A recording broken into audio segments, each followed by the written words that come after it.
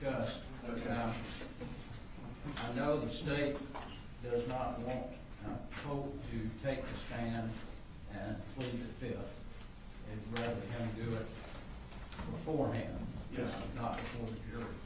So I thought it would be a good idea for the court to make a ruling on that. If the court rules that he would not be able to be viewed by the jury, then there's no reason for sheriff's department to have to hustle around and try to bring him back from another county. So if we could get a ruling on that this morning, then that would save them from having to work on doing that. Go, Rich.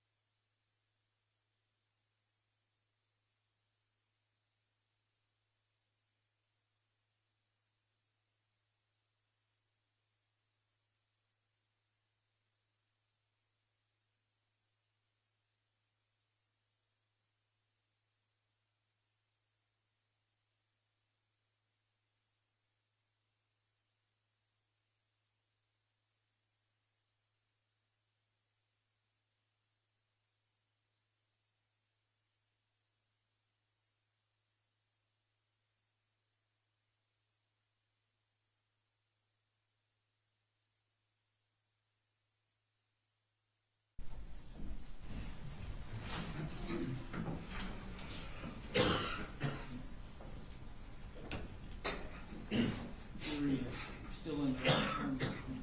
Jury's still in the restroom, so we'll stand down for a minute.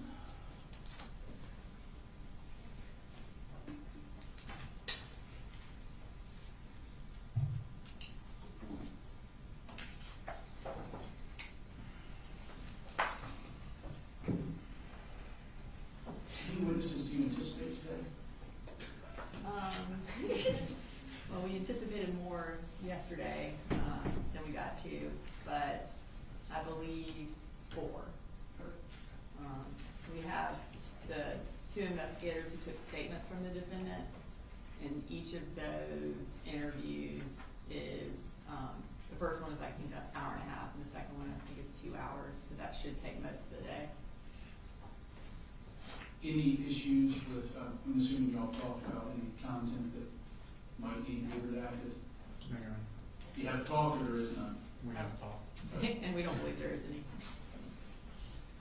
I'll talk to Mr. Barry and Okay. we'll confirm that, but, yeah. So I'll have investigators that, especially to Warren, Clackam, and then whatnot. Yeah, yeah.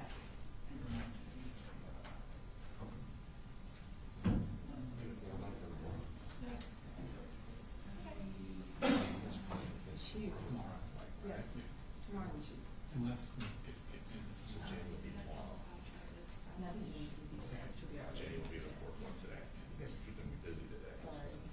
I think Jenny has Clackam. I thought Jimmy had Jim. I tried. Yeah, I tried.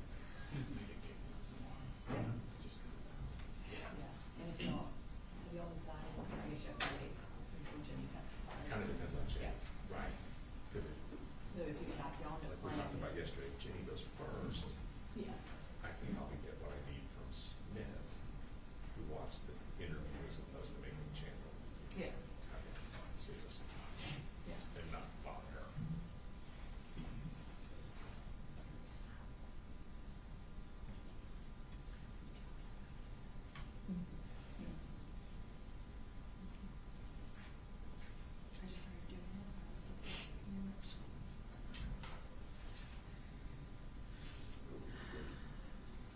ready, sir.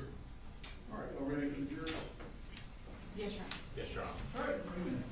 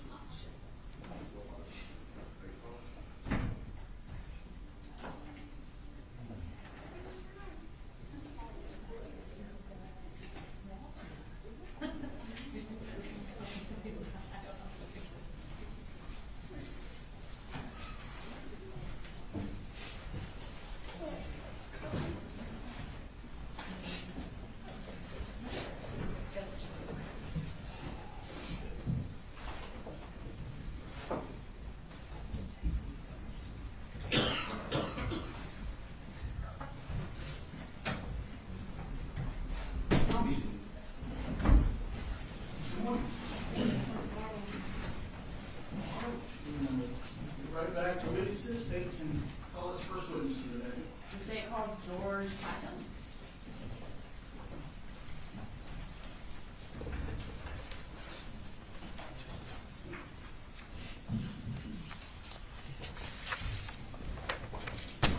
You can raise your right hand. Do you swear to tell the truth, the whole truth, and nothing but the truth so help you God? I do. Okay. Can you introduce yourself to the jury and spell your last name for the court reporter? I'm George Clackam. Last name is Clackum. And what do you do, Mr. Clackam? I'm a senior project manager for Kevin Price Construction. And you said, so you work for Kevin Price Construction. What does a senior project manager do? He manages mostly the administration side, but some field work as well of construction projects. Okay. And how many projects are you working on at one time? Somewhere between 2 and 3 usually. Back around May of 2024, did Colin Gray start working for Kevin Price Construction as well? Yes, he did. And what position did he hold? He was a superintendent for us. And what exactly is a superintendent? They kind of manage the subcontractors and the day-to-day operations of the project itself. So whereas you're working on kind of overseeing several projects on the administrative side, the superintendent will be solely working on one project generally? Most of the time, unless the project's finishing up or just starting, then there may be some overlap. Okay. And did you work with Colin Gray? I did. In what capacity? He was the superintendent on projects that I was managing as a construction manager. How much interaction did y'all have? We usually had every day we'd have some interaction, sometimes all day long, sometimes just, a few times a day. And what was his general work schedule? He usually worked either from 7 to 3:30 or 7:30 to 4. But a lot of times they would work later than that in the day. Okay. And would you be there on a daily basis knowing what time he left or didn't leave? I would not. If Mr. Gray had a child care issue or emergency, would he have been able to leave work early or miss work? Yes, as long as he lets people know what was going on. And how would he have gone about doing that? Who would he have contacted? A few times he texted me and said, told me something was going on, or he would call the president or the vice president of the company. Was his job flexible in that way, and that if he did need to leave, he could? Yes. And you indicated that he did from time to time take advantage of that flexibility? Yes, just a few times over the. I'm going to draw your attention to September 4th. What project was Colin Gray working on at that time? He was on, at that time, he was on Forsyth County fire stations. Okay. There was 2 different fire stations up there. And are they in the same area? They're about 30 minutes apart, And then Forsyth County, what city is that? coming. Was he present at the work site on September 4th? Yes.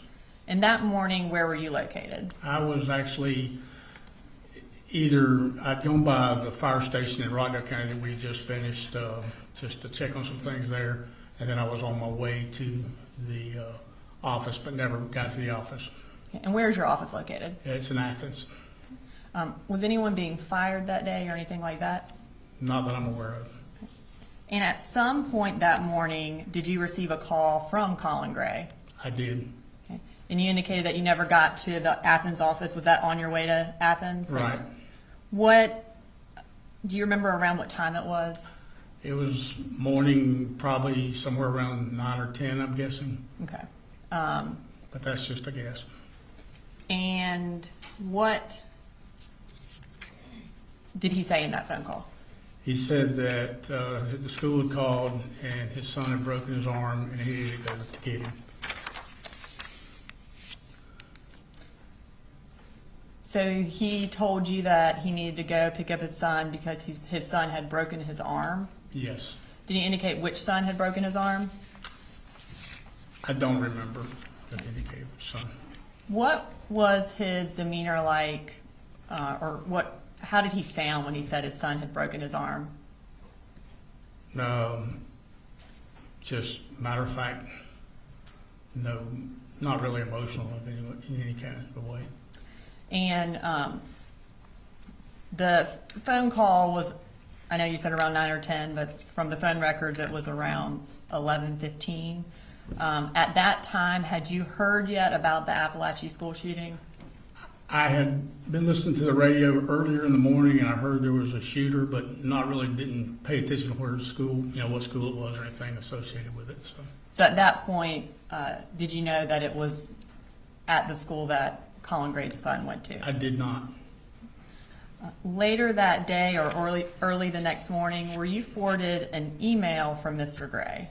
Yes, I was. Who forwarded it to you? My boss, Kevin Price. I'm going to show you what's been marked as State's Exhibit 181. Can I see that real fast?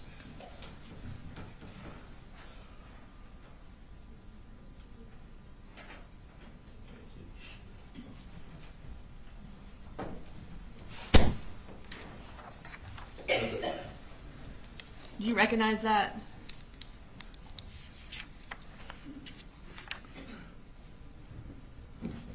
Yes. And what do you recognize that as? It's an email that Coley had sent to Kevin concerning something he had to do the next morning. Okay. And is it a fair and accurate copy of the email that Coley, or the defendant, sent to Kevin Price and then that Kevin Price then forwarded to you? Yes. Your Honor, at this time I would like to introduce into evidence State Exhibit 181. No objection. 181's good. We're going to go ahead and publish it for the jury. So this email was sent on September 4th at 10:47 p.m. And can you read what Colin Gray wrote in that email? I'm sorry for the late email tonight. My son had an issue today at school. I have to meet with his school in the morning. I will give you after I meet his teachers and counselors. I will get with George in the morning as well as Andrew and give him a rundown on who is coming to the job. Thank you both for everything. Again, sorry to reach out so late, Coley. Thank you, Mr. Clackam. Nothing further. Cross. No questions, Judge. All right, thank you, sir. You're free to go.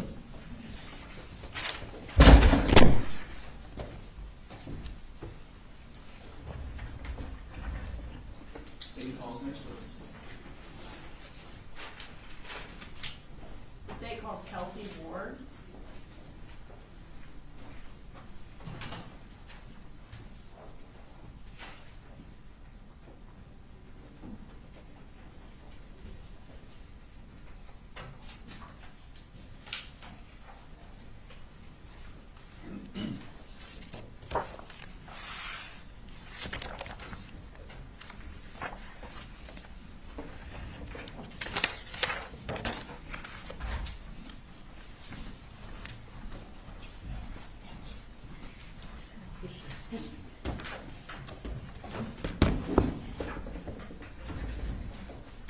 Will you raise your right hand?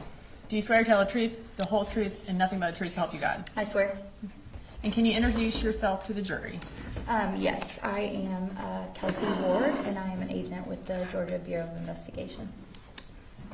And what region of the Georgia Bureau of Investigation do you work at? I work at the Athens Regional Field Office, which is Region 11. What, I guess is Bexar County one of the counties that Region 11 covers? It is. And is that one of the counties that you're assigned to work with? It is. Okay. How long have you worked for the GBI? I have worked for the GBI approximately 5 years. What do your duties at Region 11 entail? So we are a request-only law enforcement entity, which means local agencies reach out to us and ask us for assistance, and we assist them with their investigations. In your capacity as a special agent for the Georgia Bureau of Investigation, did you respond to the Apalachee High shooting on September 4th? I did. Where did you first go when responding to the shooting? I entered the school at the base of G and I Hall, if I remember correctly, which is over near the guidance counselor's offices. And what did you do there? I met with Special Agent Nick Johnson, who was at the end of one of the halls, and we began to do a secondary clearing of the school. And when I realized there were plenty of law enforcement personnel doing that, I went to the atrium to assist with organizing that clearing with one of the Bexar County investigators. Okay. After you completed that task of organizing the clearing and finishing the clearing, where did you go next? I was asked to travel to Colt and Colin Gray's residence in Barrow County. And where is that? It's located at 896 Harrison Mill Road in Bethlehem, Georgia. And is that in Bexar County? It is. What were you assigned to do there? I was asked to conduct an interview with Colin Gray, which is Colt Gray's father. Approximately what time did you arrive there? I arrived there at approximately 1:25 p.m. And what was the defendant there when you arrived? He was. Did you ask to speak with him? I did. And did he agree to speak with you? He did. Where did you first encounter him? He was sitting on the tailgate of his truck in the driveway outside of the garage area. And what was his demeanor like when you first encountered him? He was calm. He was sitting on the edge of the tailgate, just looking around the yard. And were you wearing body camera that day? No, so the GBI doesn't use body cameras, but I was using my digital recorder. Okay. And in that first interaction that you had with the defendant where you walked up to him on the bed of his truck, have you had an opportunity to review any body camera that did catch that initial interaction? Yes, I have. And whose body camera was that? That was a Barrow County Sheriff's Officer deputy named Anthony Townsend. Okay. And in reviewing that camera, was it a fair and accurate recording of that initial interaction that you had with the defendant? Yes, it was.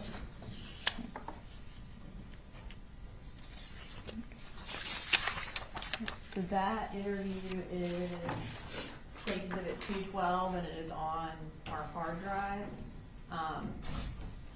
You're all right. This time I'd like to introduce into evidence Case Exhibit 212 and play just the portion of that body camera where it catches the initial interaction between Special Agent Ward and the defendant.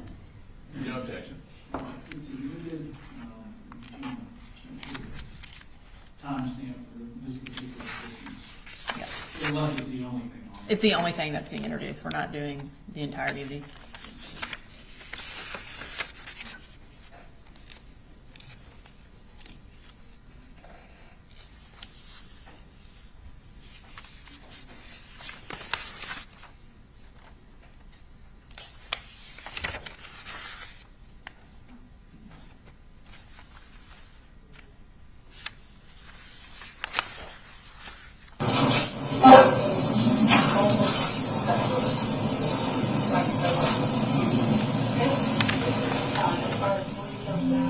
Okay. Is this okay for us to sit here? Would you like to sit in my office or is it personal? Whatever you like.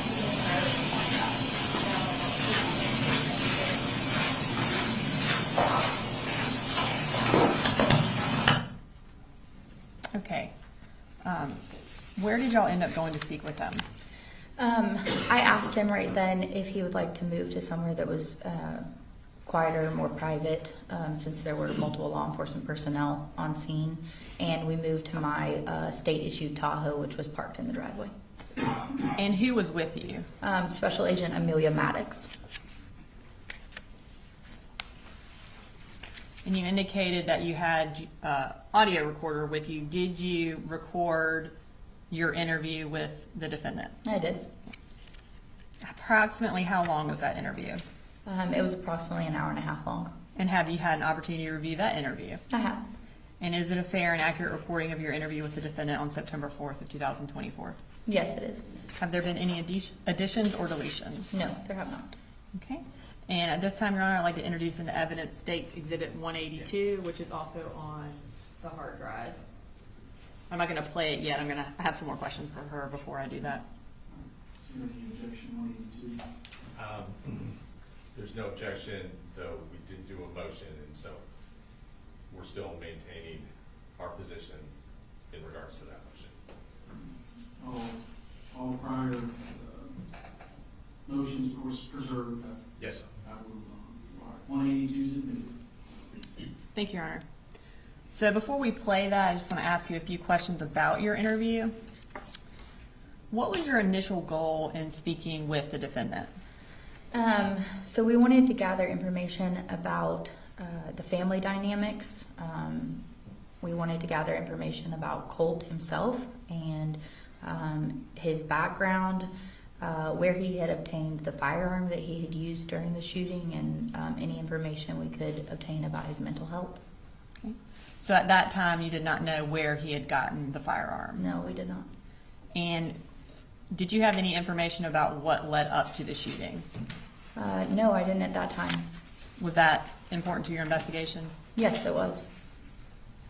And was finding out where he got the firearm important to your investigation? Yes. During the course of the interview, did he tell you whether or not he had custody of Colt? Yes, he did. And just generally, what did he say about that? He told me during the interview that he had papers showing that he had custody of his children, and indicated that those had been compiled by DFACS. Okay. What, if anything, did he say about Colt being violent or aggressive?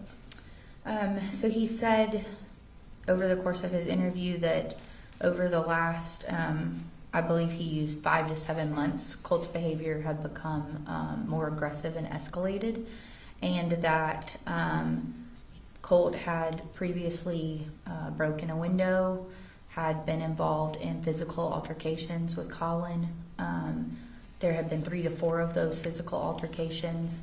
He used the term bull rush when describing how Colt would come at him during those altercations, and he would physically have to hold Colt or take it, is how he described his incidences with his son.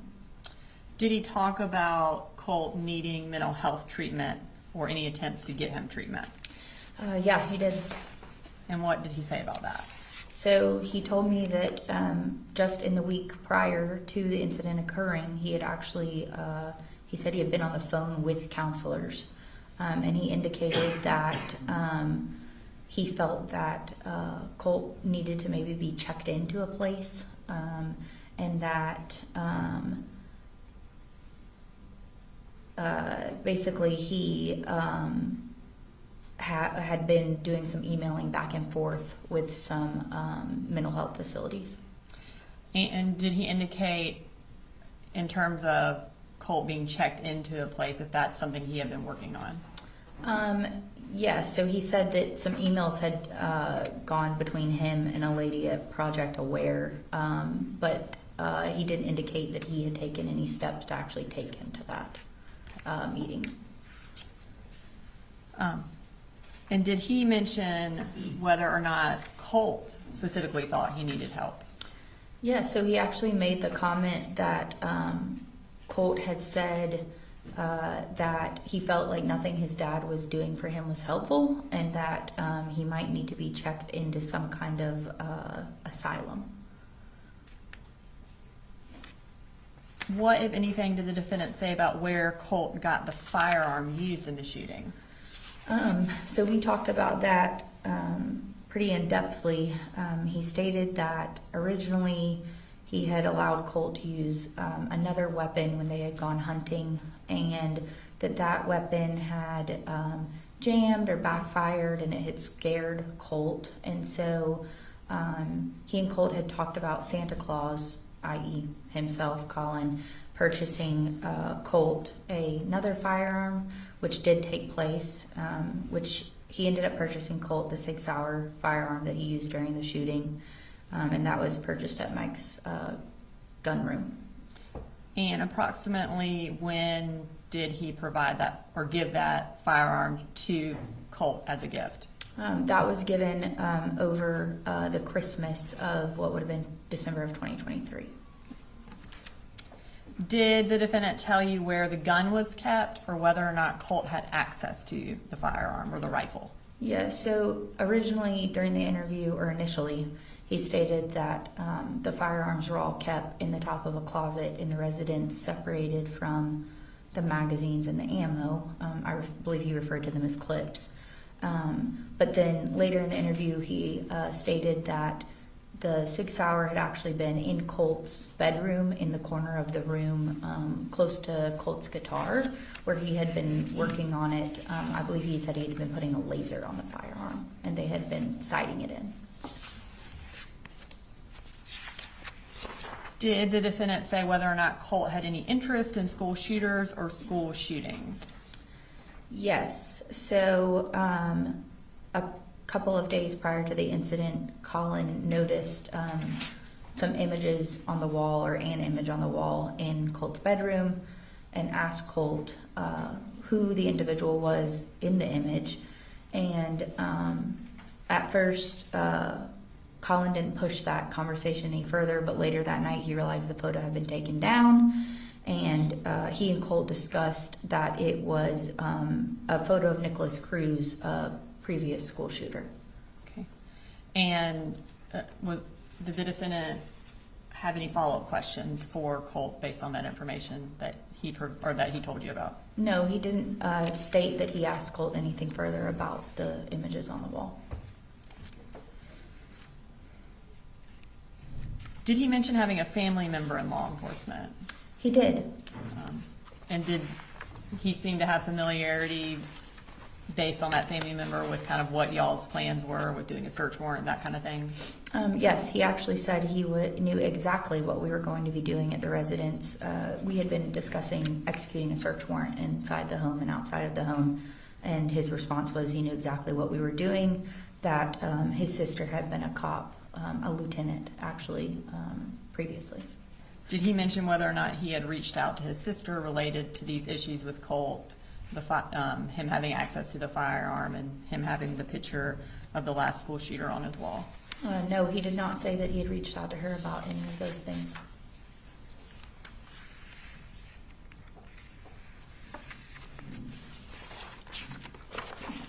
Okay, so at this time, I'm going to go ahead and play the audio recording for the jury.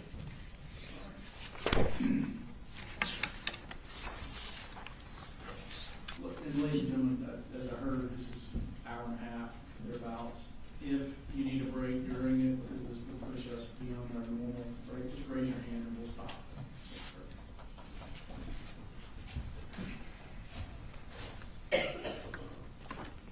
This is Agent Ward. I am going to be attempting to interview the father of our subject, Colin Gray, at his residence, 896 Harrison Mill Road, Bethlehem. It is approximately 1:28 p.m. on Wednesday, September 4th, and Special Agent Millie Maddox is going to be assisting me in this interview.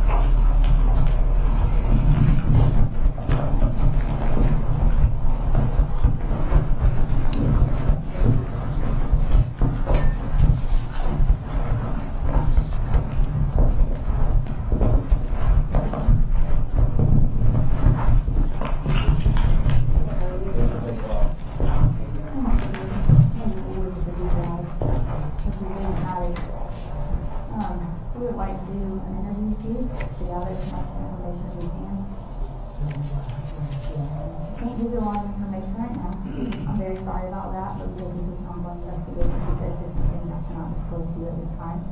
And it's evolving. So he is in law enforcement custody at the time. So I can tell you that. Okay? As far as more details than that, I'm not going to be able to tell you in the case. Is this okay for us to interview here? Would you like to sit in my Tahoe so that it's more personal? Why don't we do that? Yeah. Yeah, we can turn the air on that way.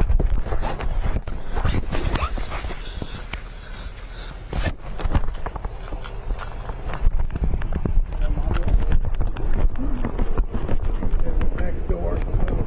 Okay.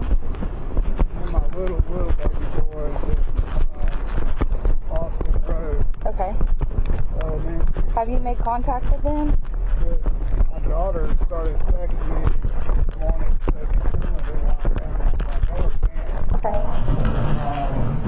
If you will come sit in the front seat, I'll move my butt back. And I'll just come here.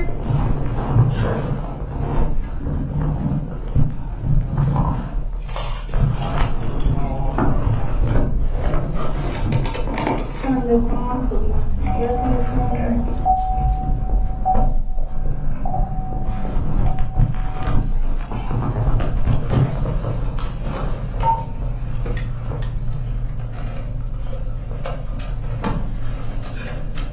You got enough room?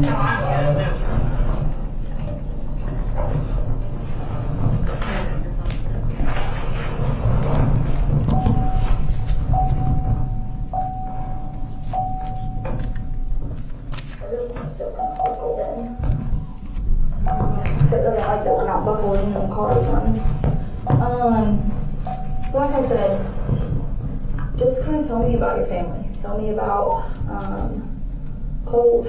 Kind of tell me about the dynamics at the house. So, Colt, Jenny, and Cole Jr., we live here. Just those three and me. We originally, all my kids were born and raised in Statham. They were all born in Athens. We had a big farm in Statham a few years ago.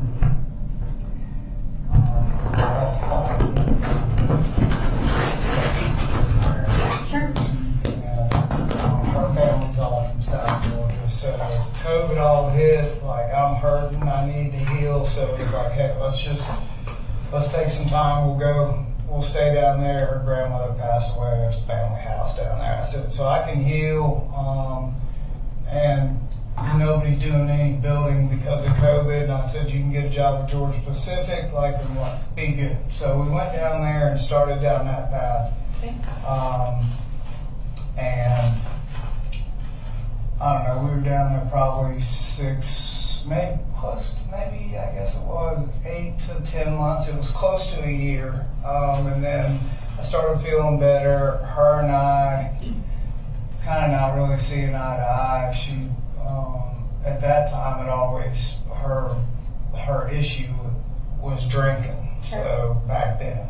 So I said, hey, we just need to get out of this down here. The kids are kind of stuck in, like, the schools in Ben Hill County, Fitzgerald, they're good. They just don't have the money and access. So everything's literally days behind, it felt like. So I used to be assigned to the Perryfield office, so that was actually my area. So I'm very familiar with Ben Hill.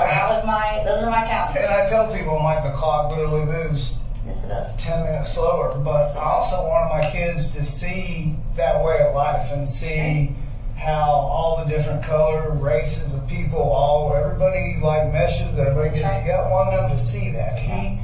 He had some trouble with some bullying in Jefferson a while back, and that kind of just was, I thought, you need to go down there and just see the simple way of life, and we'll just take it easy and we'll build our way back up here. I said, once construction starts, Dad, go back up there, get a job, and we'll be right back in business. So we stayed down there about as long as we could, and I've got my son-in-law who I got a job doing what I do, full circle, called him up and said, hey, I'm healed. is anybody hiring? He's like, everybody's looking for you. Like, call these people, they want to hire you today. I'm like, great. So, had an interview that day, had the job the same day. I'm like, great, we're going back home, we're coming back up here. And the kids were all happy because this is where they know, you know. So, came back up here, and she stayed down there with little one, and Colt and I just started out in Jefferson, just him and I. And when was that? This was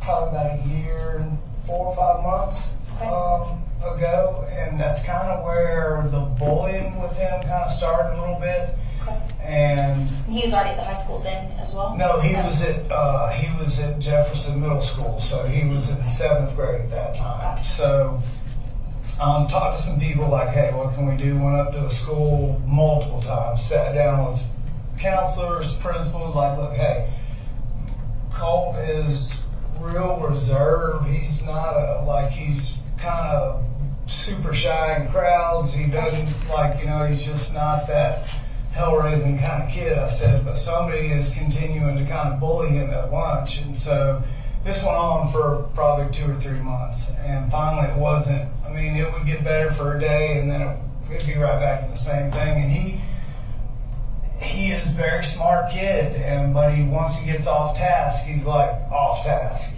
so grades are taking a beating. I'm like, look, I said, at the end of the school year, I said, even if you have to take this grade over, I said, we'll go move back over towards Statham, where everybody's familiar, our church is here. I said, we'll come back, we'll get back in the groove, we'll get Jenny and Boo back up here, and until your mom gets stuff sorted out. All right. And those are his sisters? That's his sister and his little brother. And his little brother, yeah. So at that time, I thought it was still just her having issues with drinking, and we'd been up here for 6, 8 months, maybe, like I said, it might be that year mark. Mm-hmm. And I wasn't down there every day, but what was happening was she got mixed in with the wrong crowd. I don't know how, but I had a phone call from her mother, said, hey, look, Marcy is kind of riding on the wrong side of the road here. I'm worried about who she's with. And I'm like, do not let the kids around there. If you thinking what she's doing is drinking, it's still in my mind, we drinking and driving. So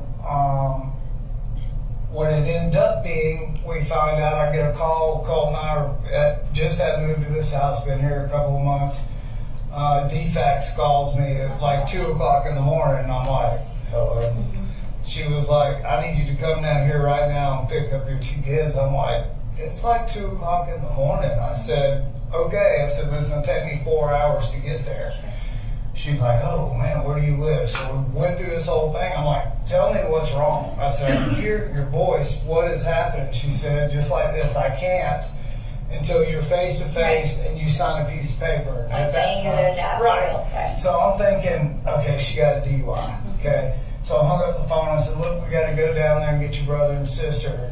And he was like, I told you, Mama doing things she shouldn't be, riding the roads all hours of the night. So him and her had a rift down there, obviously.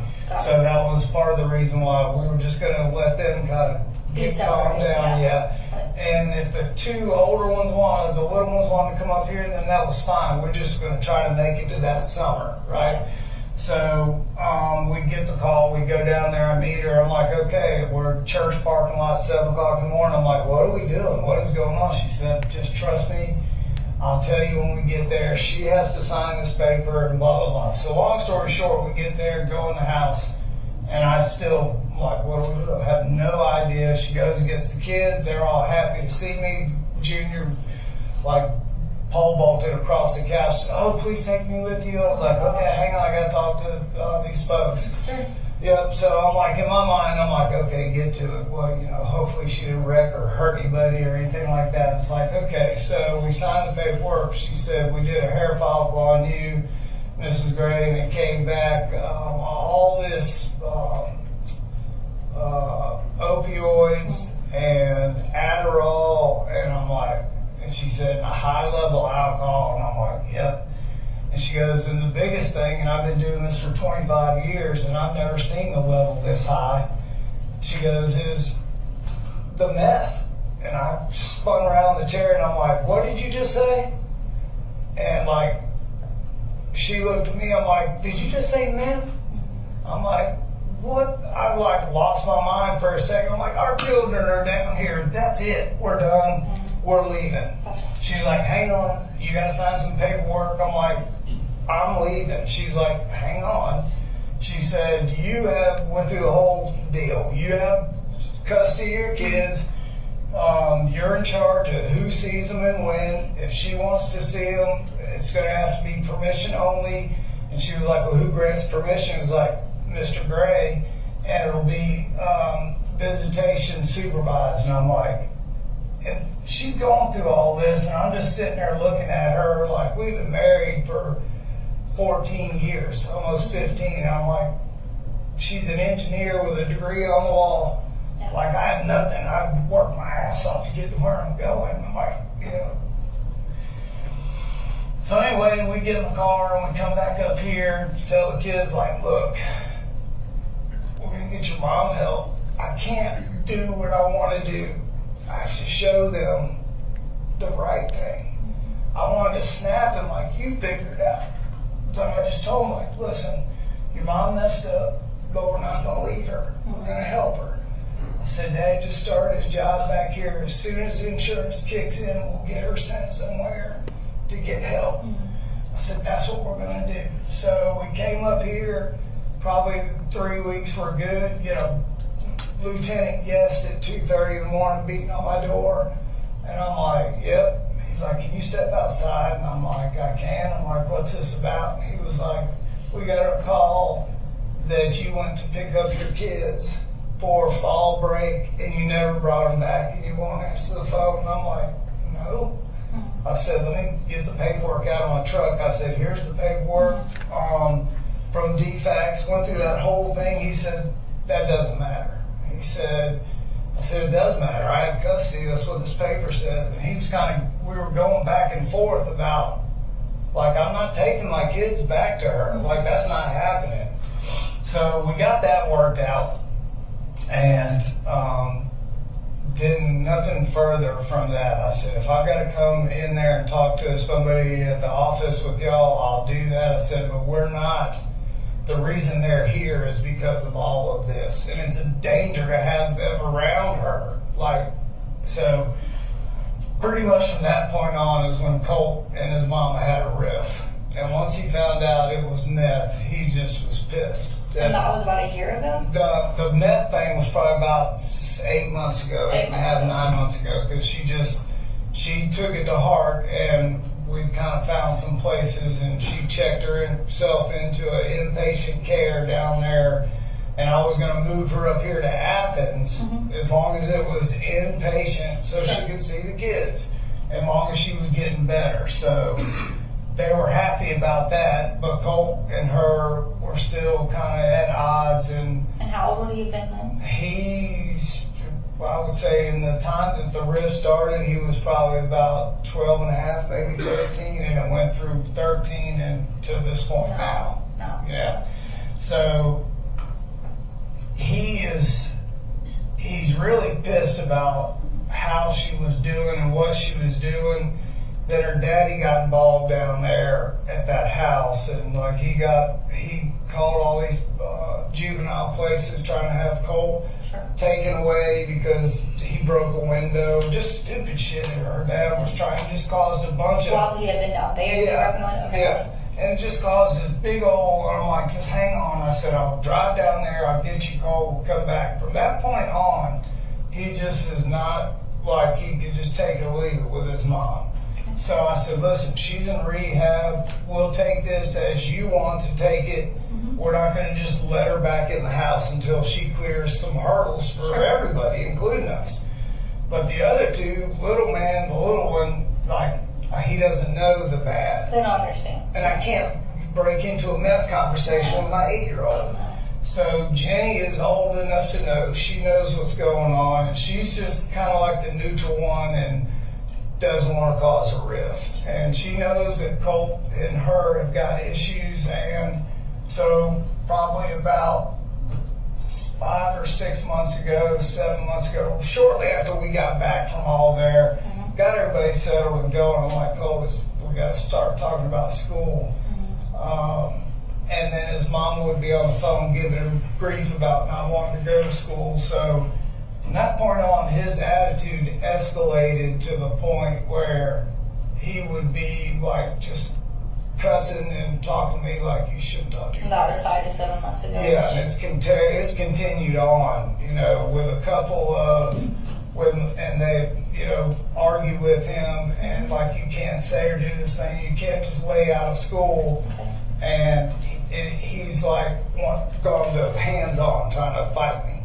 So I tried to just either hold him down or get him like hold back and just turn my head and like Because stop. he's 14 now? Yeah, he's 14.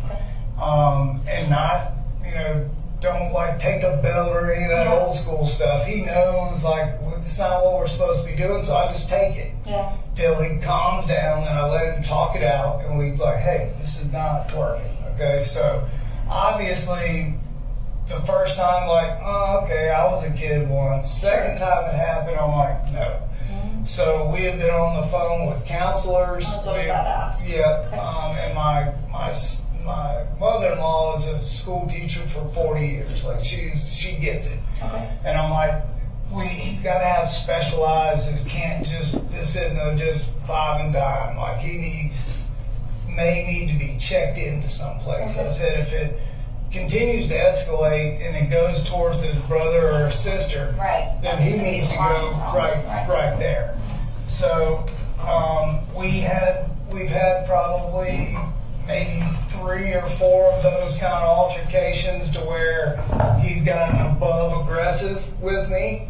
What would you describe above aggressive as? Just to the point where, like, I can see it, like, I can see his face change, and I know he's fixing to bull rush me. Okay. You know, and I'll be like, hang on, just wait, and it's too late. So he has physically injured you? Yeah. Okay. And I call it a bull rush, Sure. you know, so he'll bull rush me, and, like, I'll just kind of hold him in place, and if he, like, the second to last time, he hit me in the face, and when he did, he kind of slipped on the ground at the same time, and I just landed on him. I'm like, I'm not going to let you up till you calm down. Yeah. So he did. He calmed down and, like, got up, like, I want to talk. I said, you just go do what you need to do, get a good night's sleep, and we'll start tomorrow. So I started keeping notes about what he does, how he acts, and I've determined just from what we do day to day, when he gets ultra tired, he just changes. When he gets to his mom, there's no discussion.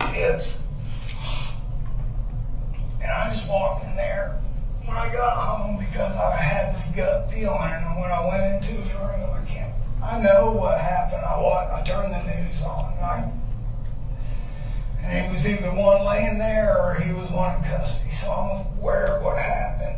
And so that was been like, Doug, we need to get him to go somewhere. Like, that's what we have been trying to do here for the last probably good week or so. Like, So for about a week, you've been trying to get him institutionalized? not institute. Okay. He called his mom and said that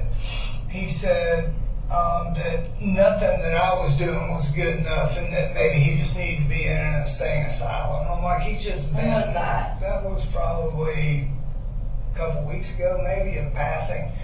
And I'm like, no. I said, listen, I talked to him and told him I've got been on the phone with the school and the counselor at school. Okay. Like, they're all aware of what's going on. What's the name of with that him. counselor? Do you know? I've got. We can look later. Yeah, I've got an email where we've been back and forth. Okay. She sent me another piece of document from Aware.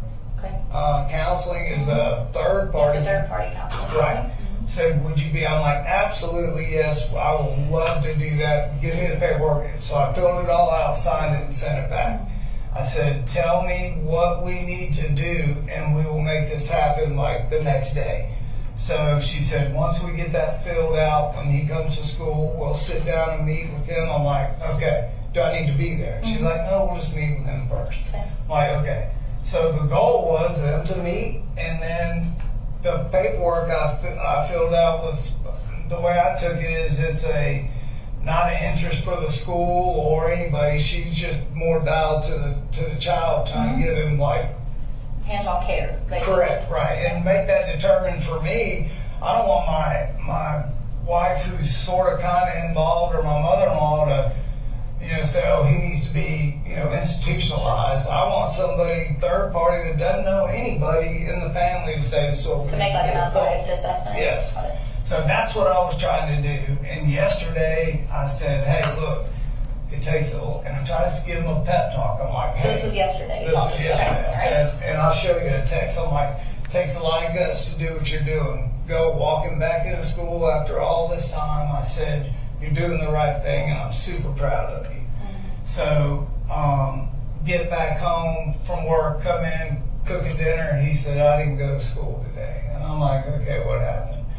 He said, I got dressed, I got ready, he said, I started to walk out the door, he said, and the bus came, I didn't have my book bag, he said, and I said, you didn't feel like going today, did you? And I said, it's not the book bag or the bus. He said, I just don't want to walk back in and have everybody go, oh, look. And I said, Cole, I can't go to school for you. I said, I have to pay all these bills. I'm the only one doing all of this. I said, and I'm getting people in there to help you because I can't. And you need to go to school you're falling behind. I said, and there's no left behind, like they're not going to fail you. You're just going to be left in the dust trying to catch up. Right. So I said, let's go to school today. I said, let's get the right people in front of us. That was today. That was today. And I said, let's make a plan and we'll figure this out. I said, there's nothing, I kept telling them, there's nothing that we can't overcome that you've already not overcome. Right. You've been through a lot and you've done the hard part, So this morning, I can show you the text. I was like, hey, I'm proud of you, what you're doing, everything. It's just a good thing. Just constantly giving them a pep talk. Today. Yeah, if I could take a picture of that. Yeah, it's all good. And did you take him to school this morning, or did he normally rides the bus when he goes? So he rode the bus today? Yeah, yes ma'am. So how it works for me is I get up, I get everybody ready, Okay. and then I take little one to school at Austin Road, then I go to work. Okay. Those two catch the bus, and then I'm home by the time Junior gets off the bus. Gotcha. At 3 o'clock. And Junior's be on this one? Yeah. Okay. So I'm usually here when he gets home. So this was today. I said, morning, big boy. I'm proud of you. I love you. And I hope you have a great day today. I will see you this afternoon. He said, getting ready for the bus, and I love you. Okay. Yep. You can keep scrolling. I'm going to kind of take a picture, if you don't mind, of your conversations today. Yeah. Okay, and keep going. Perfect. Okay, and keep going. This is where I'm like, something's wrong. Okay. I thought he got in a fight. Okay, keep going. Okay, keep going. And keep going. Thank you. So, Tell me, I have just, that's great information. That is exactly what I, wanted to talk to you about. yeah. I have a couple of more specific questions. Okay. So, I was told there are weapons in the house. Yep. We live in Georgia. Yep. Not Everybody's got them. everyone has guns. Yep. Tell me about his awareness of those firearms, his Sure. past with firearms, Sure. hunting, Yep. anything like that. So, it originally started with telling him, was like, hey, when I was dealing with all this as a kid growing up, the way I coped with it was deer season. I said, Thanksgiving and Christmas, I said, I was in the woods. I said, Nana Gray used to just raise all kinds of cane because I was always deer hunting. And I said, so this was last year. I said, so let's try to go deer hunting. I said, we'll get through all this together. I said, your mom and I will take care of it one way or the other. I said, our family will be together. And I'll never stop for y'all. and I'm going to work my butt off. I said, you're going to go to college. I said, that's just how that's going to be. And I said, it's going to be fine. We'll just take it one day at a time.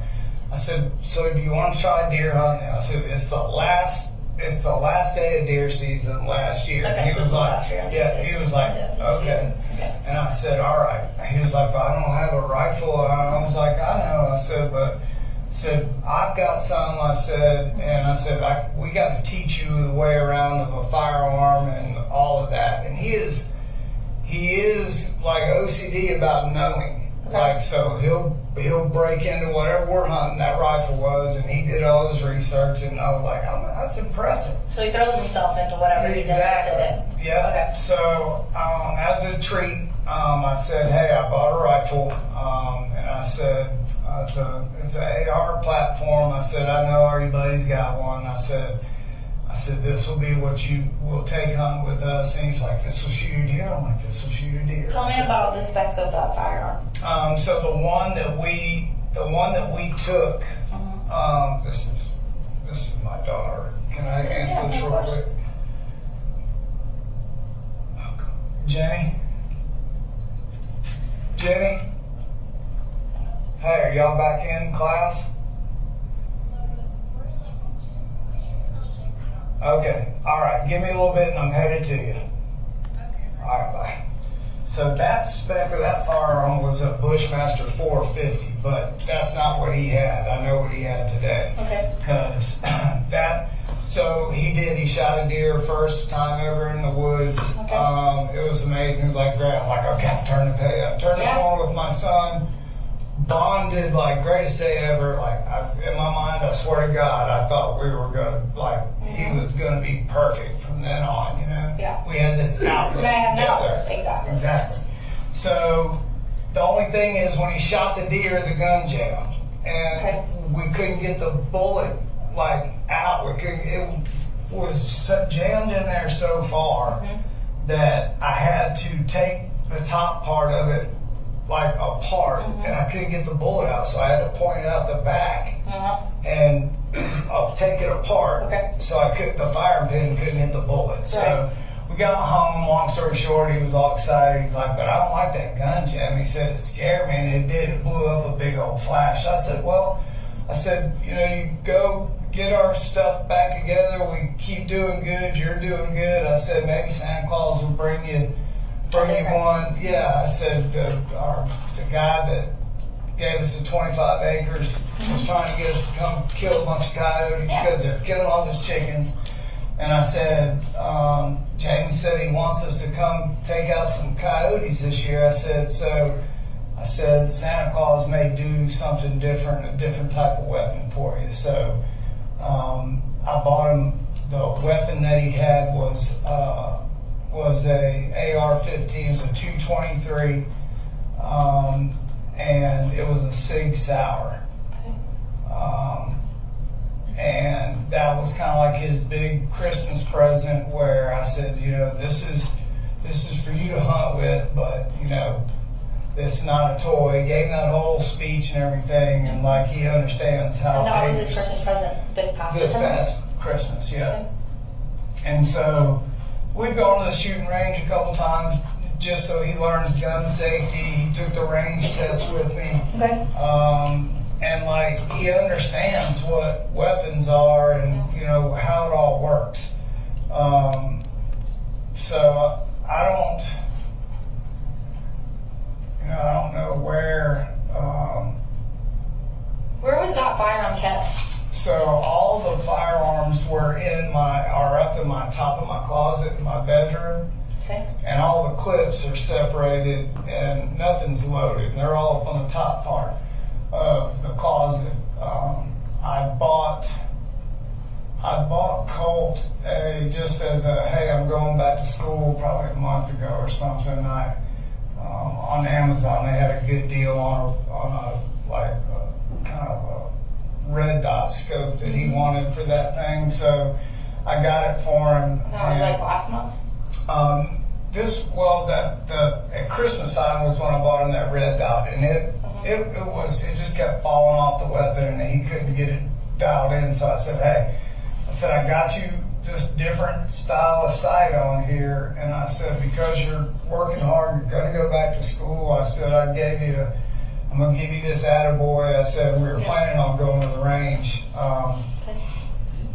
this upcoming weekend, actually, because it was the holidays. I didn't want to go up there. I said, so hey, let's get this thing put on there. I taught him, how to do everything, bore sight, everything, just like in deer hunting terms, like that's how nothing, never imagine in my mind where it's going right now, but just bought him like a little laser 223 on Amazon, and it came the other day, so his scope can be bore sighted. Got it. Yep, so we waited till it got dark, and no clip in it. We just went in the backyard, shined it up against the barn. That was last week? Yeah, and I said, just crank it in there, and I said, once that thing's set, I said, we'll go to the range and fine tune it. There's nowhere out here that we can shoot around here too close to the houses. So Where was the ammo kept for that? So ammo used to be in a box that was in my carport right here, and never in the house.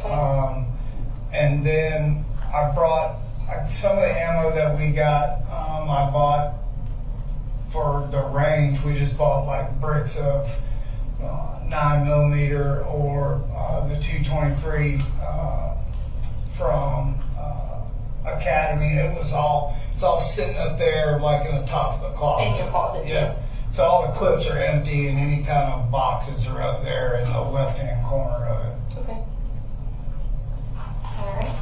And that's where that would all be. There wouldn't be in his room. Like he wouldn't have. He would have probably the last couple of nights. He was working on his AR on that bore sight. So nothing ever loaded in there.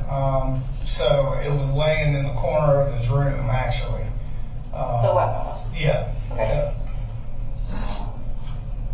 All right. But you would say, as far as like his school attendance, personality, becoming very aggressive with you, has started approximately a year-ish ago, and got worse in the last 5 to 7-ish months. I'd say that's Would you say that's when he started communicating with his mom via phone more, or? And what was, so is she in that, like where is she now? So she's down staying with her mom. She's still down there? Yep, and they're actually driving up here. Now? Because after all, and I left out this part, sorry, after all that with Lieutenant Guest, a couple days later she shows up here unannounced. Okay. Beating on the door and was like not supposed to be here by letter of the law. Okay. Made a couple of threats. Kids are in the house. It's all publicized. They couldn't find her for 3 or 4 days, and the mom asked if they could ping her phone, and it was up here somewhere. Gotcha. So we were all kind of worried about it because she wasn't in her right mind. Cole's pissed about that. Gotcha. And then y'all can look in Barrow County because they ended up. She said something about Walmart in Barrow to her brother. Gotcha. And I said, that's where she's at. And I said, what picture do you have, blah, Sure. blah, blah. Ultimately, when I got there, I was talking to the attack officer. He's about 7'5". Okay. I forget that guy's name. Okay, I'm sure I can figure it out. Yeah, I was like, you're the biggest cop I've ever seen. And she walked right out in front of us. And when was this? This was probably 6 months ago. That's when she just showed up completely unannounced after you did right after that. Night we got the call on. With defects. The Yeah, that was like Gotcha. all that happened in the next week or so. Okay. She was up here and they found her and all kinds of stuff in her car and all Gotcha. shit, and they arrested her right there. Oh, wow. And they put her into Barrow County. So I'm like, he was, the kids know all of that. Sure. There was no confrontation between Them and her. Yeah. So Cole being the oldest, he's pissed about that, and then his biggest thing is he really, none of us, I'm not making light of it like I can, but he can I get by? I can't either, but I can't let them know that. Sure. The meth charge, like It's a big deal. I can't get my mind wrapped around it to this day, you know? And it's just like, Has Colt, so yesterday, I know, he said he didn't go to school. When he got home, he realized he hadn't gone to school last night. He told you he hadn't. And then, was anything more unusual today when you talked to him last? No. Like, nothing any more than just the normal kind of Colt behavior he's had? just normal stuff, and I'm trying to pull up what I said to him, because I just felt like this morning when I was getting Boo-Boo ready for school, I turned on his light and I said, "Hey, make sure you please go to school today." I said, "It's very important." I said, "I need to get these counselors involved, and they can't do it until you go." He's like, "No problem." He goes, "I'm sorry." He said, "I'm going to go. Don't worry." I'm like, "Okay." So this morning leaving, I thought I made a good connection with him. I know he's going to go to school, and everything is going to be He's going to meet okay. with the counselors. And all Yeah, that at least stuff. just get in there, be accounted, like not absent, because I told Sure, him, like, to be present at the school. yes, I'm like, look, I'm going to end up in truancy court. Yeah, like, on top of everything. yeah, trying to, like, you know, and that's the balance where I've got two kids that we go. My two younger ones and me are in church every Sunday. They never miss school, and it's like, dang, like. Does he not normally attend? Yeah, he doesn't. He won't go to church with us. Okay. Does he have any other extracurricular activities that he does, or I mean, I suppose this gun stuff seems to have been a positive thing as of It recent, was just a like something positive for him thing. to put his mind into. There's a couple of things that I learned more about my son, and like I was so like we were building momentum. That's why I'm just like stunned. Yeah. Is obviously the outdoor stuff, but man, that kid is so gifted musically. Okay. Like I bought him a guitar. Like, yeah, we'll see how long that lasts. He took it, and I had to go buy him another like really nice guitar because.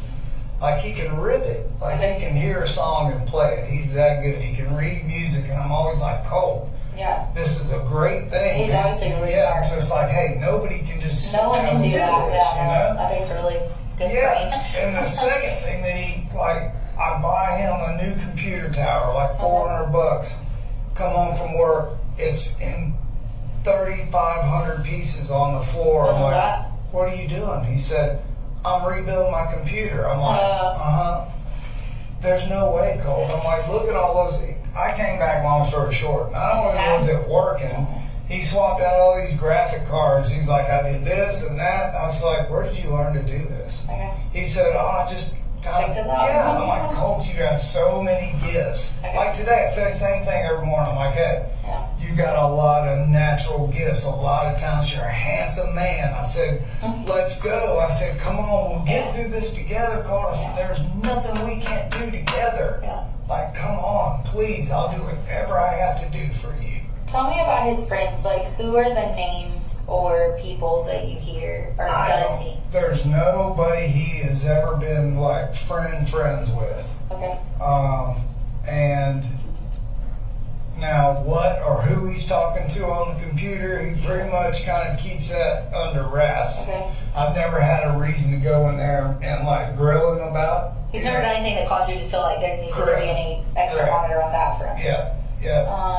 How about his phone? Does he have a phone? He Obviously, does, he does. You've been yeah. texting him. I bought a Walmart pay-as-you-go. More is Pay-as-you-go. yeah, this is like the carrot I use for my kids. What kind of phone is it?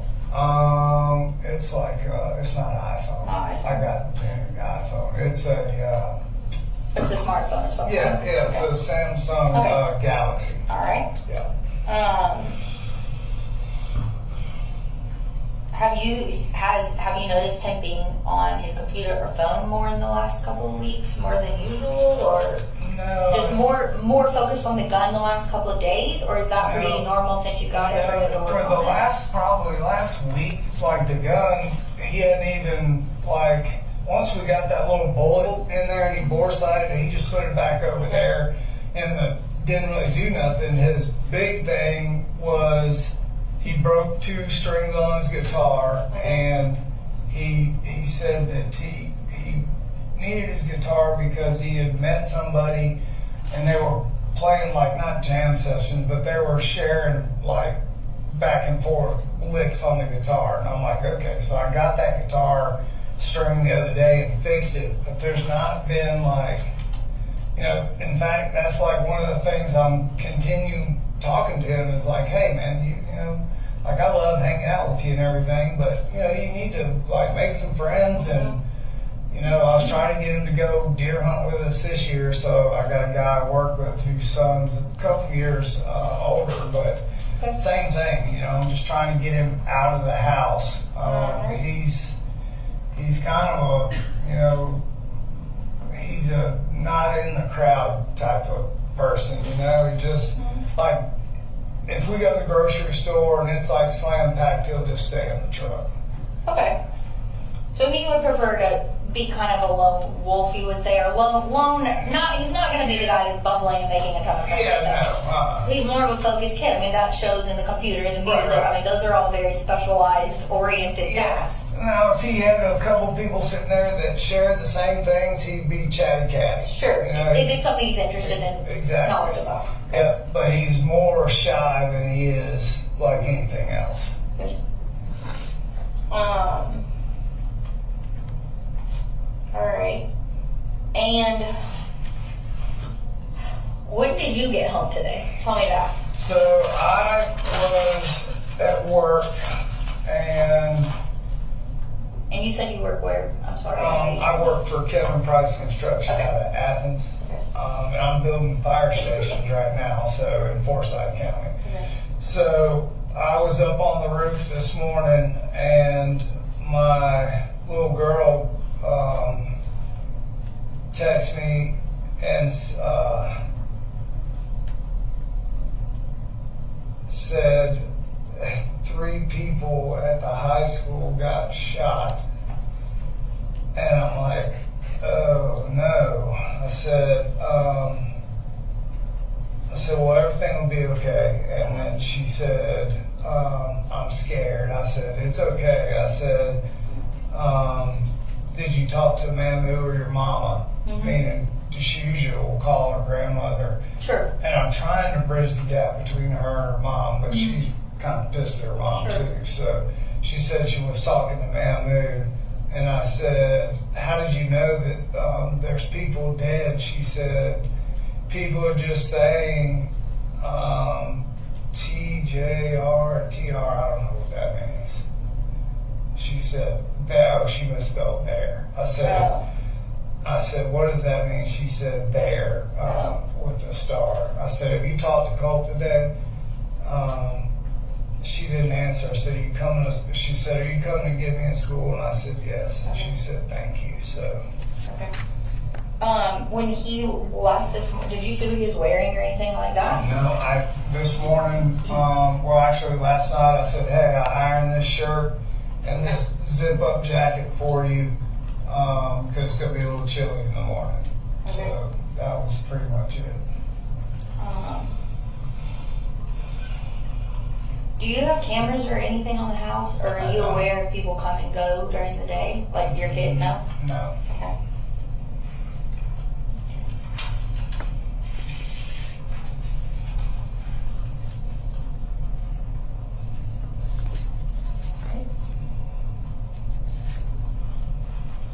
And how frequently, day to day, would you say you talk to Colt, like during the day? Like, do y'all text during work? Like, what is your communication with him like normally? It's nonstop. Really. Nonstop? Yeah, texting and talking to him, you know, to the point where I know I aggravated. What about today? And I know I just took, it looks like mostly you sending and him not responding. This was after, like, at 9:42. So that's what I was, let's see. He said, I'm getting ready for the bus. Love you. So he said, I'll text you in about an hour. He said, it's important, so answer. And I figured, okay, he's going to be rolling into school and he likes my pep talks. Okay. And I tell him, like, you can do it, just like, If I don't, surprisingly, he's like, I can get a pep talk. I'm like, okay. So I try to. So he asked for one of those, and that was at 9:42. Yep. Okay. And I said, okay.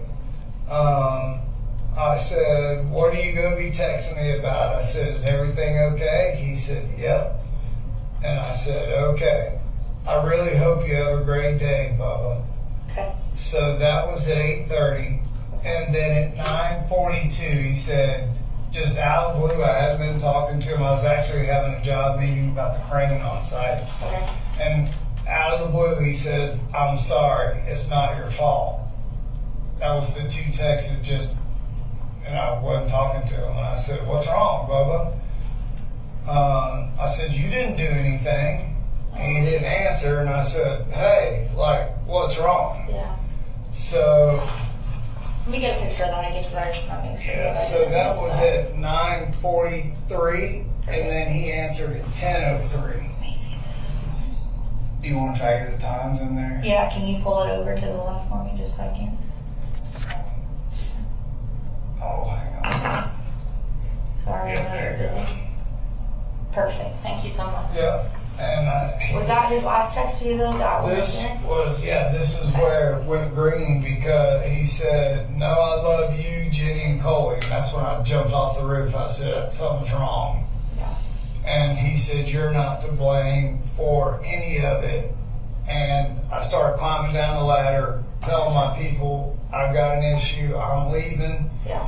This is what you have to do. I'm responsible for like a bunch of people on the job, and I've got a huge crane there today. So I'm trying to fire orders out to everybody to make sure they do what I need. And by the third one of these, like it's clear, Yeah, you like I know can tell something's something not wrong. right.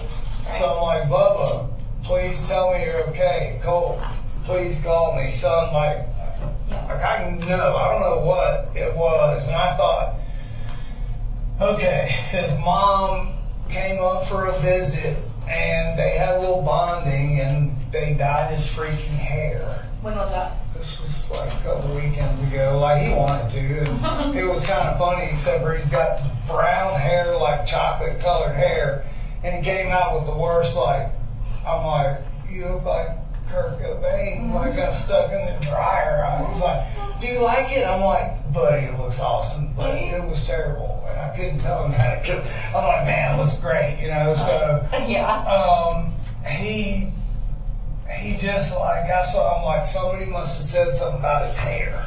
Like I was really worried about it because like it's sort of blondish, yellowish, and then it's got that like terrible dye job where the brown starts coming back, and I just was like, oh, somebody said something to him, and he's so self-conscious. Well, and he's just getting back to school, like he just got in his hope. I swear to God, like I thought that's what this was. Okay. I said, and there was a way in my mind, I was like, please let him have walked out before he smacked somebody. Like I thought he went hands on with somebody. Because they are ruthless. Like they're going to say something about his hair. Has he ever mentioned specifically names of people that you thought were bullying him? No names. And it's a very serious topic in our house. And like if I ask, they're pretty straightforward. Like, hey, this is what's going on. Like, so I have a rule kind of in our house that like, I call it bubble. So I came up with something for my kids like I didn't have. Like I couldn't go to my mom or dad and say, I just failed math and science. Sure. And I put a golf ball through all four of the windows in the house. And I rolled your car today. My dad would have beat the shit out of me. So I created, just to improve communication, a bubble that you step in the bubble, and if it's bad, you need to get in the bubble automatically. We have to agree to 3 rules. No yelling, no lying, and no cussing. You agree to that, I'm not your dad, you're not my son or daughter. What's wrong? And I can't get mad when I get out of the bubble. We just work on the trouble. So I'm trying to encourage them, the bigger the mess up, the sooner I need to know. Not for trouble, but to help. So we'll call Bubble if I feel something's wrong, you know, and I'm like, hey, I said, just, you know, if something happened, just just, you can tell me, we'll go up to that school. And I said, you're so far behind, you can't go up there and like be on the shit list right off the bat. So just try to, I don't know. I was trying Is to this do his the best first year I can. Yeah. So we signed him up last year to go to 8th grade where his sister goes. And the first day of school came and he threw a fit for 8th grade. He didn't want to go. And I'm like, what? And where is she at, you said? She's right next door to Heck Morris. He was supposed to go there last year. Well, the change, all that was going on, like he just couldn't do it on the first day. So I said, all right, we'll try the second. Like, no. Then my mother-in-law and all of her wisdom while I'm at work, and he's out of school the second day, says, well, hey, how about if we sign you up for online school? And that's all it took. And I'm like, no, we can't do that. Right. I said, you have to go to school. And he's like, no, Mamu showed me. And she like broke it down, like showing him that, yeah, he truly could go to online school. And I'm like, so he probably already didn't want to physically go to school after knowing that was an option. yeah. And so it's just like, I don't know if what's happened with his mom and, the back and forth about all of that. And, just the way that kind of, when he was down there trying to get him locked up in YDC, and there's a riff, and that's why I said, we'll just come here and we'll decide who comes and stays. And I know she's your mama, but you have to be adding value to the family. You can't come here. Yeah, just cause problems. Yeah, I understand. So I'm trying to instill in him that, like, hey, your brother and your sister are watching. Like, little Colin is watching you. Yeah. Just like, even if you feel like crap that day, still try to be a good person for your brother. Yeah, like a good role model. Yeah, Have you been in his room today and looked around or anything like when that? I got home, I walked in and I'm like, Sorry, do you know? I don't know if that's one of us, Amelia. in that black car, there's 3 or 4. Okay, I was just making sure that it wasn't someone that you didn't. Okay. All right. So I came home and was like, man, I go into his room and I just had the feeling like, but then I'm like, I'm overreacting. I'm like, there's no way. I mean, how the hell is he going to walk across the yard with a long rifle and get on a bus? There's no way this is him. And by then, his sister's doing what she's doing now, calling her every 5 minutes, his mom and his grandmother, and I'm like, it's fine. Everybody's watching the news. And I said, hell, it's not him. I said, all the guns are accounted for. They're in my closet. And I said, except for the one Cole put that laser in. I said, I'll call you in a minute. So as soon as I got here, I opened that door, Fox News, I left the TV on, and sure enough, there's Apalachee High, and I'm like, Jesus Christ. I go down to his bedroom, and I just stuck my head inside there, and there's his 2 guitars, and it's laying over there in the corner, and it's not there. Okay. So I called his mom, and I'm like, how in the hell does he get on the bus? Or is there somebody else involved here? Like, I don't understand. Like, how in the hell, like, nobody's talking to me. I know what happened, and I'm upset and sad, but I'm really pissed because that kid, man, like, this is so wrong. And he is just, he's been feeding us a whole bunch of, yep, I want to get better, we're going to go to the thing, and talk to his grandmother, like, hey. So I just stuck my head in there and called his mom and said, well, stand by. Yeah. I said, because his AR is not here. Okay. And then y'all started beating on the door. Yeah. I'm gonna find out what information I can give to you at this time. And that's one thing I'm going to try to do for you, because I'm sure you have 9 million things going through your head right now. And I've got to And you get have my other kids. Yes, so that's important as well. It's the only thing that I'm like. Okay. It's just a normal, like, I can't believe it's not Also, like. though, do you have any follow-up questions? Yeah, I've got a few. All right, what you got? I have a 15-year-old. I was told, I didn't see any, but I was told Yes, sir. you need the restroom. Okay. All right, we'll take a 15-minute restroom break.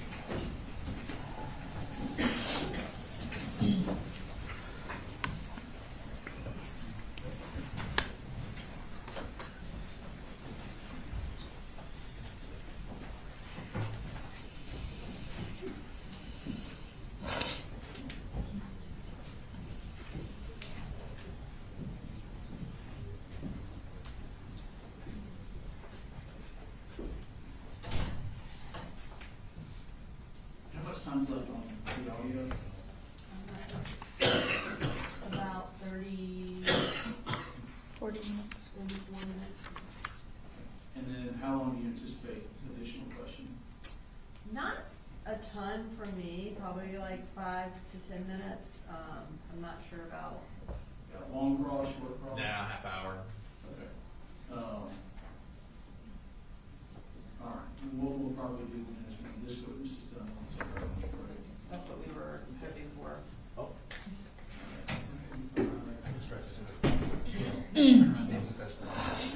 Thanks, Frank. Maybe somebody could just do it normal. All right, we'll be in recess.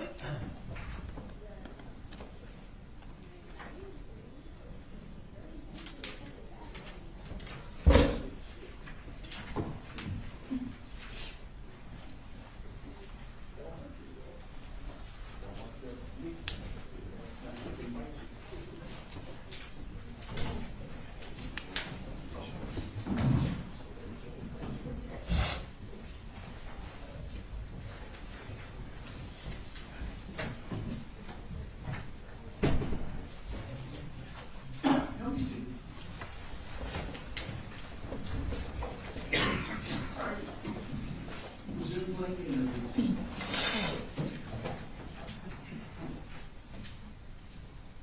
Things with a split dyed hair and the whole. Okay, good. All right. Well, I feel better. So, Very frustrating. it is. And it's tough, you don't know what to say, and you don't know what to do, and you don't understand why.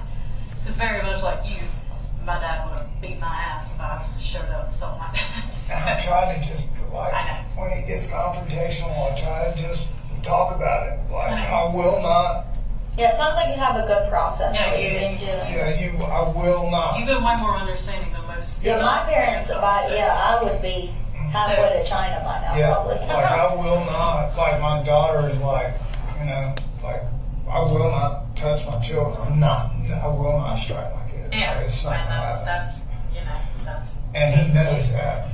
Right.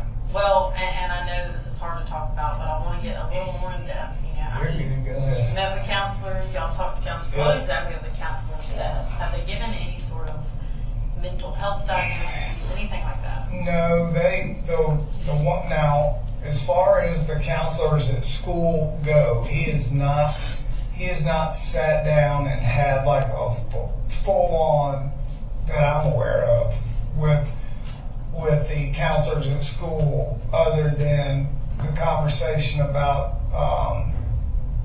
Can I look at my phone? Yeah.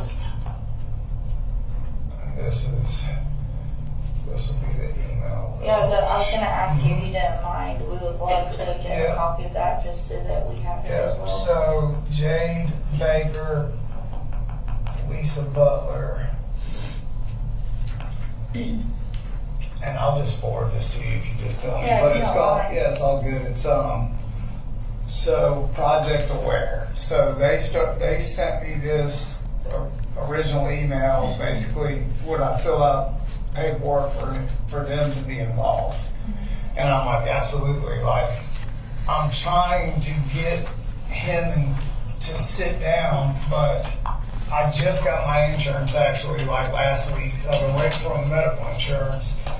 And then the lady I thought I was going to take him to doesn't take my insurance, United Healthcare. So this is Lisa Butler sent me this and asked me to fill this out Okay. for Colt. When was that? This was last week. Okay. So they had this. I filled it out and said, absolutely, I would like expedite. Can we just get, like, I know he needs somebody, not to this level clearly. Like, I know he's like a normal kid and he's dealing with a bunch of crap. Like, I swear to God, like that, this was the last thing, like, it's not even like I get it, he's a hothead, I was too, like that, I'm more worried about breaking windows or skipping school. That's gonna be the worst thing I gotta deal with him. This was And not on your radar. this was not on my damn radar. So this is the email, and I'll just forward you the last one so y'all Yeah, I'm have gonna it. give you my email so you Yeah. can send me all of that. Yeah. But she was like, what they can offer Colt. All right, and they were asking, was it okay for them? Yeah, no, it's all good. And that's what I was waiting for was, okay, hell, if they're involved, my main thing with them was, if they're involved with the school, does my insurance even matter? Sure. If it doesn't, then let's get him Let's in just there go for like it. right now. So I see that it says anxiety. Is that something that he has said he feels? Yeah, he said he feels anxiety, and you know, I tell him, well, drinking a Rockstar doesn't help anxiety. Yeah. So he's, you know, he doesn't drink a lot of those, but I told him, I'm like, if you get anxious at all, this is not what to drink. So When did he last express back to you? he pretty much has anxiety, he feels like every day, Okay. you know, so we're like, the only thing I know to do is like, hey, here's some melatonin stuff at night. I said, just help you to stay mellow and get some sleep. And then, you know, there'll be some weekends where he's up on the computer gaming and like I hear it all night.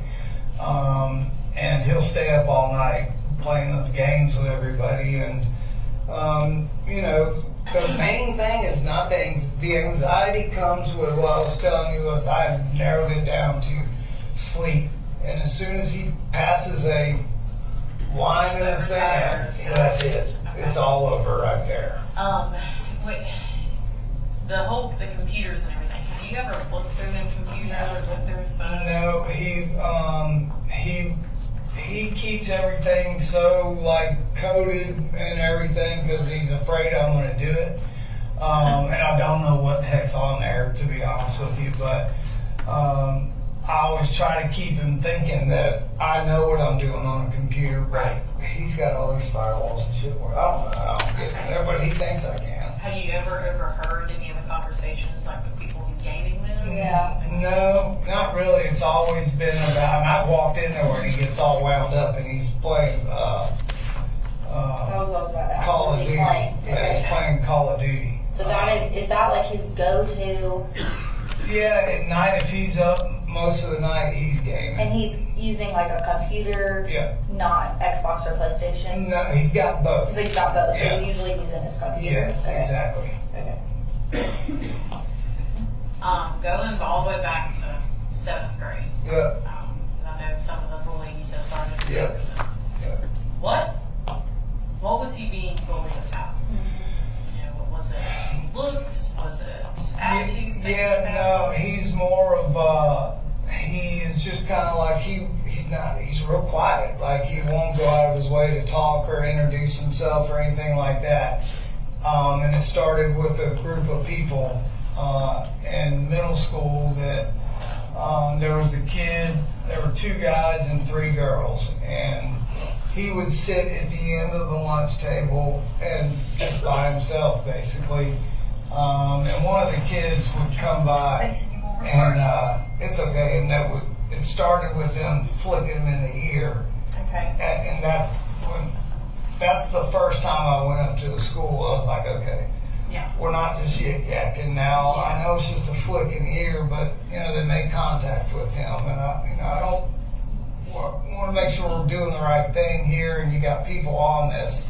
And it just kind of kept going on all year. And I said, listen, can we, like the 3rd or 4th time I went to Jefferson, I'm like, can we like have him just show up for school? And like, I know this is terrible, but I was in ISI in high school a lot because I'm the only boy of 4 sisters. So. Gosh, okay. So No need for explaining. Yep, I got it. So that was just something to where he didn't and has never really been around a lot of bullying, obviously. And I don't know if he knew how to respond. I just told him, do not touch anybody else. Yeah. Like they're touching you, but 2 wrongs don't make a right. So we kind of back and forth about that, and it was clear by the end of the year that when he came home, he was like, listen, I'm good. I'm 7th grade over. He's like, I don't want to go back to that school.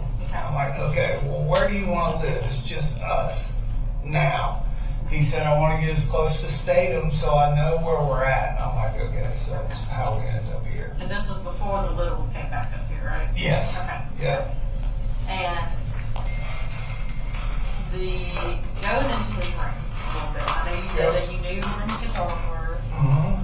Knock yourself out. You knew where he kept that rifle in his room. Yep. Okay. Have you ever been in his room further than just sticking your head in? Oh, yeah. I'll go in there and sit on the bed and talk to him about whatever we're talking about.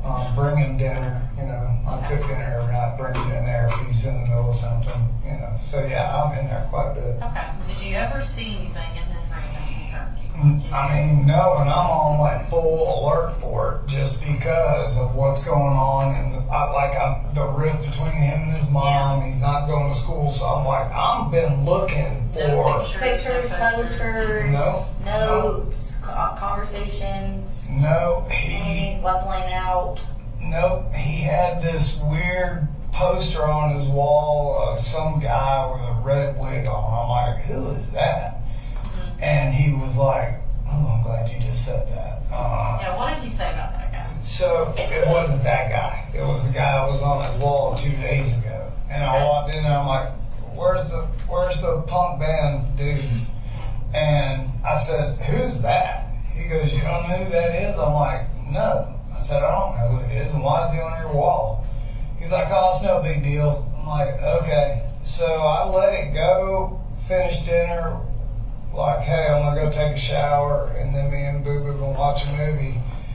And I said, where'd that picture go? And he said, oh, I took it down. I said, well, who was he? He goes, you really don't know who that was? I'm like, I'm asking who it is. He goes, oh, that's one of the guys that did that last school shooting.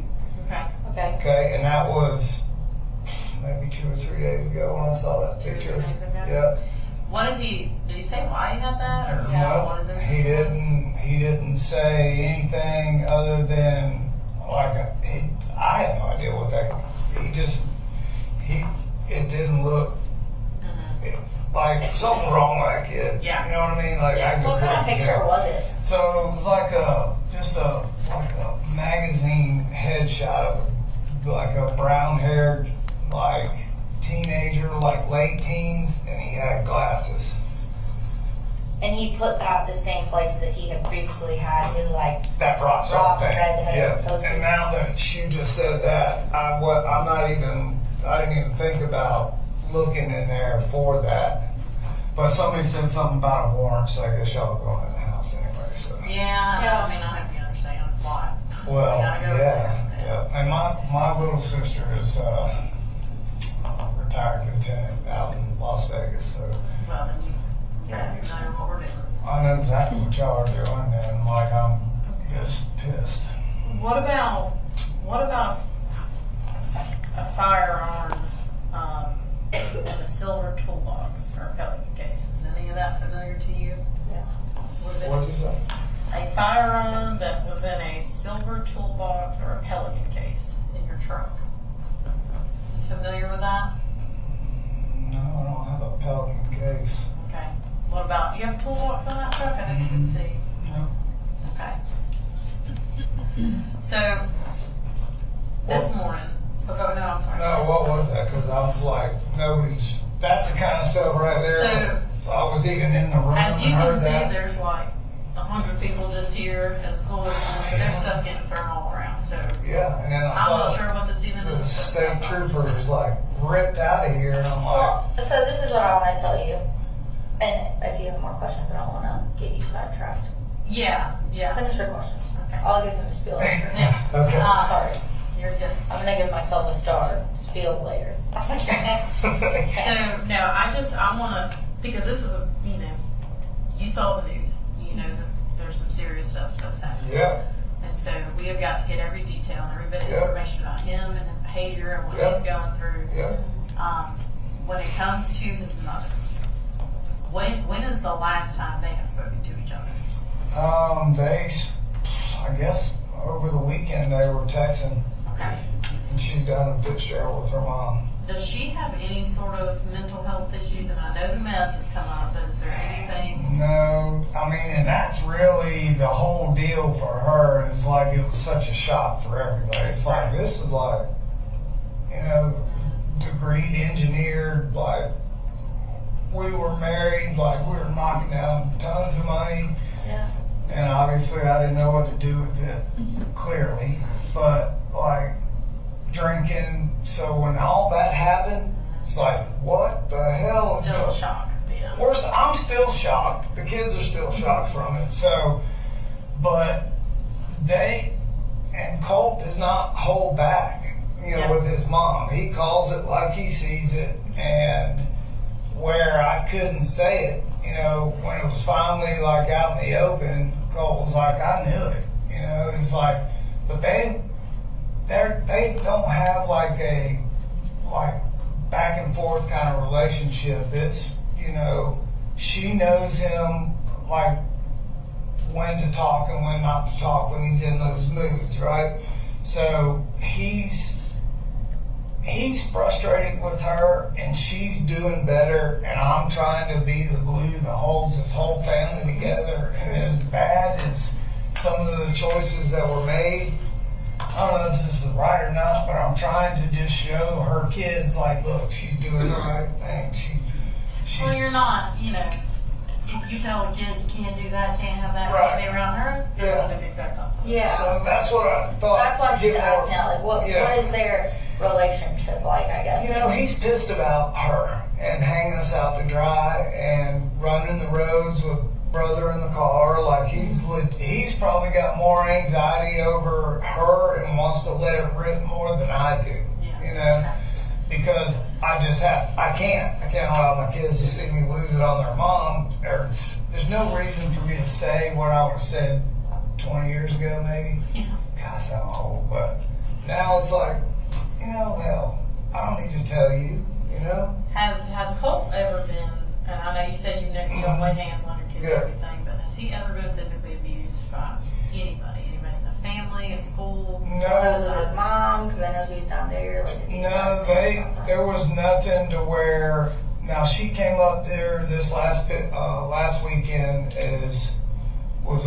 came up with her mama and everything's good, and just to kind of hang out and kind of convince him, like, look, hey, I'm sticking to the guns. I made a promise with you. I'm going to rehab. And you need to do the same thing. Okay.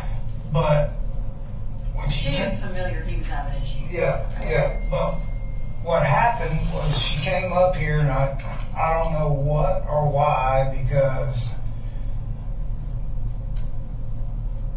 when I went to work, came home, she was just different, like Friday, the last time she was up here. And I'm like, what's wrong? She was like, oh, I just feel kind of crappy. And I'm like, okay. And so it's supposed to be a day or a weekend where she could hang out with her kids.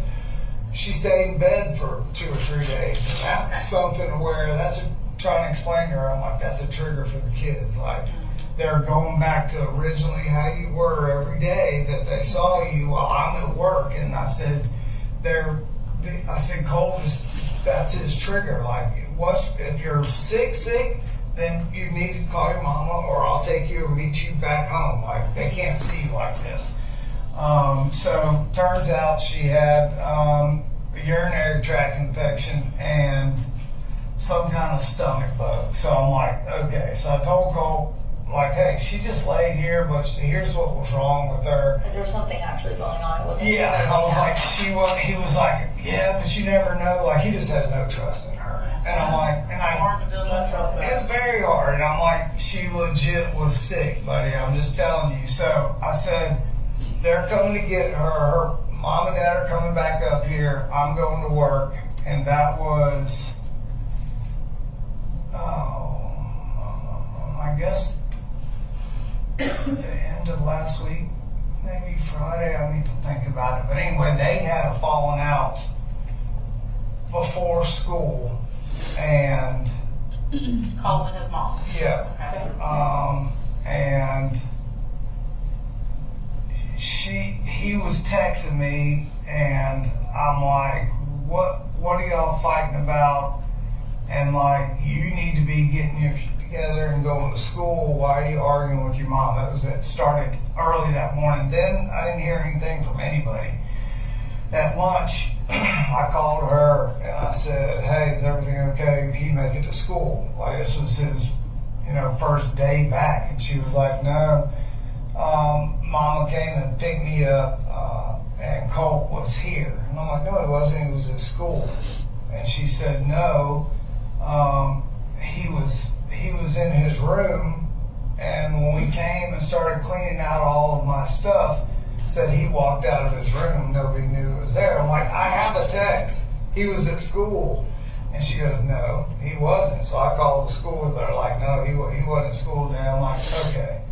So I came in, I'm like, what in the hell is going on? He's like, Mama, I don't know what. I'm like, why'd you lie about going to school? He said, when her father tried to get him thrown in YDC down there, it was just ugly, like, mess. What was that about? Yeah, ever since I said I do, her dad is like, it's like the true shotgun wedding. Oh boy. Yeah. And so he's a 2-time Olympian pole vaulter, and like, it's shitty because he's got a great heart, and he's put so many kids in school on full scholarship, teach him how to pole vault. But he has no people skills. Like, he's terrible. Yeah. And like, he doesn't even know his own kids. So that's when they were staying down there, and I'd come back up here to start work and try to get enough money so we could move back up here.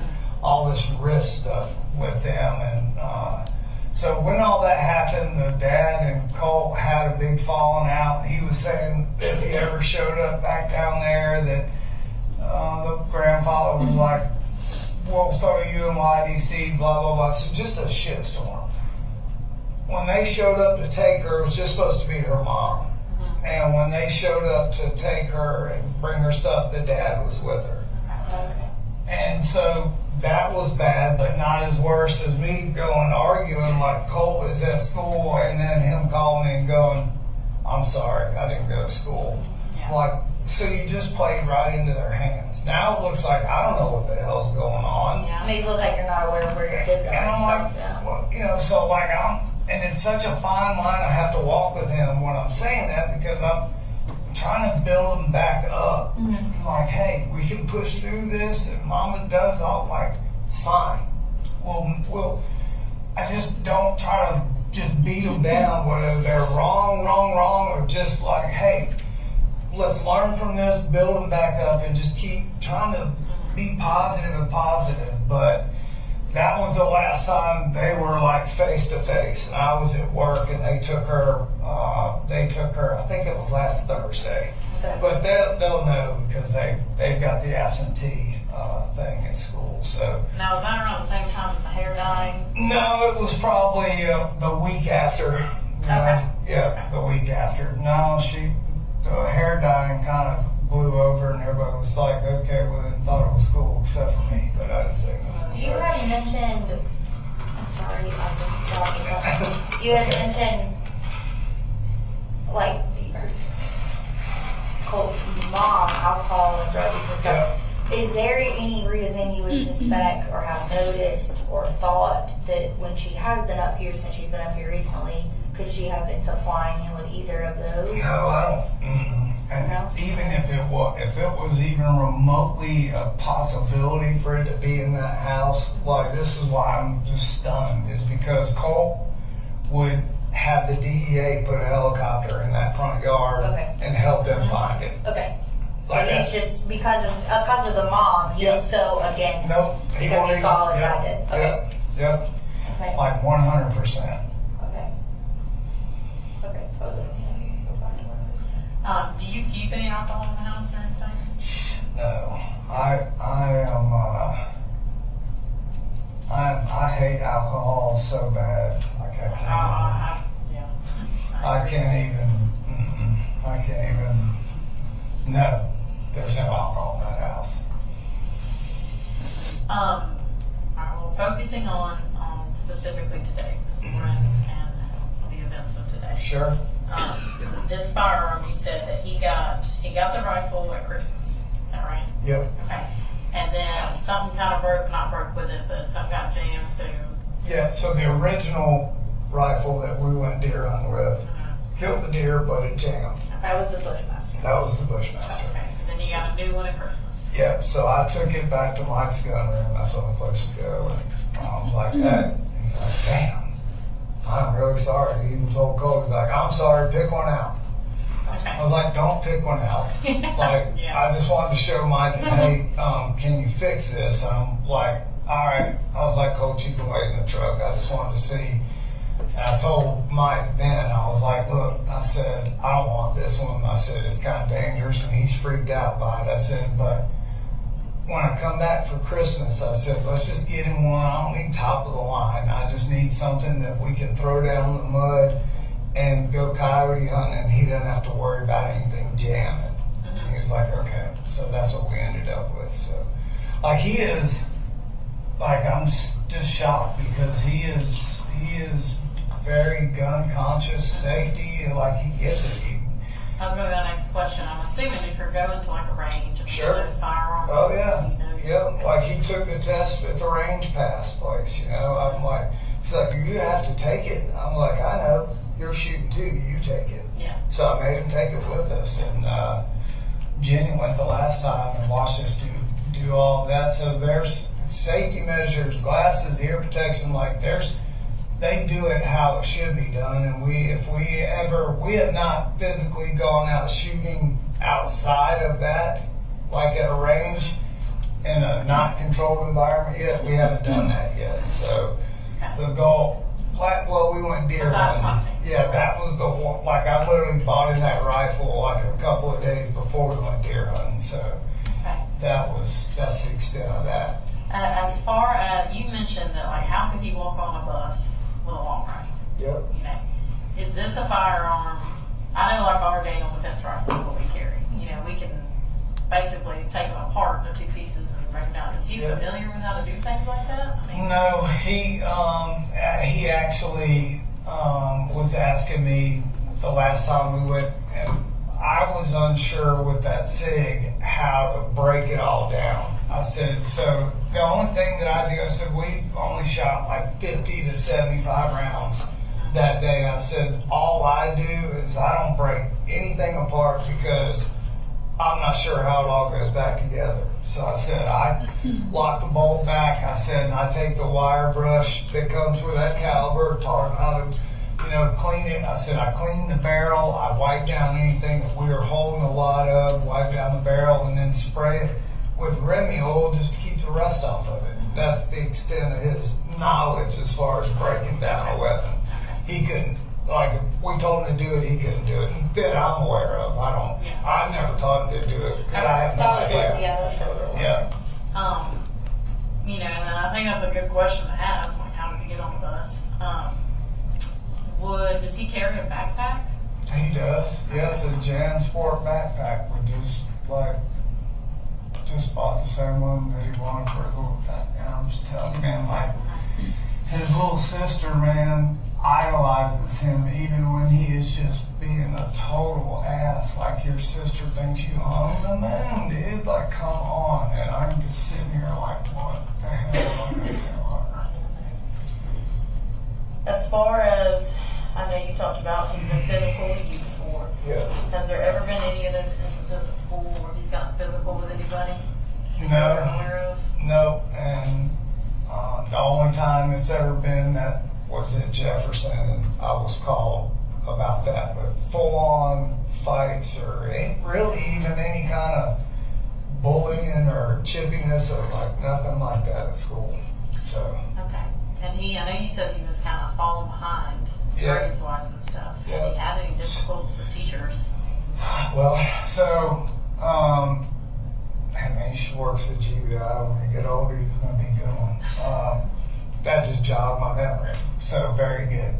So, when he went that day, first day or whatever, and he wasn't having the smoothest day, his first initial try back, right? Yeah. So when he came back home, I'm like, hey, I said, what's the deal? I said, is it students? And please tell me it's not bullying. Like, I'm worried about that. And I'm just waiting for him to say, oh, they're giving me crap out his hair. And he was like, no. He said, but I just feel like the math teacher is out to get me. Okay. And I'm like, what the hell are you talking about? And he was like, just the interaction that we had. I mean, it was such a, like, that is such a left field statement. I kind of felt like he's kind of like, okay. Like maybe there's more to Like maybe here. my dad's being she's turning me into a buckhead Betty. So I'm gonna mess with him, and I'm like, well, what does that mean? You know? So I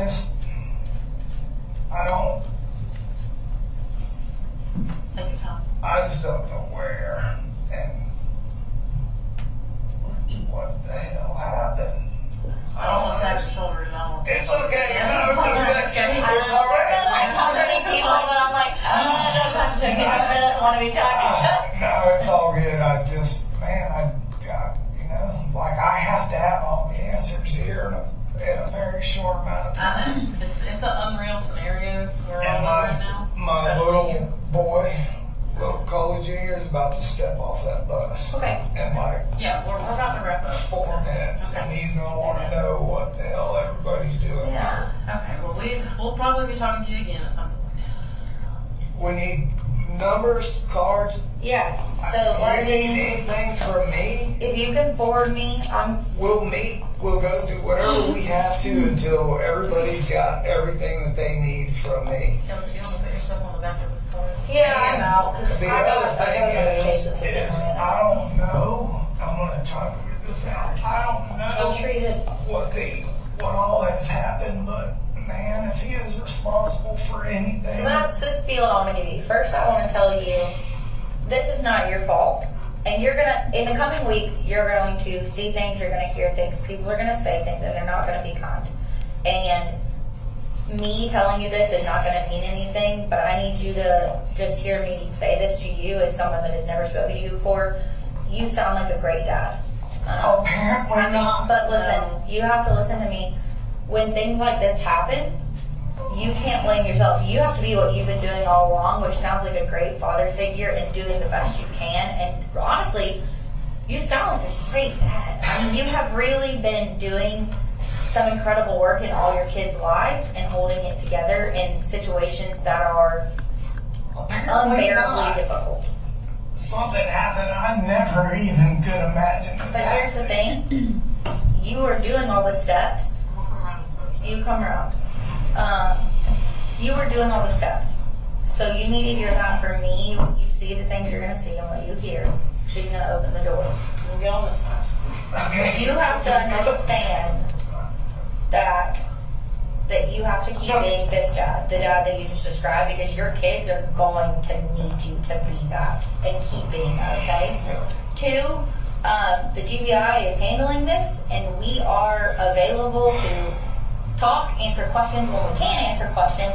But also, if you hit a wall one day and you're like, no, I can't do this anymore, I need you to know you gotta call us, okay? Because we have resources, and you're gonna need resources. Because you just are. You're going to get to a point where you're like, you know what? I'm there. This is, I know, and you're going to be, and it may be today that we just need to go in and start working on that, but at the same time, this is gonna be big. When it does come out, when we can tell you all the information, it's going to be hard, okay? I am sorry that I cannot sit here and give you all the details right now as a parent, because I can only imagine. I am a new parent. I can only imagine what you have going through your head right now. I am going to try to find out, okay? I just sent a text.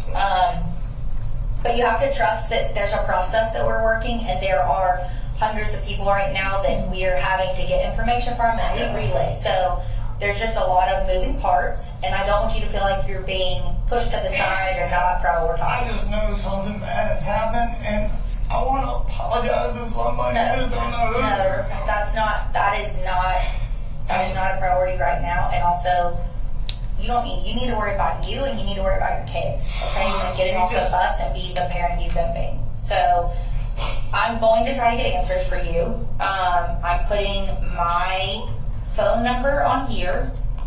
I'm putting that's my cell number. Okay. And then my email is on here. Amelia's information is on the other side. Okay. The case agent, I'm going to write his name on here for you. Okay. That's going to be Nick Johnson. I know y'all busy. I'll try not to bother. No. You are part of our busy, and you're going to be a priority because your family is. They are the priority. To be completely honest with you, they are the most important thing. So, you call that. You know that obviously something bad has happened, or else it would not. Yep. But something has also bad happened to you and your family. Yeah. To tell everybody Yeah. We are completely sympathetic and understand that. Yeah. So you're not ostracized from us. You're not going to be shut down from us after this, okay? You're also not just I'm afraid. a family, okay? Like, this is, we get the GBI, like, it's not just words. Like, we want to make sure that there's a two-way path here of communication, and I want you to understand that. I'm scared for Jenny to go back to school. I know you are. And to be completely honest, those are going to be decisions that have to be made today when we can brief you on more. Okay. But we're going to be here to help guide you through that. All of our supervisors are here. We're going to have them come out here eventually. Right now they're kind of managing the floods. But you're going to meet them. You're going to have point of contact. The case agent, I'm sure, eventually, it may not be today because he's got a lot he's managing, is going to come make contact with you or make contact with you via phone.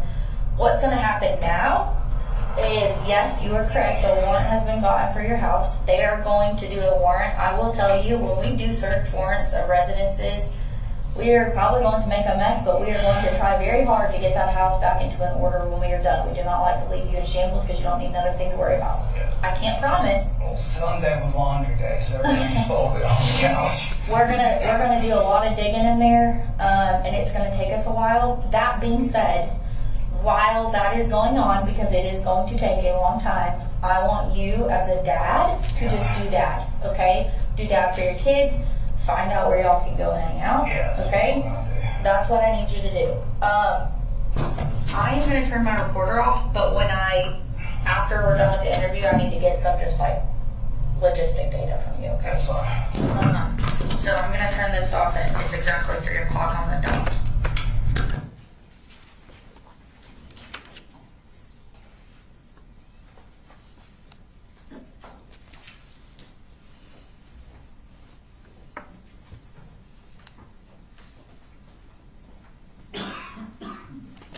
You mentioned that once you turn the recorder off, you were going to have to get some logistical data. What did you end up doing? Well, I got his date of birth and that kind of stuff, and then I asked him if we could take his cell phone and download it. We were going to have it downloaded, and we completed a consent to search form at that time that he signed, agreeing to let me take that phone to have it downloaded. I'm going to show you what's marked as Stacy at 183. Do you recognize that? Yes, I do. What do you recognize that as? This is the waiver of constitutional rights to a search warrant of an electronic and/or a cellular device. Okay. And is that a fair and accurate copy of that consent to search form? Yes, it is. Your Honor, this time I'd like to introduce into evidence State's Exhibit 183. And so that was the one that was filled out by Colin Gray at 3:06 on September 4th? Yes, it is. Okay.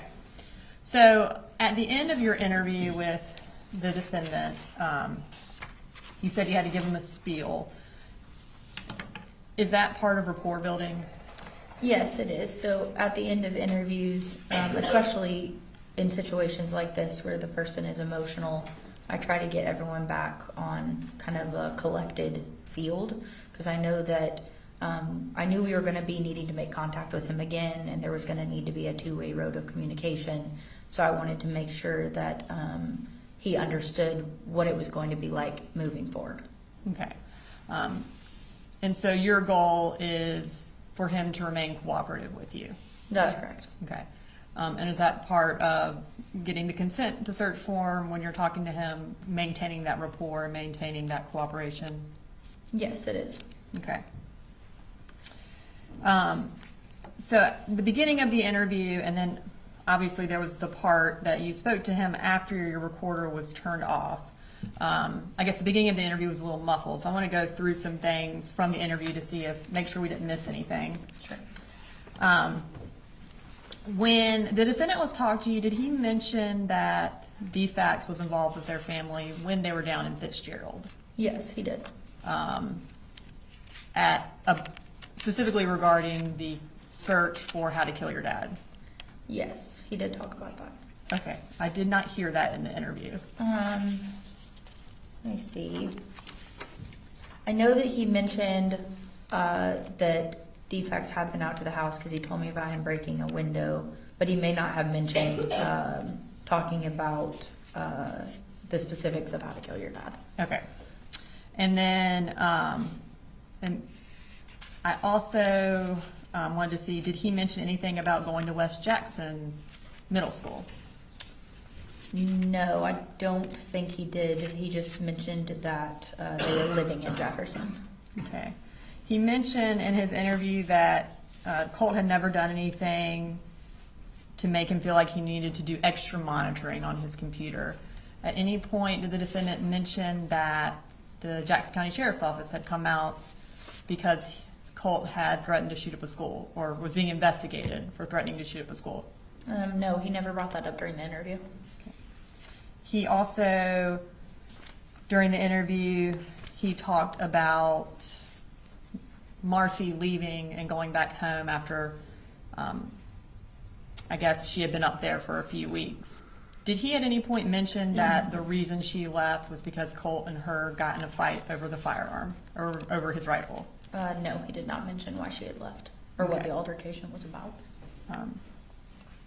During the interview, it appeared somebody was chewing something. Can you tell us what that was? Yes, if I remember correctly, he had a cup of ice. Like he was drinking a cup of ice and he was chewing up his ice while we were Okay. doing Was the it a interview. QT cup? I do believe it was a QT cup. Okay. And when you first started talking to him, it was approximately how long after the shooting? Approximately 3.5 hours. Okay.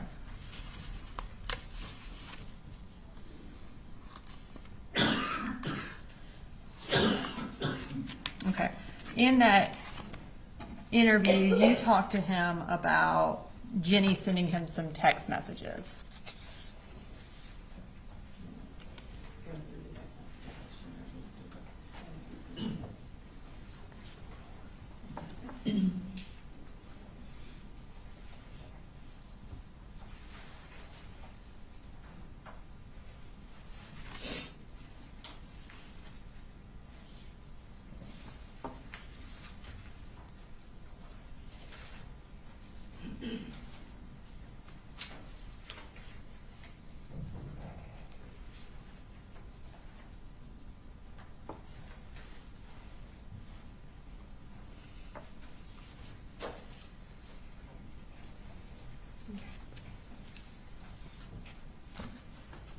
I am going to show you these. These are text messages that are from State Exhibit 156. They are from September 4th, and they are between Jenny and the defendant. During the course of your interview, he showed you some text from Jenny. Is that correct? Yes, he did. Okay. So I want to read through first the text that he showed you from Jenny.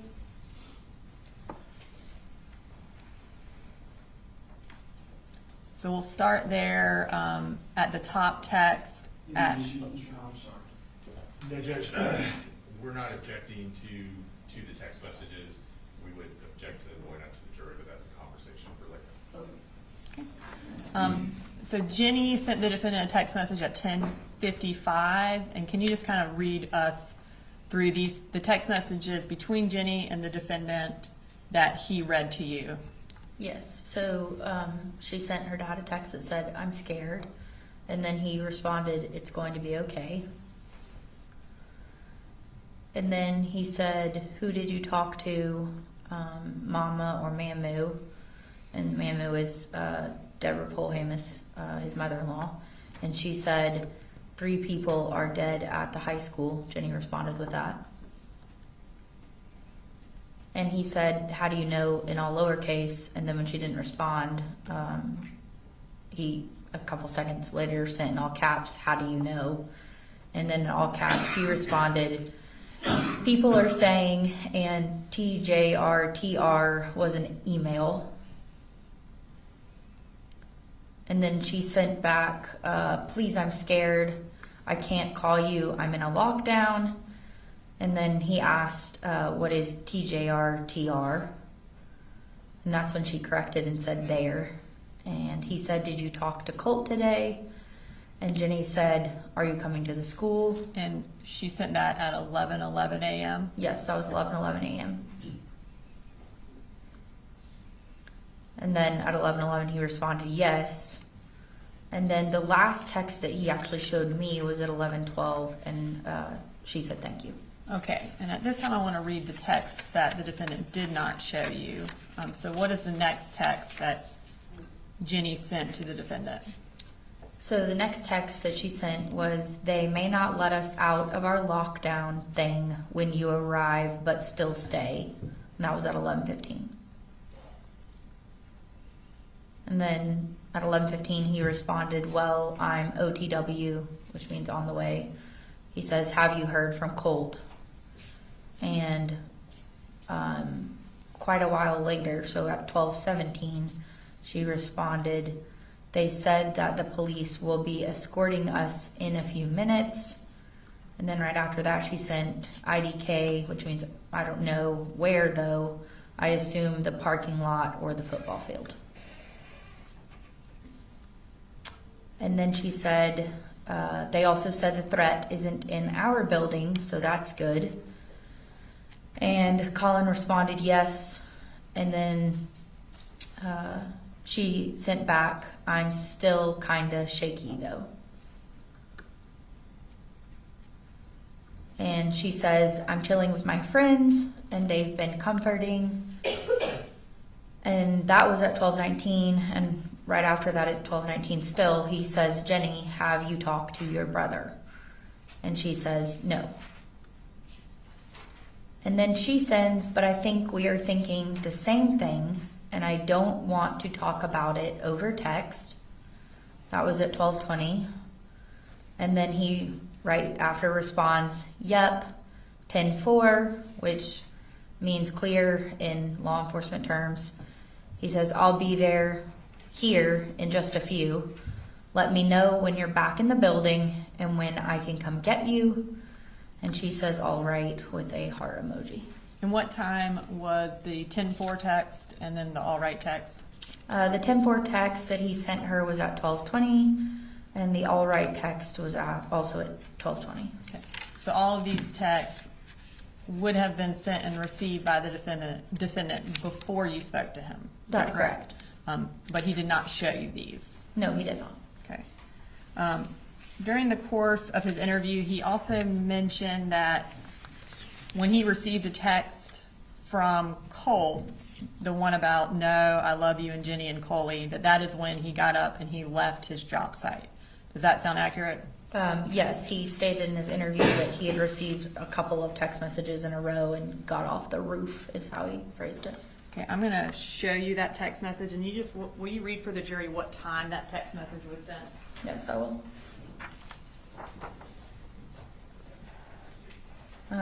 So she sends her dad at... Or that's Colt, sorry. Yes, sorry, yeah, that's from Colt. Colt sent to his dad at 10:03, no, I love you and Jenny and Coley. And then at 10:03, he also sends, you're not to blame. And then Colt finally sends, but still at 10:03, for any of it. So that was at 10:03 again. So based on your interview of the defendant, was your understanding that he had left the job site at 10:03? Yes, that's what he indicated, that he got those text messages and then got off the roof to leave. Okay.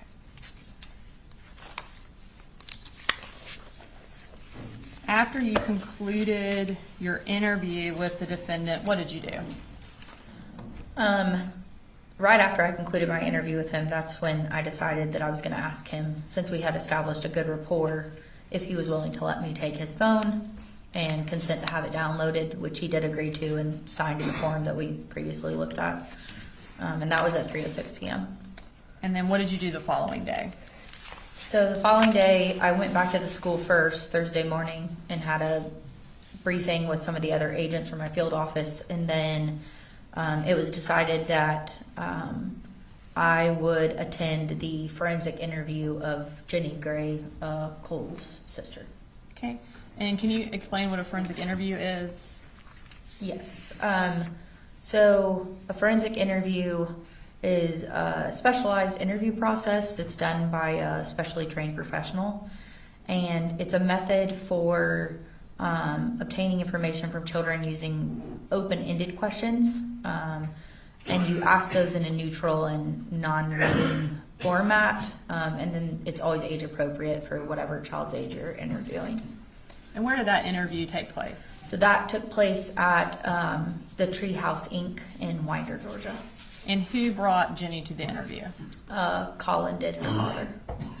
Was Colin the only person who brought Jenny to the interview? Was anyone else in the car, to your knowledge? Not to my knowledge. He was the only one that came with her.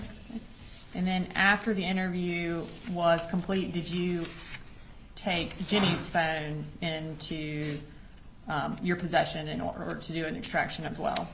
Yes. I got consent from Colin and he told me that would be fine. And I took her phone. It was a black and color iPhone in a silver case, I believe, and she provided me with the password. Okay. And then after that, did you do anything else as part of the investigation? Well, I turned that phone over to one of the Barrow County lieutenants, and then, yes, in the next couple of days, I conducted some other interviews with some witnesses, and then ultimately I took out warrants for Colin Gray. And do you see the defendant, Colin Gray, in the courtroom today? Yes, I do. Can you identify him by piece of clothing he's wearing? Yes, he's wearing a navy suit with a blue, I think it's striped undershirt. Your Honor, at this time, I would like the record to reflect that the witness has identified the defendant.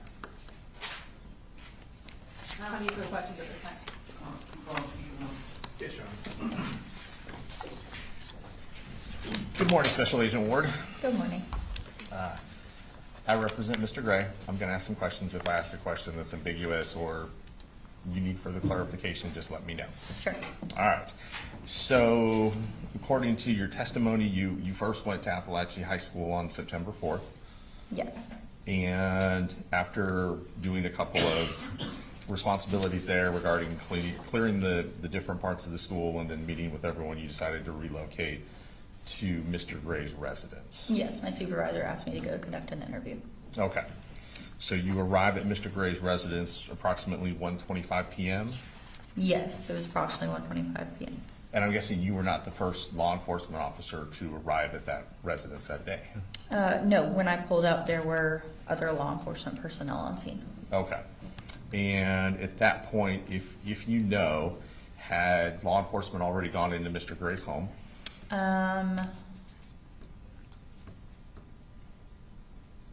I was not aware of that at the time of starting That's this okay. interview. All right, I'm just trying to figure out at what point you arrived. So when you get there, Mr. Gray's sitting on the tail of his pickup truck. Is that correct? Yes, he was sitting on the tailgate of the pickup truck. All right. And we saw your initial approach, and as you said, GBI agents don't wear body cams, so that was with someone else. However, you were able to start a conversation with Mr. Gray when he was sitting on the tailgate and ask him if he wanted to make a statement. Is that correct? Yes, I approached him and asked him if he would be willing to do an interview with me. Which he said he was. Yes, he did. Okay. And we heard it. It was a very long statement. He sounds like went in the car with you and Special Agent Maddox. Yes. She sat in the second row, and then I sat in the driver's seat, and Colin sat in the passenger seat up front. Okay. And then one of you had a digital recorder in order to audio record the interview. Is that correct? Yes, I did, and I was taking it out of my folder where I had carried it over, which is why there's all that noise. Okay. And just to kind of, because there was a little bit of noise, just to kind of hit some of the high points. You asked Mr. Gray if Colt had been aggressive or physically violent with him or anything like that, correct? Yes, I did ask about Colt's behavior during the interview. And Mr. Gray told you that there were instances of that had occurred in the last couple months. Yes. And he indicated, I believe the way he described it in the interview was occasionally Colt would bull rush him. Yes, he used the term bull rush. He could see, Mr. Gray could notice a change in Colt's appearance on his face, and that would be a clue that maybe something was coming to Mr. Gray. Is that what he said? Yes, he stated that he would observe a change in Colt. And then Colt would bull rush him, which, tell me if this means something different to you, but to me that suggests that he would just kind of charge at Mr. Gray. Is that what your impression was, or did you clarify that?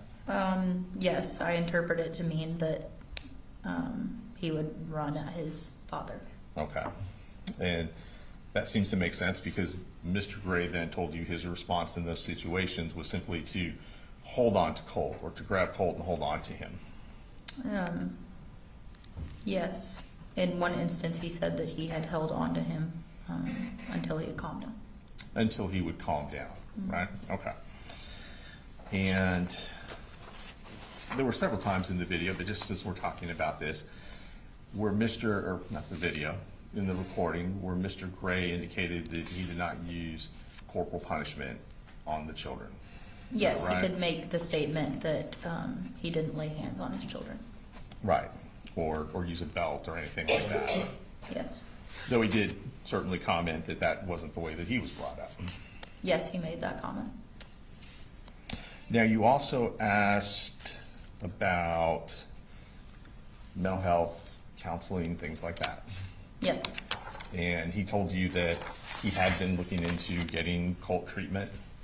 Yes, he said he had, in the past week specifically, been trying to get him counseling. And he talked about speaking to someone at his school. Yes, he said that there had been emails. Did he, in fact, show you one of those emails? He did.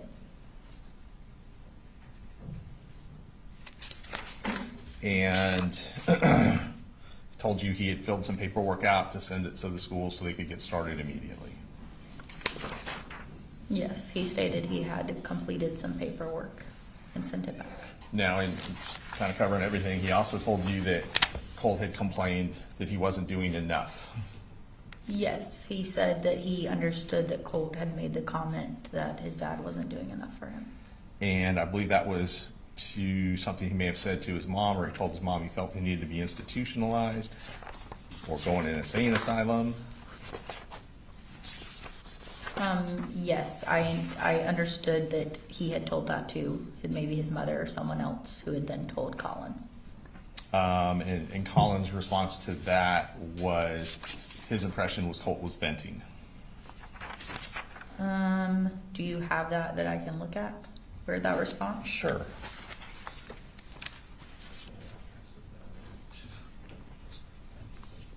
I know it's been quite some time. Page.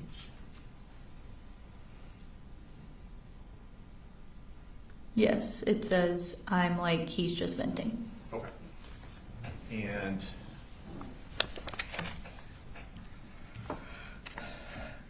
Colin Gray, Mr. Gray, at one point said that he wanted to go through the school because he wanted a independent third party to make an unbiased assessment of Colt.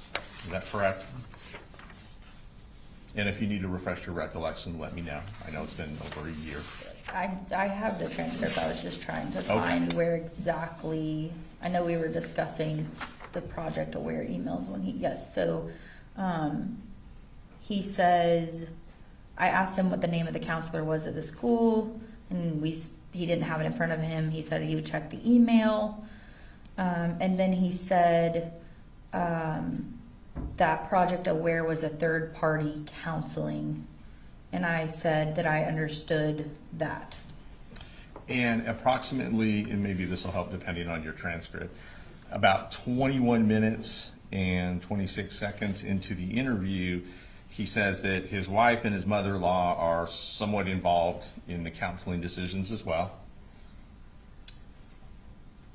He said that he didn't want them to make those determinations, his wife or his mother-in-law, that he wanted somebody third party to do it. Someone, a third party that didn't know anybody in the family. Yes, that's what he said. To make an unbiased assessment. Yeah, his exact words were to say, this is what we need to do. Okay. And he talked about being in communication with Colt during this time, whether it be in talking or sending text messages. When you say this time, what do you mean by that? Sure. Thank you for asking me to clarify. During the first couple of weeks of school. Yes, he had been in communication with his son who was living in his house. And he showed you a text message, for example, that said, it takes a lot of guts to do what you're doing, to go walking back into school after all this time. I said, you're doing this right, and I'm super proud of you. Do you recall him saying that during the interview? Yes, I'm looking at it in the transcript. Yes, Okay. he said that. Okay. And he gave you several examples during the course of your interview with him of his efforts to be positive with Colt. Is that fair to say? He mentioned multiple times that he had sent him what he called pep talks. Right. Even if there was something that he didn't like, Mr. Gray didn't like, such as the dye job on the hair, he told you he was still positive. Yes, he Told told it looked good. Yeah, he told Colt that it looked good.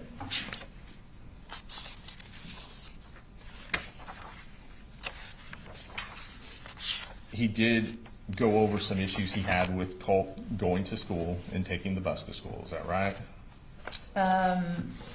What reference are you referencing when you Sure. say some issues? Sure. So, for example, he told you that the normal routine, he would take his youngest son, personally, he would take his youngest son to school. Is that right? Yes, he said he took Junior to school personally. And then afterwards, it would be up to his daughter and Colt to get on the bus themselves. Yes, that's correct. And he would have already been gone and on his way to work by then. That's what he indicated to me. Okay. And so obviously it sounds like there were some issues with Colt not getting onto the bus Yes. as he was supposed to do. Yes, there were some issues with him actually following through and making it to the school. And he told you that he had had conversations with Colt about that. Yes, he gave me some example text messages where he had talked to him about missing school. And then the statement, he talked about there could be issues with truancy. Yes, he made the comment that he would end up in truancy court, Colin would, if Colt didn't attend school. And when he referenced the issue in August where Colin Gray referenced the issue in August when his mother-in-law and father-in-law came up to the home, he told you that he had a discussion with Colt about how you're playing into their hands. You're making it look like I don't know what's going on. Yes, I'm not sure that it was August, I don't have the date in front of me, but he did make the Yes, ma'am. comment that it was making him look like he basically didn't know where his kids were at all times. So didn't know if they were in school or not in school. Correct. Now, just to kind of jump forward a little bit, he indicated that he bought Colt a rifle for Christmas, Yes. and that would have been in December of 2023. Yes, he said it was the Christmas prior, so we were in September of 24, so yes, December of 23. Okay. And the purpose of this was to hunt, deer hunting. Yes, he indicated that it was for them to do bonding activities, Right. to go hunting. And also to go to the shooting range. Yes, he indicated that they had intended to go to the shooting range. Did he indicate that they had, and I'm about 29 minutes into the interview, did he indicate that they had actually gone to the shooting range a couple of times?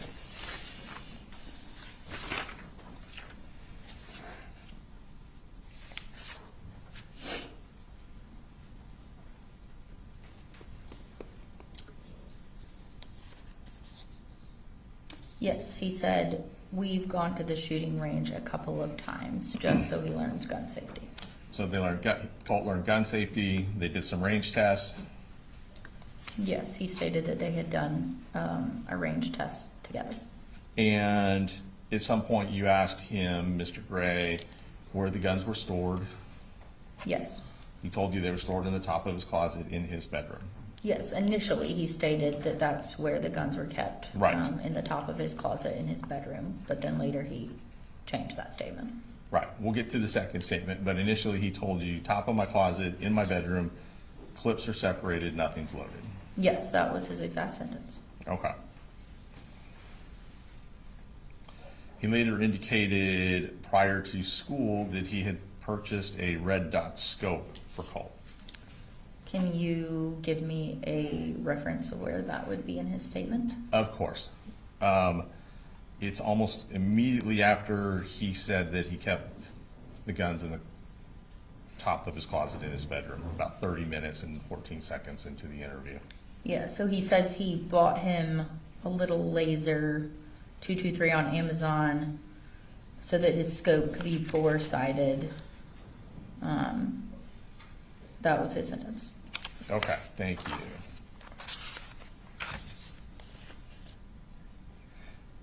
Initially, he told you that ammo was stored in a in a box in the carport. Yes, it was in a box, he said, in the carport.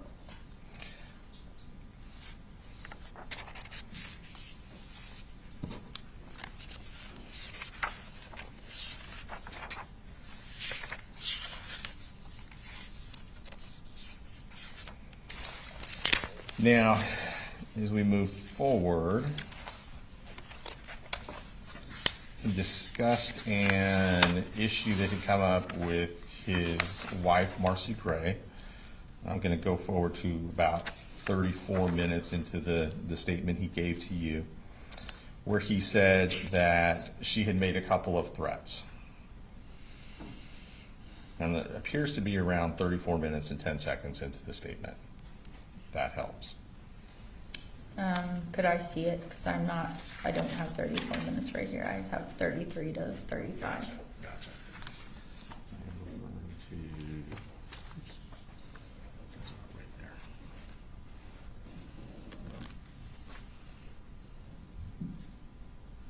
there. Yes, okay, I see it on my transcript. Okay, thank you. Mhm.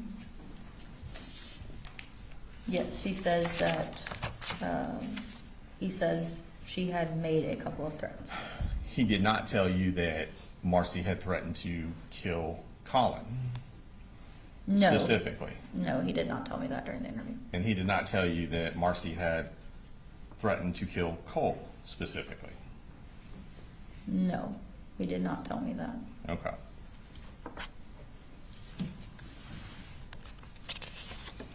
He just said we were all kind of worried because she wasn't in her right mind. Yes, that's what he said. And he said that Colt was upset about that whole incident. Yes, he said Colt was pissed about that. Okay.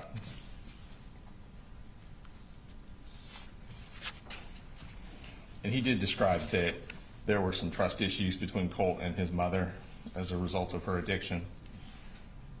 Yes, he indicated that there were some issues between them due to issues, he didn't specifically say addiction, but he said they did have issues between them. Okay. Did he say it was triggering for Colt to see his mom in bed all day, for example? Well, he stated that it would be triggering for all of the children if their mother laid in bed. Okay, so that would be all three, Jenny, Colt, and Coley Jr. Yeah, he said it was triggering for the kids. You asked if Colt had access to a computer. Yes. You asked if Colt had his own cell phone. Yes. You asked about Colt's use of the computer. Yes. And you asked if Colin Gray was able to supervise that use or ever go onto the computer to see what Colt was doing. Yes, I did ask him that.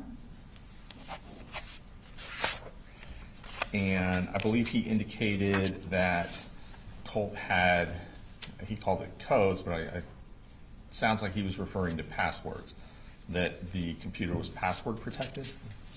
Yeah, can you tell me where that was at? I can. It might take me a minute as well.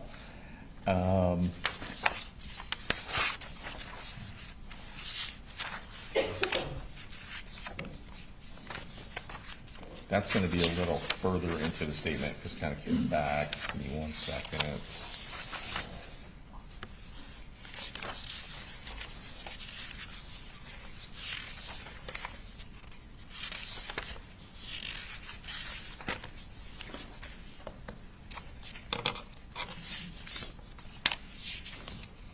That's about an hour, 1 minute and 38 seconds into the statement, and I can approach if you need to, if you don't have that specific time.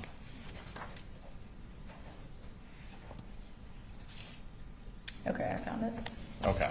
Yeah, so he says that Colt keeps everything coded because he's afraid that I'm going to do it. He also indicated that there were firewalls. He indicated that it was coded, whatever he meant by Okay. that. And shortly after making that statement, did he indicate that he's got all these firewalls in shit where I don't know? Yes, he stated that sentence, firewalls and shit. And if you know for the jury, what is a firewall? I'm not a computer programmer, but it is a type of block you can put up on your computer. Okay. In very layman's terms. That's fine, thank you.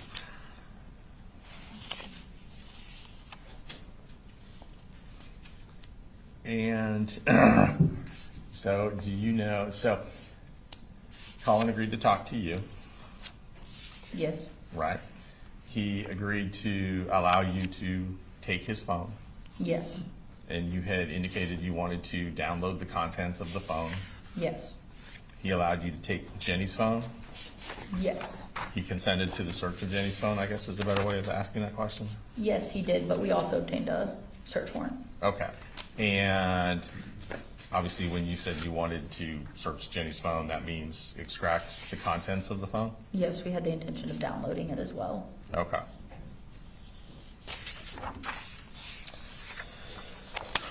He talked about the text that Colt sent him on September 4th that morning. Yes, he showed me some of the text messages that they had had that morning. Okay. And he indicated to you that his first thoughts were that there had been some issue at the school with someone making fun of his hair, Yes, he stated at first that's what he thought. and that may have led to some type of a fist fight or putting hands on each other, I believe he referred to it as. Yeah, that's what he said he was speculating at the time. Right. Okay. Going further, just to kind of get into his parenting, he talked about working to improve communication skills with his kids. Where's that at? Well, he refers to the bubble. That might help jog your memory. Yes, he talks about how he Okay. created a bubble for them to enter into. And the purpose of that was to freely communicate with his children about what other issues might be going on in their lives without fear of consequence, repercussion, judgment. Yes, he indicated that the kids could step into the bubble, if you will, to talk about whatever they needed to. Okay.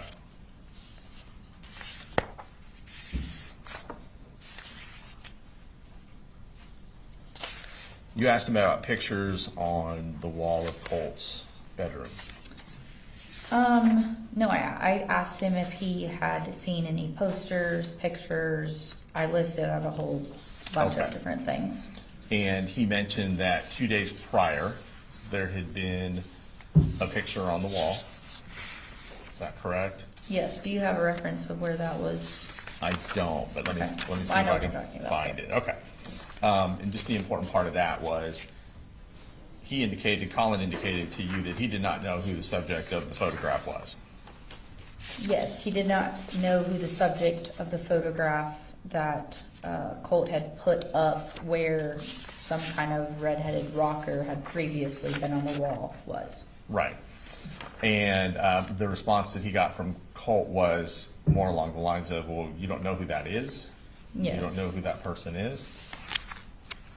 That's what he asked him, yeah. Okay.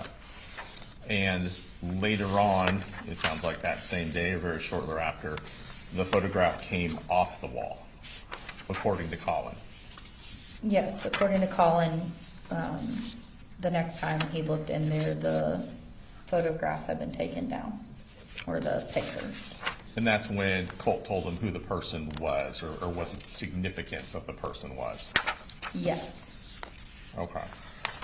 Now, as part of your role in this investigation, you said you interviewed several other people as well. Yes, I did.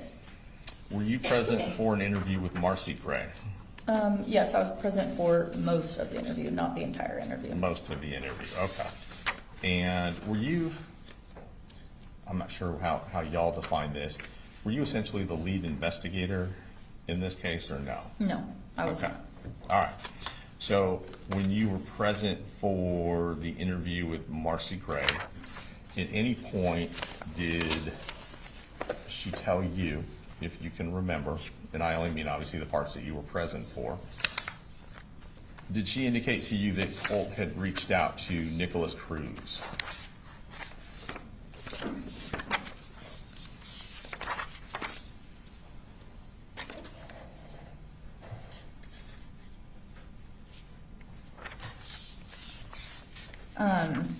She stated that he had referenced school shootings such as Columbine and Sandy Hook, Right. and that he had an interest in school shooters. But without you showing me where she said that, I can't say if she specifically said Nicholas Cruz.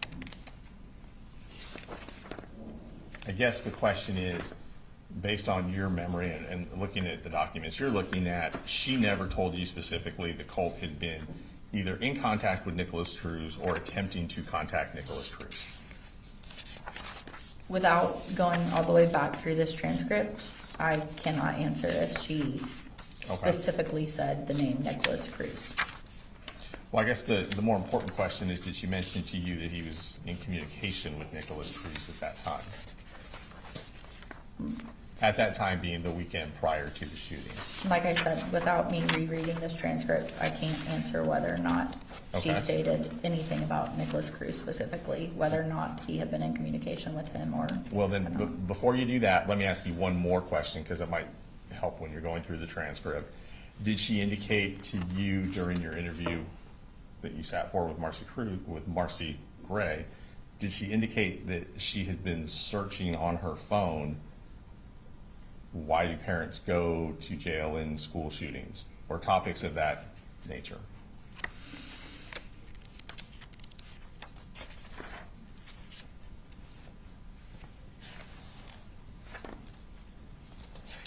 Without reviewing this entire transcript, I cannot answer that specific of a question. Okay. Would that have been relevant information for your investigation? Would what be relevant? So if she had information that Colt was in communications with Nicholas Cruz immediately preceding the shooting, days within the preceding the shooting, would that have been relevant to your investigation? Well, at that time, I'm just taking everything she's telling me. Okay. So there's no weight of relevance or not at that time, because Right. I'm marking down everything that she's telling us. If she were doing searches on her phone about Marcy Gray, doing searches on her phone about school shooters on or about August 29th, and about parental liability for school shooters on or about August 29th, is that something you would have wanted to know? Anything that she told me is something I would have wanted to know at that time because of how early it was in the investigation. Okay. So anything was valuable that Marcy was telling us about her son. Okay. So that would have been valuable. If she had said that to me, Right. as with anything else she told me, it would have been valuable. And had she said that to you, it would be in that transcript? It would have been on our audio recording. Okay. That is the Right. exact verbatim account of what she told us would have been on a digital recorder that either I or Amelia Maddox, who was the lead interviewer for that interview, would have Correct. had. Okay. And then the same question for, had she told you in that interview with yourself and Special Agent Maddox that Colt had been communicating with a school shooter in Florida, or attempting to communicate with a school shooter in Florida the weekend preceding this school shooting, that would be on the audio tape? Yes, if she said something about that, it would have been Yes. captured on the audio recording. Okay. And you have no recollection, as we sit here today, of her saying either of those things? I have no recollection of that without rereading this to answer your question thoroughly. Okay. Well, go ahead and just kind of review the transcript and see if you can find anything like that. I mean, I can take a lunch break, but if you want to have time for that, I mean, I don't know how much cross you have left. This is it. So I'll leave it to the court. I will ask Agent Ward, about how long is the transcript? This interview with her was an hour and 19 Okay. minutes in length, so it Okay. would take me quite some time to thoroughly look over this and answer that specific of a question. Okay. If you want a lunch break, I'll take one. We probably should give the jurors a lunch break so they're not. All right. Ladies and gentlemen, we're going to recess till 1:10.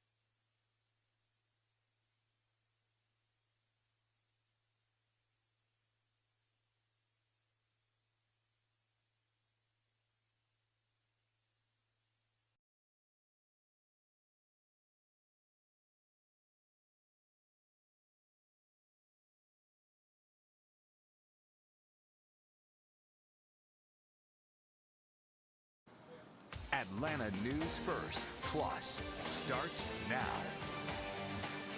Welcome to Atlanta News First Plus, as we are taking you gavel to gavel through the trial of Colin Gray, the father of accused school shooter Colt Gray, who is on trial being accused of giving his son the gun that was used in the mass shooting, and all of that we've seen transpire as we head into week 2 of the Colin Gray trial. We're going to break down what we saw today and really over the past couple days. And to help me do that, I want to bring in our criminal defense attorney, legal expert, Josh Schiffer. And Josh, I just want to emphasize for the viewers, you are not connected to this case. You are not an attorney representing anyone in this case, but you do have an extensive legal background. So we thought we'd bring you on here to really break down and contextualize some of what we're seeing. And I just want to start by your reaction. You've been following this trial. We're in week 2 now, Tuesday.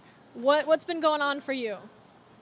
The state has continued to present a kind of overwhelming and cumulative evidence that everybody saw this young man, Colt Gray, struggling. There has just been a cavalcade of witnesses, including some very poignant and engaging ones, most notably the grandmother, Colin Gray's mother-in-law or former mother-in-law, and Colt Gray's grandmother. She provided an intimate look into Colt Gray's upbringing, the relations with the family, and what she had noticed as Colt continued to grow up, and how her daughter and son-in-law handled raising him. We also heard very powerful testimony from Colt Gray's mother and the ex-wife, or soon-to-be ex-wife of Colin Gray, the estranged wife, because she obviously was deeply involved in raising Colt Gray and was witness to his struggles.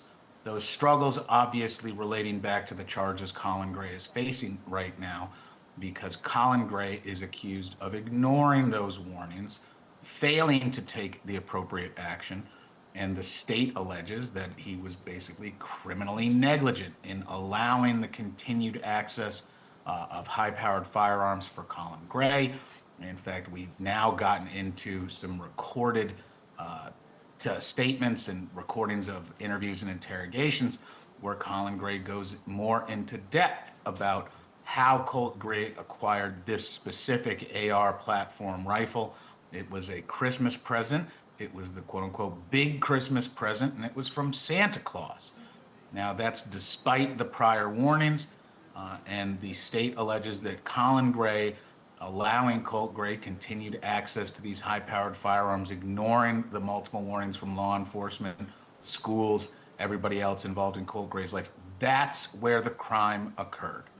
And the state has been very open in saying that this is a case that involves the horrificness of a school shooting, but that's the actions of Colt Gray.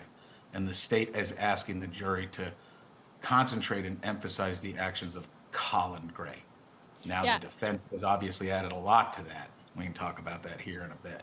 And I do want to get into that. One of the things you said is some of the video that is being shown. I think a shocking moment for so many of us watching this was watching the moment that Colin Gray is informed that there was a mass, or there is a mass shooting at Apalachee High School, the school that his son attends, and his reaction in immediately hearing that. How damning of video evidence is that for a jury that is taking in this information and trying to ultimately decide whether to convict this father in his son's actions? It's one of the most powerful moments because of its immediacy and authenticity. It's not something that was set up or faked or anything like that. This is very much the real moment. And you can't get away from the impact when Colin Gray very clearly thinks about his son immediately. That action, that undeniable recognition about, oops, man, that's going to sit with that jury. And it's something that I believe the state's going to come back to repeatedly. Especially in summation, is the acknowledgement that Colt was known to his father to have some serious behavioral problems and the father had continued to allow Colt access to these high-powered firearms. Just a very difficult moment for the defense. And I want to talk about that because, I mean, it is watching that, and a typical parent would say, I hope my child isn't hurt, and be devastated and panicked. And this reaction was, I hope my child wasn't involved. We heard from Marcy Gray, and you mentioned the estranged wife of Colin Gray take to the stand, give an extensive testimony. And I want to start by clearing up for people why she isn't involved in this trial as a defendant. Yeah, it's the choices that have been made. I believe the most important part is that it allows both the state and the defense to deal with her presence or lack thereof in Colt's life. And in many ways, the relationship does far more harm than good for the defense. And that's because it's unequivocal that mom knew about these issues and had raised them with dad. These are things that got talked about extensively. She was very clear, and in the defense's attempt, which is what they're going to do, to say you can't just ascribe blame to Colin Gray. The blame lies with many people. There was not a specific action by Colin Gray that would result in a conviction or a crime. This is much more a totality of circumstances led to this tragedy. There's some help there because she is acknowledging how much she knew. And then, of course, she didn't do anything as aggressive as she could have. There are so many things she could have done that she didn't, and the defense is going to make a lot of hay out of that. But at the same time, it hurts the defense in that it's undeniable how many times Colin Gray was made to think about the potential dangers of allowing Colt Gray to continue possessing and having access to these high-powered firearms. And we talk about the testimony with Marcy. Just want to hang on to that for a moment. What were the strong points and weak points, in your opinion, from your legal background, in hearing that testimony? And what is going to kind of circle back for the attorneys that are fighting for their respective client? Well, I think there are different high points depending on your positioning in the case and what you're trying to accomplish. The state established yet again the breadth of warning and notice that everyone involved with Colt Gray's upbringing was now clearly aware of. And that's at the heart of the state's case. The state, in order to achieve a conviction, has got to establish that Colin Gray knew about these unreasonable dangers. And he did not act appropriately when told time and time again, hey, here's the warning flag. Here's the big issue. Do something. Are you going to do something? You know, if you kind of do some role reversal, you think about complaints of the government coming in and running people's lives in the nanny state and all. Well, this is kind of how that actuates in real life. When law enforcement comes out to talk to a parent about a child that has red flags, what's that parent's response? That's a big cultural question, because people do not appreciate generally the government coming in and telling them how to do things, but we all recognize as a nation that at some point, at some line, when it is crossed, the state has to do something in order to protect other people. That brings up a whole bunch of the conversations that kind of subsume all criminal cases, where we get into issues of race and police-citizen interactions and the character of the community. There's been a lot of discussion about how these police-citizen interactions, the kind that Colin Gray had, those don't exist in other communities. And that's a very reasonable critique. More often, in my experience, if law enforcement has been made aware of an ultra-hazardous or dangerous situation where someone's not acting appropriately, they just start arresting people. There's the exigent circumstances of, I've got to prevent a danger. I've got to prevent a crime. I'm law enforcement. And that didn't happen in a fulsome enough way to prevent a tragedy in this case, because obviously many people were aware of the persistent danger and conflict that Colt Gray represented, but when they went to his parents, it was just deaf ears. So that is a very important part for the jury to consume and understand. The jury is being asked to do the job of the community when the rest of the community fail, because we need accountability when people act in a way that allows such horrible dangers to effectuate in the community. And certainly this is Monday morning quarterbacking afterwards, but that's exactly what the DA is doing. Whenever you hear about somebody saying, oh man, that kid just needs more punishment, that kid needed a belt, this is kind of the far end of that argument. When the parenting fails, the state steps in and has made this alleged behavior by Colin Gray into a crime. And that's why this is so novel. It's really the first time this has ever been done in Georgia.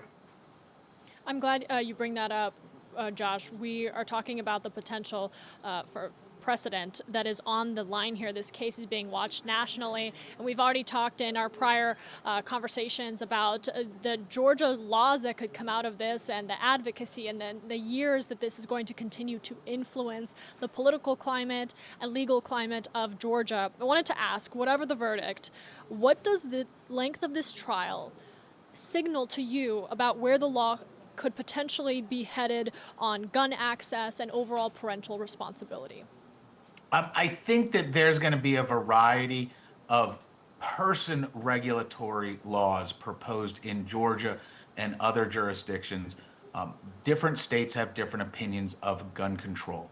In certain states, the populace wants and encourages legislatures to create laws that have flatly violated the Second Amendment. And they keep trying, because every case, every law that they make, in their perspective, is moving the gun management regime a little bit closer to something they want. Meanwhile, on the other end of that spectrum, you've got very traditional pro-Second Amendment states that are going to pass laws to confirm the rights of firearms owners, but also mollify or assuage the concerns of people when it comes to who's responsible for your firearm. It's very difficult to legislate against the actual firearm because of the Second Amendment. It's easier to regulate the behavior of individuals.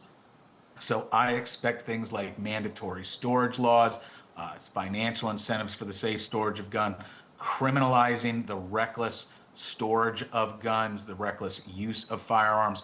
I think that we're going to see a variety of different attempts on that spectrum, many of which will pass the state houses and eventually get litigated in the federal court system, which remains the final arbiter of firearm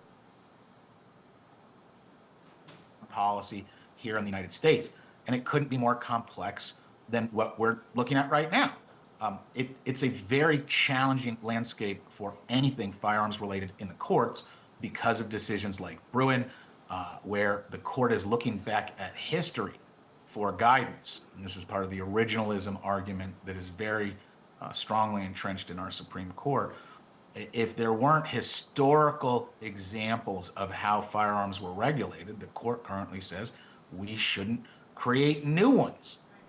And that's a big battle. It ain't going to end in my lifetime.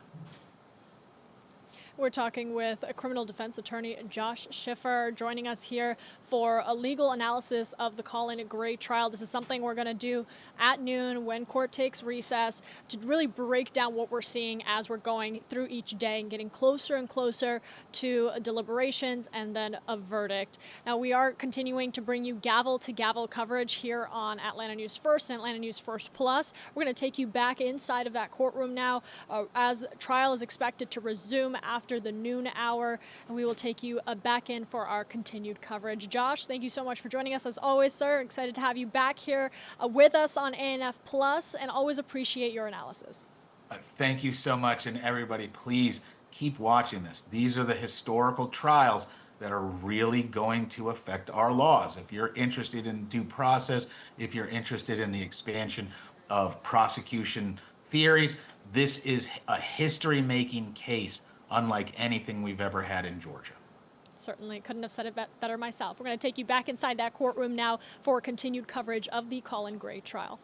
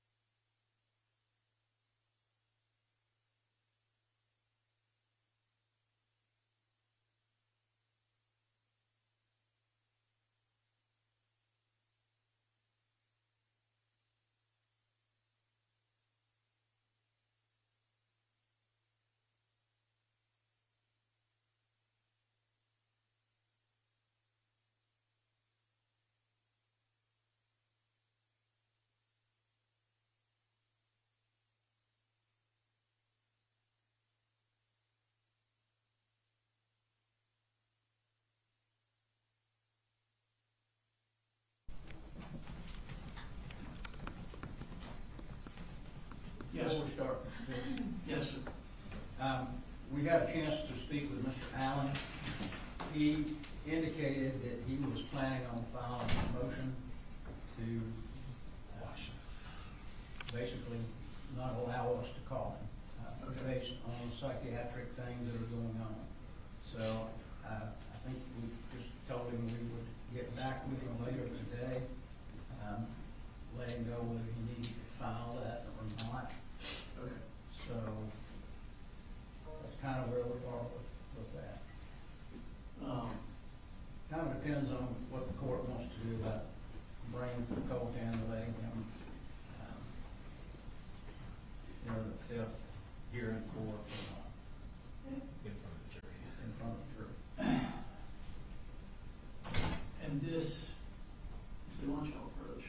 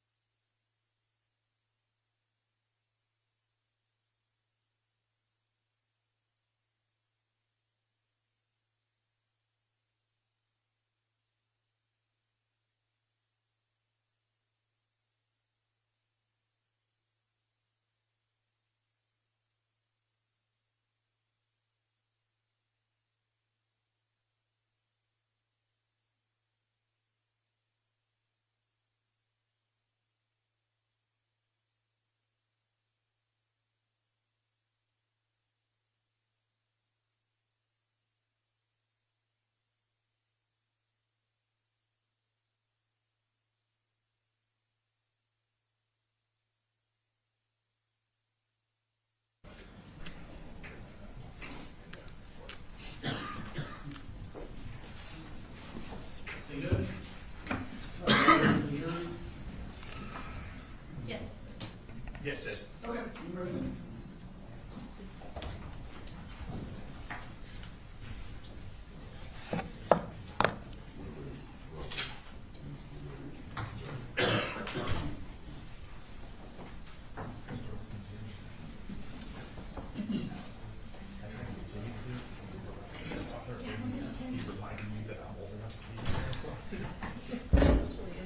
I kind of thought it was too.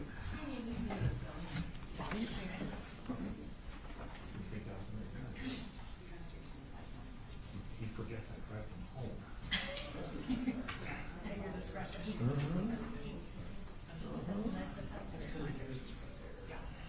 Okay, that's mine. Is it still picking you up? Yeah. Just use the one.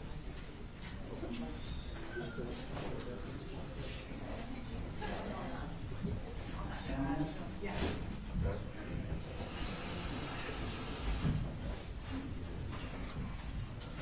That would be testing. Like a little white noise. All right, come on. All right, you can resume your cross, Mr. Hobbs. Thank you, Judge. All right, just to kind of orient us back to where we were before lunch, have you had a chance to review the transcript of Marcy Gray for the interview that you were present for the majority of? Yes, I have. Okay. Having reviewed that transcript, isn't it true that Marcy Gray never volunteered the information to you that Colt had been actively communicating or attempting to communicate with Nicholas Cruz the weekend before the shooting? No, she never communicated that with us during the interview.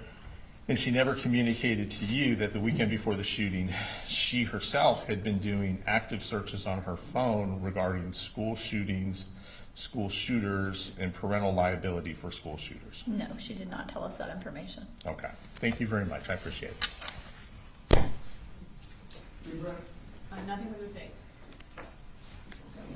Thank you, you're free to go.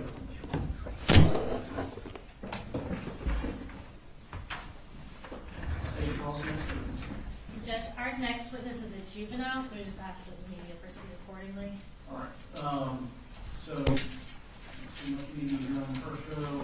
Make sure if they come in, they know Terry, but WSB, it's gotta be shoulder down or chest down for the juvenile witnesses. Thank you, Judge. And the state calls Jenny Gray.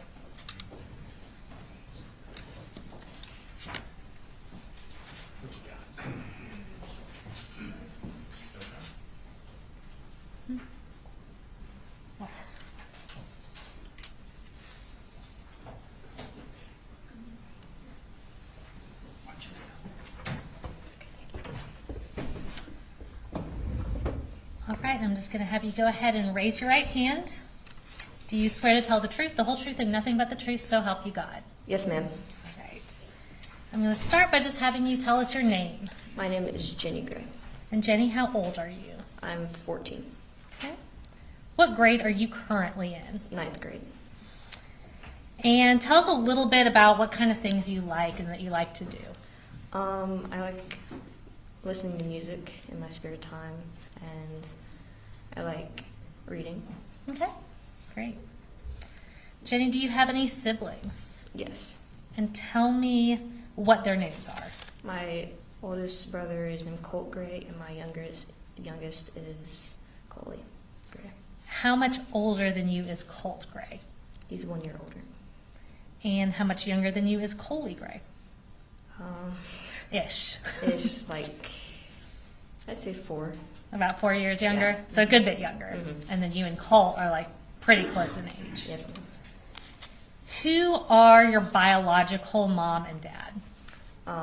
Marcy Gray and Colin Gray. Okay. Does Colin Gray also go by Coley? Mm. Okay.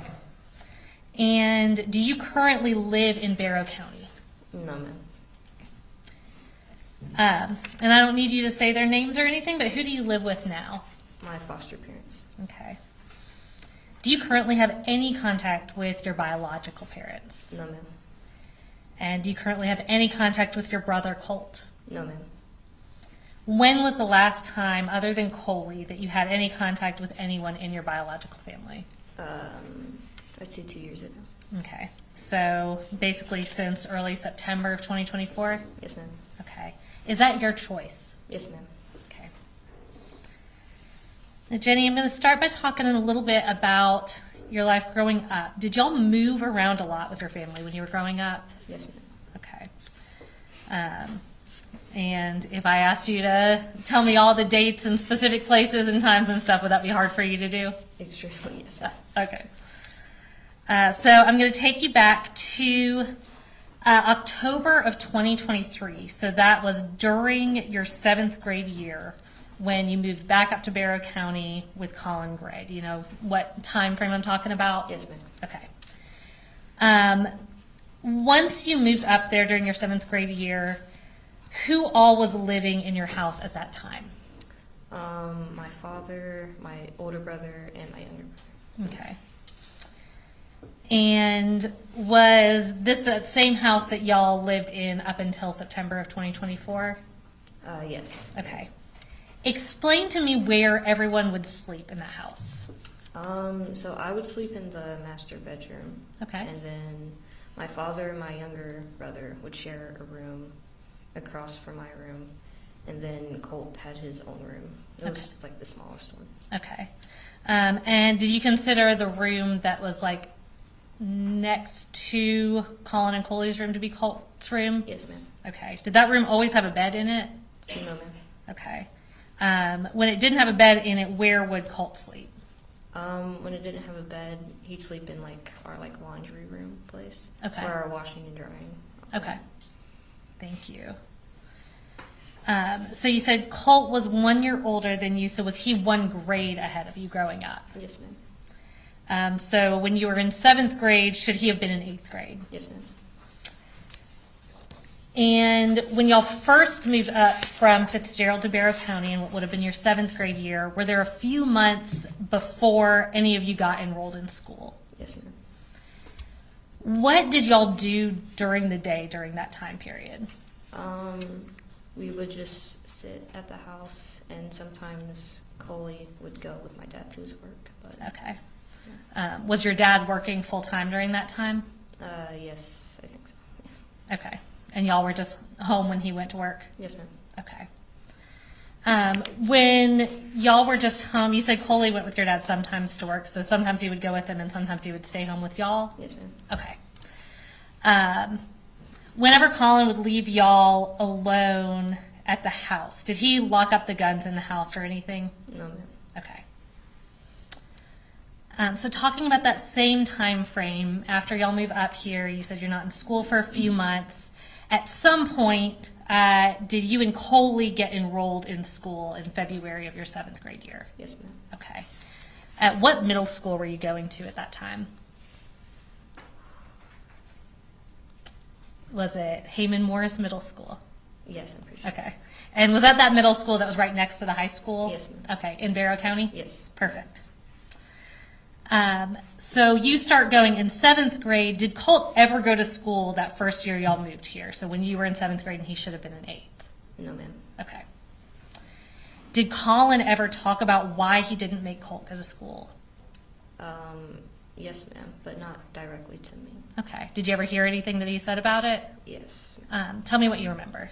I remember him being stressed over Colt's mental issues. Okay. And kind of hesitating to enroll him in that because of his mental issues. Because of his mental issues. Okay, thank you.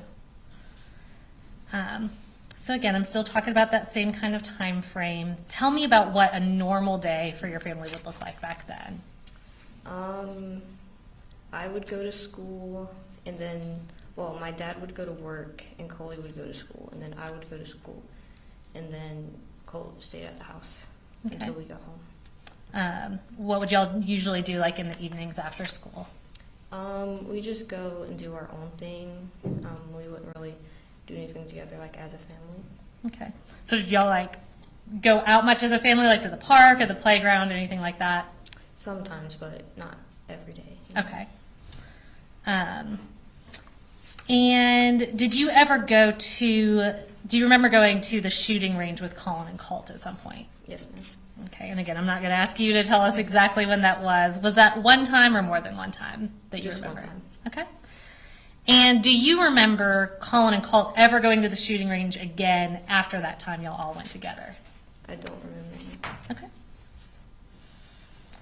Jenny, tell me a little bit about how your relationship was with Colt during this time. We were close. I mean, I definitely think that, you know, he was closer kind of to me more than, you know, our parents or Coley or, you know, friends at school, like that kind of thing. Okay. But it was definitely close. Okay. And how was Colt's relationship with Colin? Sometimes it would be good, sometimes it wouldn't. Okay. Would they fight a lot? Yes, ma'am. Okay. What kind of things would they fight about? They would fight a lot about Colt not getting his way with things. Okay. Would that like set Colt off if he didn't get his way? Yes, ma'am. Okay. And what did it look like when we're talking about them fighting? Sometimes it would be, you know, just yelling back and forth at each other, and sometimes it would be physical. Okay. And when we're saying physical, kind of describe that for me. There would be, you know, punches thrown, a lot of shoving, you know, just a lot of contact with each other. And would that be both ways? Yes, ma'am. Okay, so from Colt and Colin? Yes, ma'am. Okay. Did Colt ever damage anything in the house when he was mad? Yes, ma'am. Do you remember if he put any holes in doors or walls in that house that y'all were living at? Yes, ma'am. Okay. Do you remember specifically the door to your room, him putting a hole in it? Yes, ma'am. Okay. And what was your relationship like with Colin? It was all right. I mean, you know, I think I I was, close with him, but he definitely thought I was closer than I was with him. Okay. Would he confide in you about things? Yes, ma'am. Okay. Even though you were pretty young at the time, right? Yes, ma'am. Okay. Did he confide in you specifically about struggles he was having with Colt? Yes, ma'am. What kinds of things would he talk to you about regarding Colt? Mainly just about his mental issues and how he wanted to get Colt help, but he didn't really know how to take that first step. So. Okay. And how often would you say he would bring that up? Definitely after they would have fights and stuff. And then if I were to bring it up, he would say that, trying to excuse it. Okay. Would you say that was kind of a pretty regular topic of conversation in your house? I'd say so, yes. Okay. Did Colin ever talk about getting Colt medication? Not to me directly, no. Okay. Did you ever hear him talking about it? I think I recall him talking to my grandma about it. Okay. And maybe the school, but that's the most. Did he ever just talk about getting Colt into therapy? Yes, ma'am. Okay. Was that something he talked to you and other people about? Yes, ma'am. Did he ever ask for your advice? I know, again, that you were young, but did he ever ask for your advice about what to do with Colt? Yes, ma'am. And tell me what you remember telling him. I remember I was I didn't really know how to respond a lot because I wasn't really expecting an adult to ask me advice about that. But Sure. when I did give a response, I just, tried to get him to talk to other adults about it. Okay. Yeah. And what about finding safer ways to store the guns in the house? Did Colin ever talk about that? Yes. Did he ever do anything to make the guns in the house safer or stored in a secure way? No, ma'am. Okay.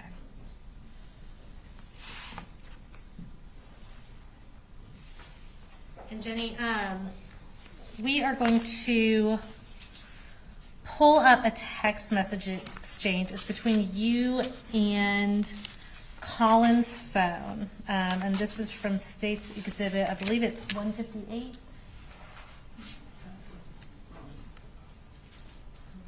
Okay. 150. Okay. So it's previously been put into evidence as State's Exhibit 160. And this is going to be a text message exchange between you and Colin from your phone from July 3rd of 2024.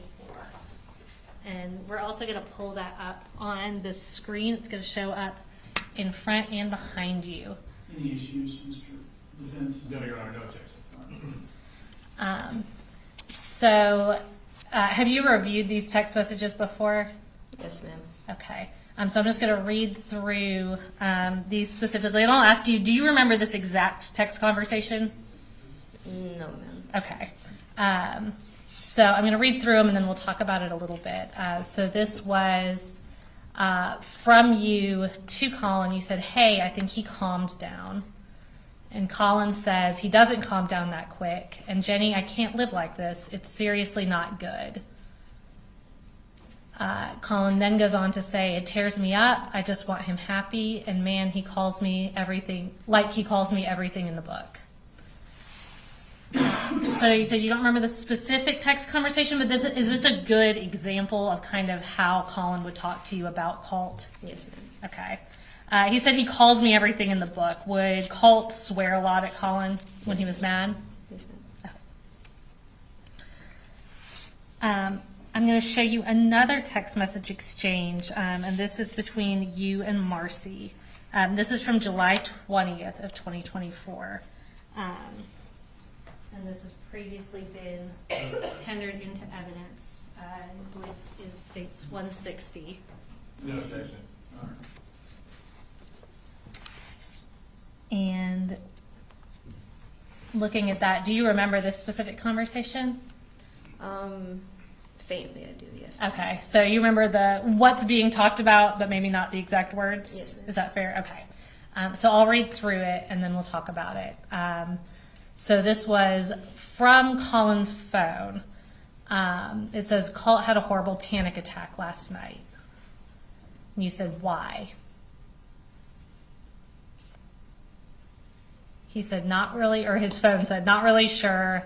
Basically had to drag him into Daddy's bedroom and hold him for like 10 minutes while we did deep breathing, LOL. You said, so he just started like freaking out. And they said he came into the living room and asked us to call 911. Then he just started crying really loud. It scared the shit out of everybody. They then say, I've told him we're taking him to the doctor next week, going to schedule an appointment for when you and Mammy come back so she can drive us. So I know I said that was from Colt's phone, but when you're reading that, who did that appear to be talking? Oh, my mother. Okay. And you said you remember the situation surrounding it. Where were you when these texts were going back and forth? I was at my grandma's house in Fitzgerald. Okay. And to your knowledge, did Colt ever get any kind of appointment like was being referenced there? No, ma'am. Okay. Did you go back up to Barrow County pretty shortly after that exchange? Yes, ma'am. Okay. I'm going to shift gears a little bit. So when Colin was the only adult at home, would you say that he was a strict parent? No, ma'am. Okay. Did he ever try to control what y'all watched or did on your phones or did on your computers? No, ma'am. Where would he spend most of his time? And by him, I mean Colin. Where would he spend most of his time at home? In his room. In his room? Where would Colt spend most of his time? In his room. Okay. And by his room, you mean Colt in his own room, Colin in his own room? Yes, ma'am. Okay. So I previously referenced there being guns in the house. How many guns do you remember knowing about in the house? I can say I remember at least 3. At least 3? Yes. Okay. And were any of those guns specifically Colt's gun? Maybe. Okay. Were any of those guns kept in Colt's room? Yes, ma'am. Okay. And when you say maybe, are you not wanting to answer as far as like ownership goes technically? Well, I'm just confused. Like, I know they gave it to Colt, Uh-huh. but I don't know, like, if, like, he didn't buy it himself. Colt didn't buy it himself. Someone bought it for him. Okay. And when you say someone who bought it for him, who gave it to him as the Christmas present? My dad. Okay. Did your dad buy Colt other accessories for that gun as well? Yes, ma'am. And where did Colt keep that gun? In his room. Okay. And when we say his room again, are we talking about that room that's directly across from the bathroom on the hallway? Yes, ma'am. Okay. Were you concerned about Colt having access to guns? Yes, ma'am. Okay. Did you ever talk to Colin about that? Yes, ma'am. And did you ever talk to him specifically about taking the gun away from Colt? Yes, ma'am. Did he ever do that? No, ma'am. Would Colt keep the door to his room open, closed, or both? Kind of both. Both. Okay. Did Colin ever tell you why he didn't take the gun away from Colt? No, ma'am. Okay. Did you ever go into Colt's room to talk to him? Sometimes. Okay. And did Colin ever go into Colt's room? Yes, ma'am. Okay. Now, Jenny, do you remember a point in time where Colt put pictures and newspaper articles of and about Nicholas Cruz on his wall? Yes, ma'am. And what room was that in? It was in the room across from the bathroom. Okay. And that's the same room you said he kept his gun in? Yes, ma'am. Okay. About how long do you think he had those up for? And I know you're not going to be able to tell me like a specific days or weeks, but what kind of time frame are we talking that it was up? Definitely over the course of like 3 to 4 months leading up to the shooting. Okay. So in your memory, several months before the shooting it was up. Yes, ma'am. Once those pictures were up? Were they coming up and down, or to your knowledge, were they just up on the wall? They were up. Okay. Now, did Colt start going to school finally in the fall of 2024 when he went to Apalachee High School? Yes, ma'am. Did he go every day? No, ma'am. Okay. And I want to talk briefly about September 4th of 2024. Tell me, once Colt started going to school, when he did go to school, what was the order that everyone would leave the house in the morning? So my dad would leave first, and then Coley, and then Colt would, and then I would. Okay. Is that just kind of by school and bus schedule? Yes, ma'am. Okay. And to your recollection, is that the order everybody left the house on September 4th of 2024? Yes, ma'am. Okay. Did you go to school that day on September 4th of 24? Yes, ma'am. And when did you first find out that something had happened at Apalachee High School? When we went in lockdown. Okay. Do you remember texting with your dad about it? Yes, ma'am. All right, so I'm going to show you a text message from about 12:20 on September 4th of 2024. And this, I believe, is from States 158. 156. And Jenny, do you remember those text messages?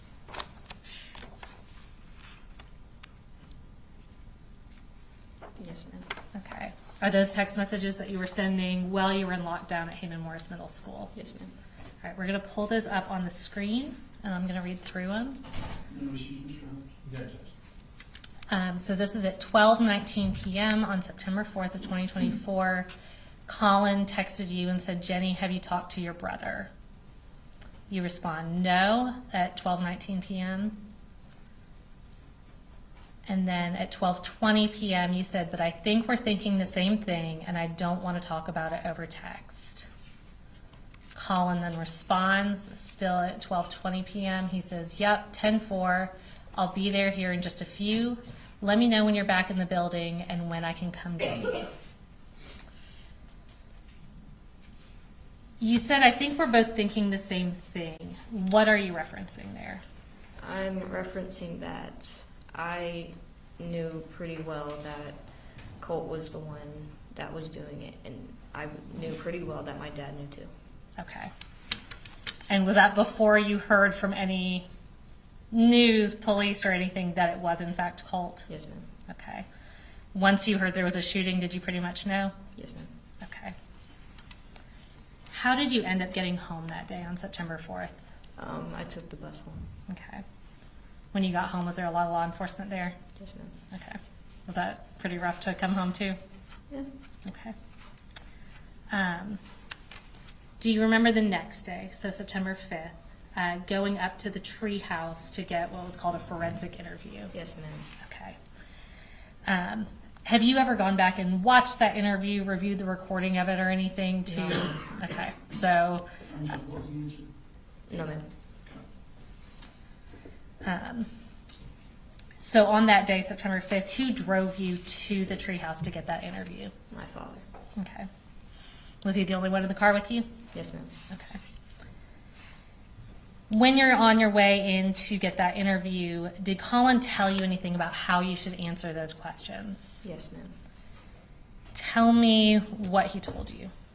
So he told me, like, if they asked me anything, you know, about if he knew that Colt had problems and that his problems would lead up to this, that I should basically try to cover for him, and specifically about the pictures on the walls. He told me not to tell them that he knew what they were. Okay. And when you say pictures on the wall, do you mean the pictures of Nicholas Cruz? Yes, ma'am. Okay. And the news articles about Nicholas Cruz? Yes, ma'am. Okay. And so he told you to tell them that he, Colin, didn't know who that was? Yes, ma'am. Okay. Is that contrary to what you had actual knowledge of? Yes, ma'am. I guess, would that not be truthful? Yes, ma'am. Okay. Judge, can we approach briefly?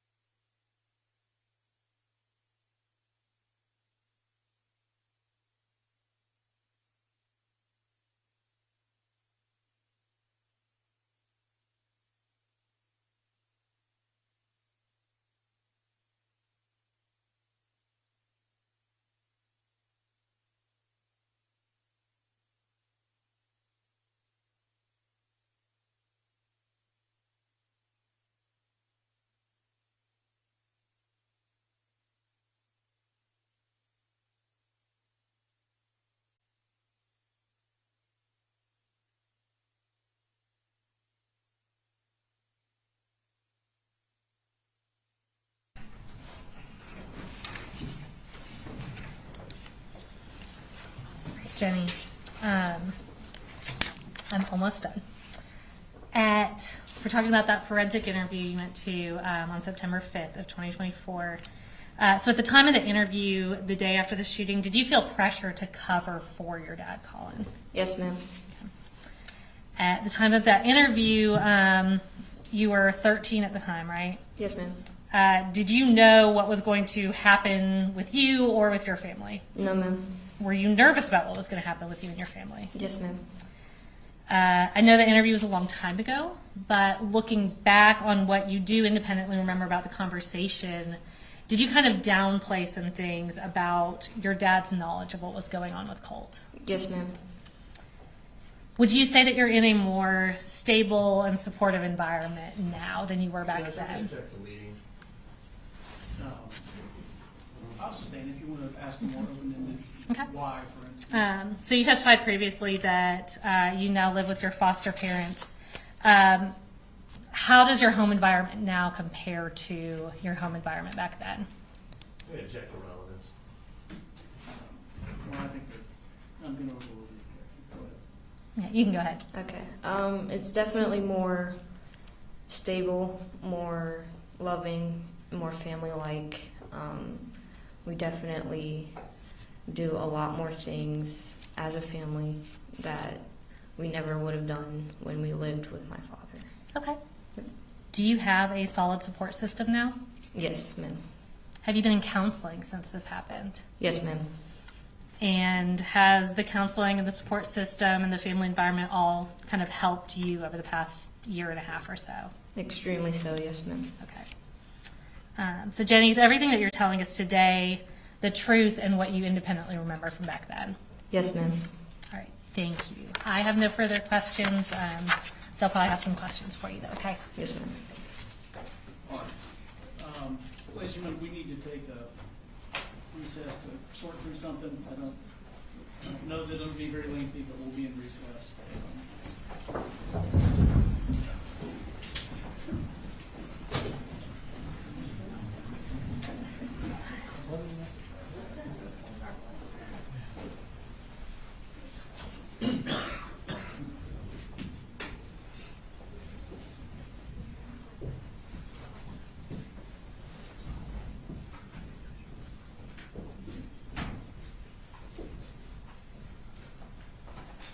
And Miss Daniel, you'll have some Jean can say it's not in the paper. As far as design. And Jenny, both Jenny's, she's not done yet, so if y'all just stay close.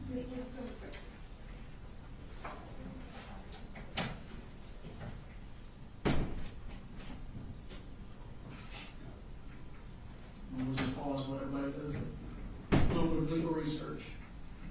Your Honor, this isn't my forte, Master Bell. I run the law lavender. Yes, sir.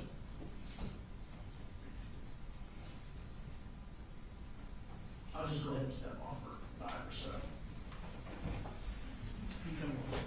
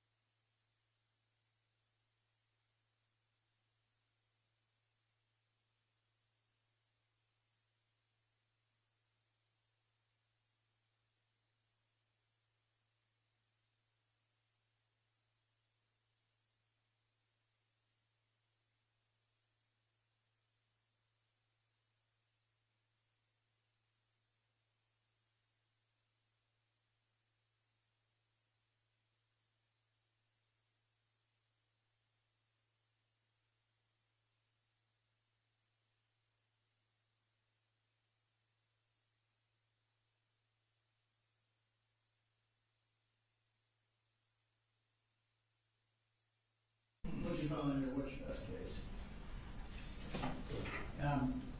Just basically under 17, 6, 7, the discovery statute, it does say that if the state has anything in writing, then they have to turn that over. I think we need to call the witness back in, ask her if, during the time that she was giving this statement, if anybody was taking notes. I think notes would qualify as writings. You don't think that'd be attorney work product, like if the attorney's taking notes in the interview? Well, if somebody's giving a statement and you're taking notes, then I would think that that's taking down a statement. So, and the case that we got is Hunt versus the State of 278, Georgia 479.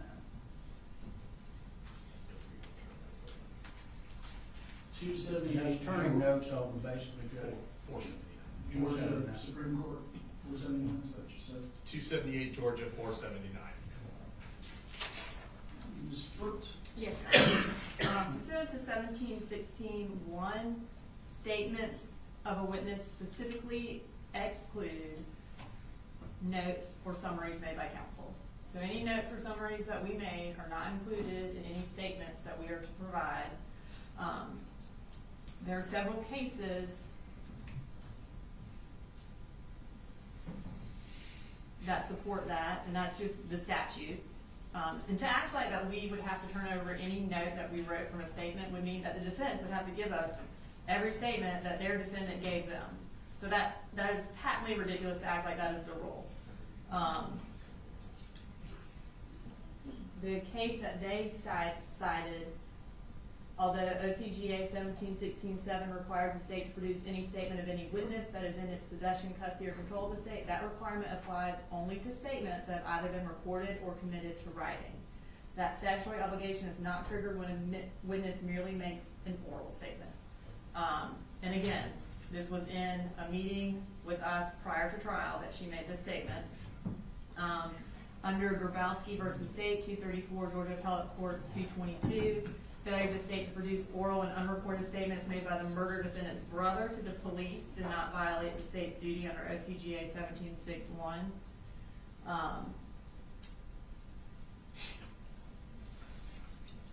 In Hines v. State, with regard to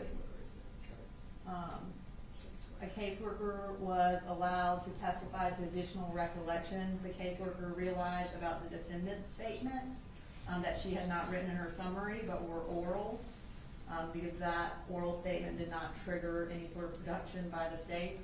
So the law, case after case after case, is very clear that the state does not have to provide an oral statement that a witness made to us. And I think if that were the rule, again, then every time Colin Gray gave the defense a statement, then they'd have to turn that over to us, which they clearly don't. So I think that is not the law, and to act like that we have committed some sort of discovery violation is just not true. Well, the difference, Judge, is that here is a witness who's given a forensic interview. That's the only thing that we have. Yes, a forensic interview. Now, based on them having the opportunity to have this witness come into their office, take notes about things that she says now I lied about in the previous statement, I can't imagine that the state would not be obligated to turn that over to us if they have notes concerning that issue. And that's basically what Hunt is talking about. Let me read this first paragraph. It doesn't deal with just all witness statements. It's a statement that is being, the original statement was a forensic statement, and now the person is coming in saying something totally different. That takes it out, puts it in a totally different realm.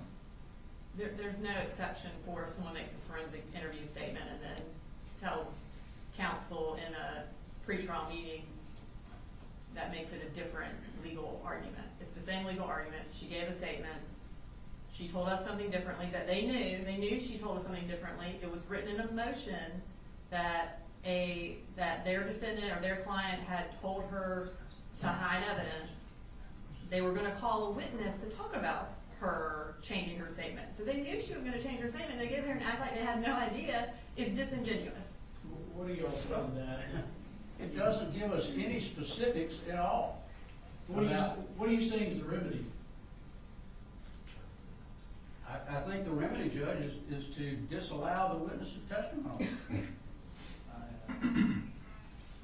Or at least give us the opportunity to have what she's going to testify to so that we can properly get ready for cross-examination on her. That would be the bare minimum. Well, she's testified to it, Your Honor, so they have it. So, again, he is not providing any actual legal argument. It's just, this is the way things should be done argument, and that is not a legal argument, and that is not a legal requirement. And to act like we were supposed to do something that we are not, again, it is not, it's disingenuous to act like that. So we're not required to give over an oral statement that a witness gave us in trial preparation. Like, the statute actually says it. And he has not said any sort of case law that takes us out of a witness statement that is notes from counsel, or a witness statement does not include notes from a counsel. So if he has a case that says that, then okay, but they don't. I think that's what Hunt said. Well, we agree, huh?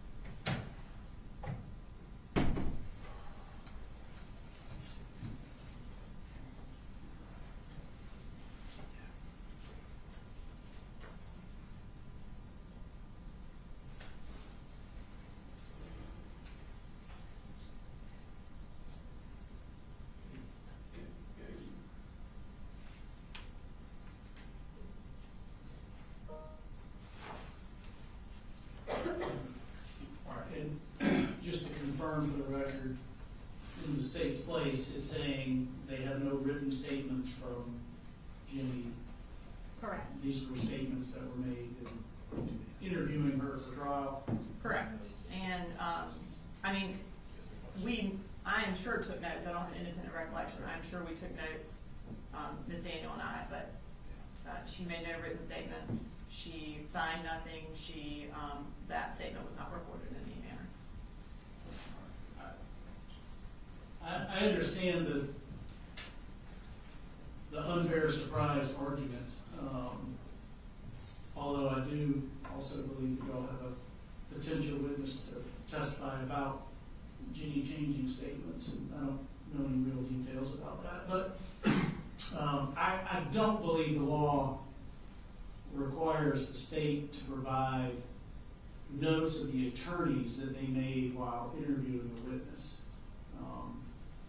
Certainly, these are things that you, as part of what cross-examination is for, you can flesh all that out on cross. But haven't been given any legal support to say that the state was required to turn over an oral statement made to them preparing for trial by a witness, even though that witness had given law enforcement a prior recorded interview. But anything else you'd like to put on the record with respect to that? Go ahead. Judge, it's obvious the state said that there are notes, and that's what I think we need. I feel like certainly case law will bear that out under Hunt. That if you got notes and they're different from what a witness previously testified to, then they should be turned over. Here's what I'm going to do. I'm going to have you'll go ahead and conduct your cross-examination. I'm not going to release her from the subpoena. And if y'all give me a case that says that their trial prep notes, as far as her statements, should have been turned over, then we can address turning those over to recall her. Thank you. All right. Bring the jury for, or doesn't matter which one. Bring her first, yes.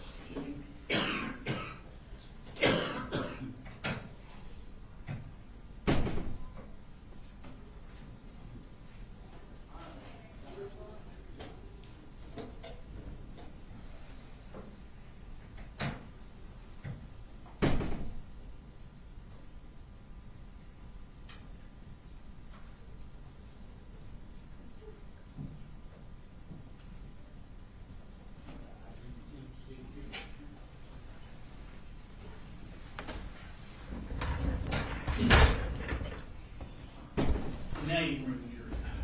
Yes, sir.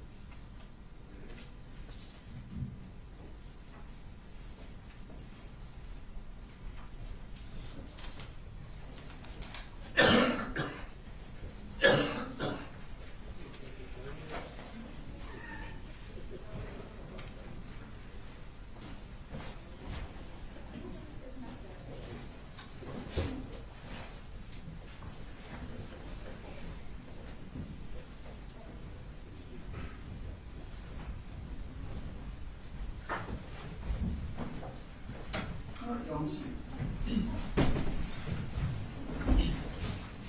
You know, when the words left my mouth that this should be a short break, I was regretting it as it left.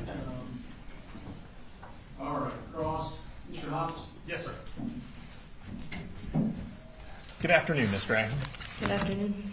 My name's Brian Hobbs, and I'm Colin Gray's defense attorney. I'm going to ask you some questions. Yes, sir. Now, if I ask a question that doesn't make sense or is confusing, please let me know. I Yes, want sir. to make sure we're on the same page and you understand what I'm asking you. Mm-hmm. Okay. Now, this shooting incident happened on September 4th of 2024. Does that sound correct? Yes, sir. And you were interviewed and gave a statement to Miss Alicia Chandler on September 5th of 2024.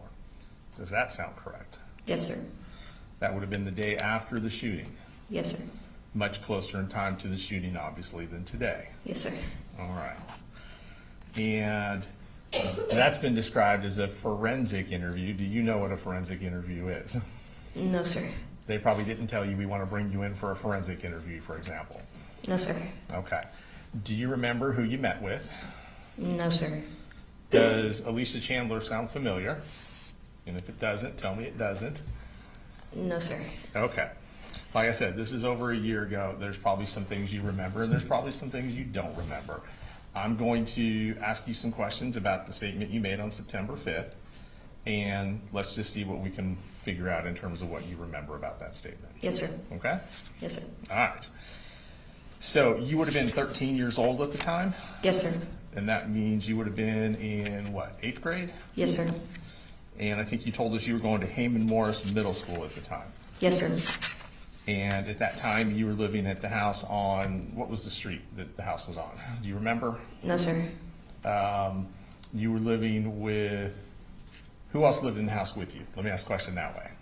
My father, my older brother, and my younger brother. Okay. Not your mom? No, sir. Okay. Now, your mom would visit occasionally, or your mom visited one time? Yes, she visited occasionally. Yes, sir. Occasionally, okay. Did she ever stay there for an extended period of time? And by extended, I mean more than a day or two? Yes, sir. And when was that? I can't remember. Okay. Do you remember if your mom stayed there the summer before your 8th grade year? I can't remember, sir. Okay. Do you remember if what it was like when your mom stayed there? Yes, sir. What was it like? It was kind of chaotic at times. More chaotic than when mom wasn't there? Kind of the same. Kind of the same. Okay. And do you recall an incident where your mom and Colt got into a big argument? No, sir. Okay. Do you remember a time when they got into a big argument over the gun? No, sir. Okay. Do you remember your father texting you to find out what happened in this argument over the gun? No, sir. Do you remember any arguments where Cole pushed your mom to the ground? Yes, sir. When was that? I can't remember, sir. Was it when you were a little kid, or was it when you were 13? I was 12 to 13 years old, sir. 12 to 13 years old. Okay. What happened in that argument where your mom got pushed to the ground? They got in an argument. I can't remember what it was about, but it ended with Colt going to his room and then my mother following him and trying to go and follow him into his room. And Colt didn't want that, so he pushed her out. Okay, so your mom did go into the room. Yes, sir. Colt didn't want her to go into the room. Yes, sir. Okay. Was the argument, if you remember, was the argument about, did the argument start when Colt questioned your mother about the time she came up here threatening to kill him? I can't remember, sir. You don't remember that? No, sir. Okay. Do you remember if, when your mom went into Colt's room, she tried to take the gun? Yes, sir. She did try to take the gun? Yes, sir. Okay. All right. So, after that incident, did your mom leave shortly thereafter? Yes, sir. Do you know why she left? No, sir. Do you know if she left because she wanted to, or did someone say, come pick her up, it's time for mom to go?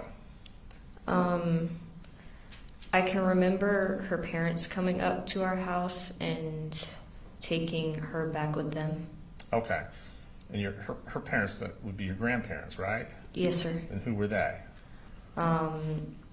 Deborah, Paul Hamus, and her husband. I forgot his name though. Okay, that's okay. What'd you call them? Grandma, grandpa? Yeah, that stuff like that, yeah. Stuff like that? Mm-hmm. Okay. All right, so let's fast forward past that. So, well, I lied. Let's go back before that. When did you start living with your dad full time? I don't remember, sir. Do you remember why you started living with your dad full time? Yes, sir. And why was that? I think it was because of my mom's drug use. And they didn't want me and Coley living with her while she was using drugs, so okay, they sent us with our dad. Do you know, is that DFAX or someone else? Yeah, I think it was DFAX. Okay, if you know. Yes. And when that happened, had you been living with your mom in Fitzgerald? Yes, sir. Okay. All right, so your dad came and picked you up? Yes, sir. And then he took you up to Winder? Yes, sir. And then you guys lived in Winder with your father, you and your brother, younger brother, Coley Jr., lived with your father and Cole here in Winder. Is that correct? Yes, sir. All right. And you guys all lived in the same house? Yes, sir. You had your own bedroom? Yes, sir. Did you have your own bathroom? Yes, sir. And did anybody else share a room? Yes, sir. Who shared a room? My father and my younger brother. Okay, so your father, and that would be Coley Jr.? Yes, sir. Is that how you refer to him? I want to make sure. Is it Little Coley? How did you refer to him? Just Coley. Okay, so your dad and Coley shared a room. Is that right? Yes, sir. And your dad let you have the master bedroom and the bathroom? Yes, sir. Okay.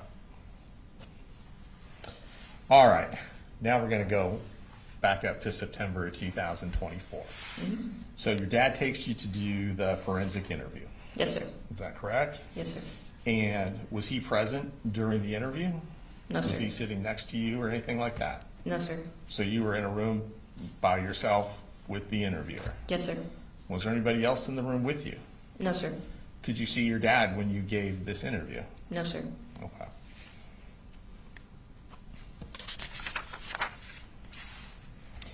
And the interviewer asked you questions about yourself? Yes, sir. Do you remember? Yes, sir. Okay. She probably asked you how old you were. Yes, sir. She asked you what school you went to. Yes, sir. Did she ask you what you liked, music or anything else? Yes, sir. So kind of started off getting to know you a little bit. Yes, sir. Okay. And then she probably started asking you some questions about your family. Yes, sir. Does that make sense?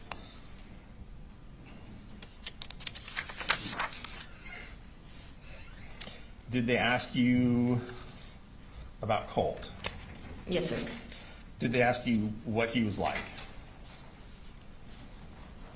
A little bit.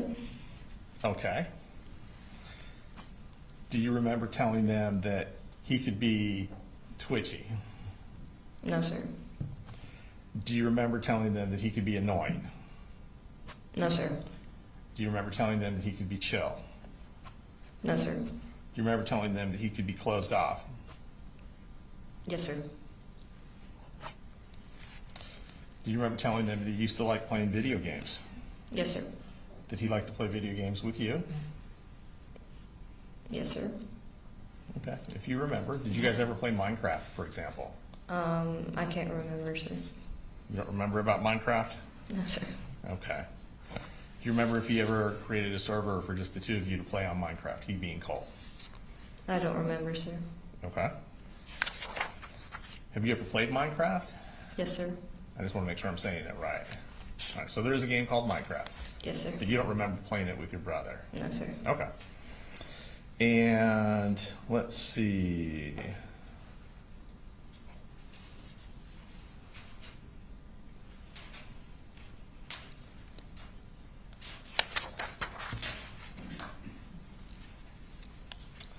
You said that during the day, your dad would go to work, usually. Is that right? Yes, sir. And then you kind of gave us an order of how that went. You said that Coley, your youngest brother, he would go to school first. Yes, sir. Would your dad take him to school? Yes, sir. So dad would leave before you and Colt would leave. Yes, sir. So it was up to you and Colt to get on the bus yourselves. Yes, sir. Is that fair to say? Yes, sir. And then I think you said Colt's bus came first and then yours. Yes, sir. Okay.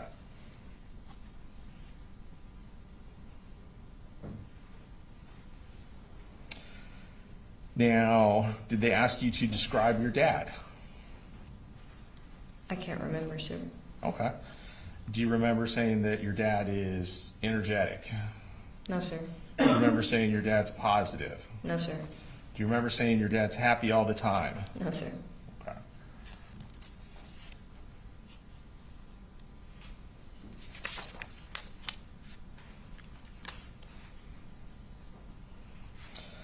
They asked you about moving several times. Did y'all move a lot? Yes, sir. Don't worry, I'm not going to ask you about all the different addresses or anything like that. Now, you knew a little bit about why you guys moved. Is that correct? Yes, sir. Did it have to do with financial issues? Yes, sir.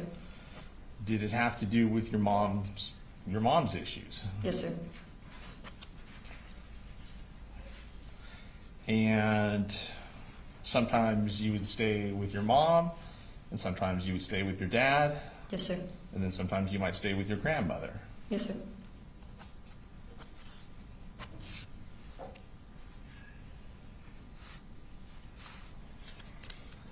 And do you remember telling them that sometimes your mom would go back and forth between living in one house with you guys and then also living with grandma as well? Yes, sir. Does that sound right? Yes, sir. And that was in Fitzgerald? Mm-hmm. Okay.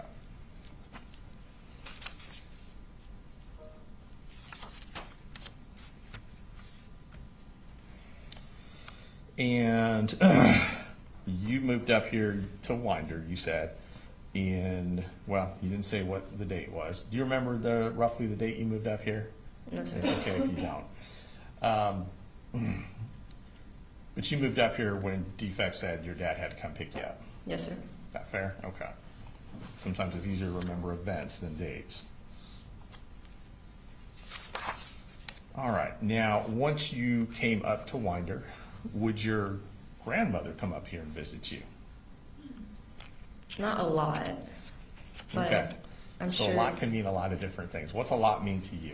I'm sure she's come up at least like once or twice, but it wasn't like, every other weekend or something like that. Okay. So in the time you lived up in Winder, you think grandma came to visit once or twice? Yes, sir. Okay. Not every month, for example. No, sir. Okay.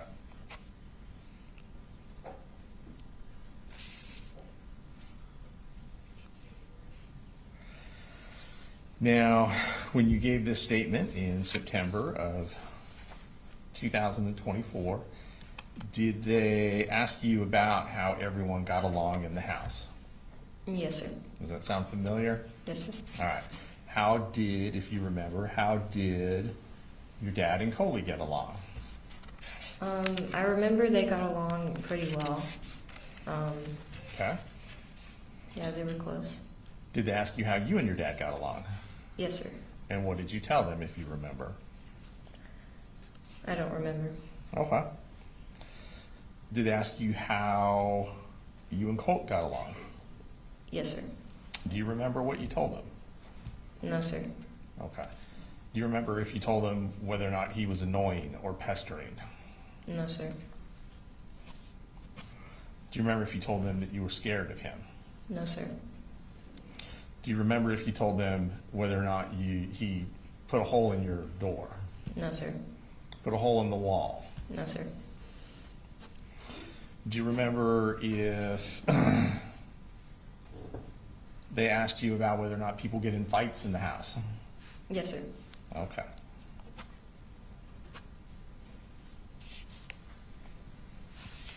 Do you remember saying if fights to you are arguments or fights to you are physical altercations? Or are they both? They're both. Okay.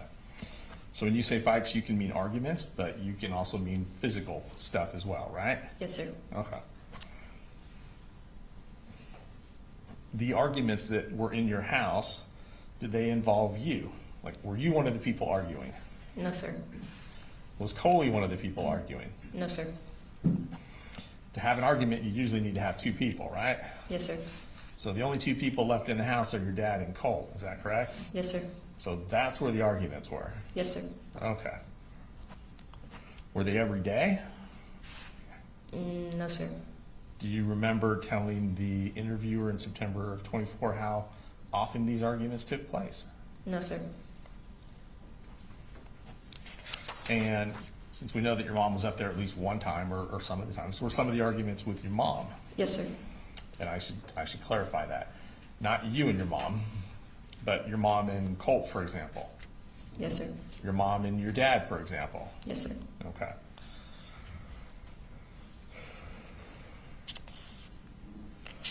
Do you remember saying that in regards to these arguments that Colt liked to instigate Yes, these sir. arguments? What does instigate mean to you? To just, kind of add like fuel to the fire almost. Add fuel to the fire, okay. If you remember, did Colt ever start these arguments? Yes, sir.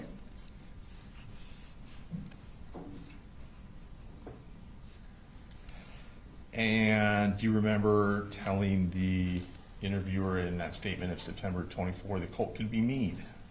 I don't remember, sir. Okay. Do you remember saying he would talk about how his life was a struggle? No, sir. About how he hates his dad? No, sir. Do you remember telling the interviewer that Colt didn't like the fact that he had trouble with bullies? No, sir. Did they ask you if you knew anything about the bullying? No, sir.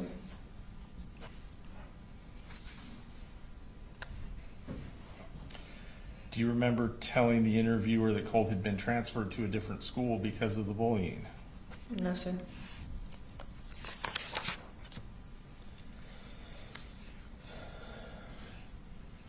Do you remember that telling the interviewer that Colt could get really frustrated about stuff? No, sir. That he could get really angry and yell out stuff? No, sir.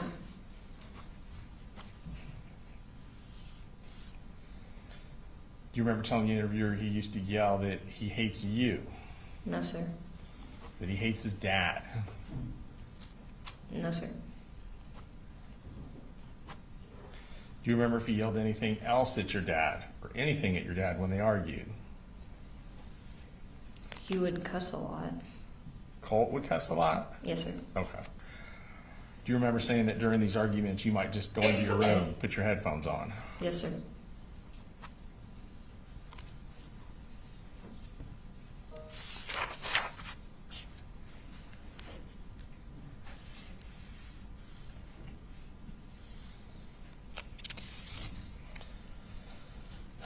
Do you remember whether or not you told the interviewer that Colt had threatened your dad?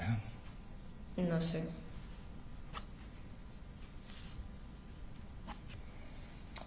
Do you remember telling the interviewer that the arguments between Colt and your dad usually started because Colt didn't get something he wanted?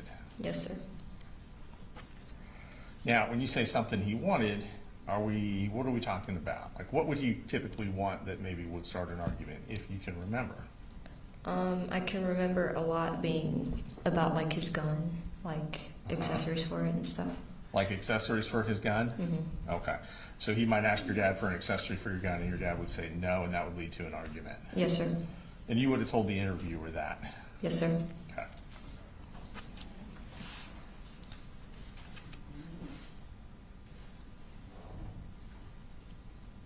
Do you remember what kind of accessories they would argue about? No, sir.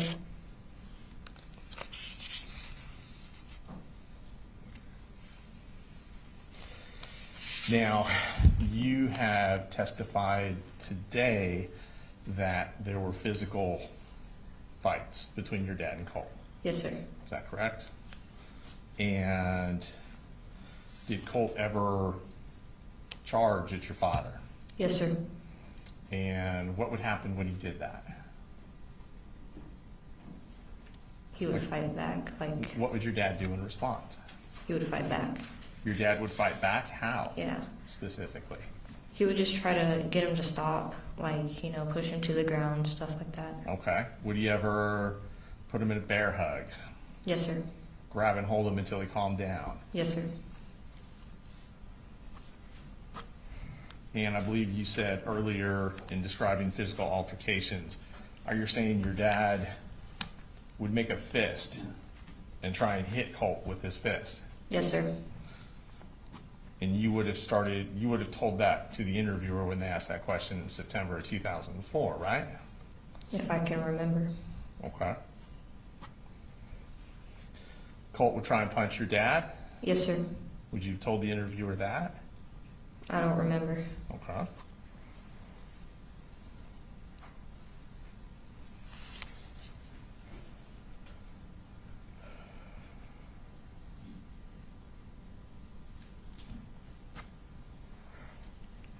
What would happen when your dad made a fist and swung at Colt?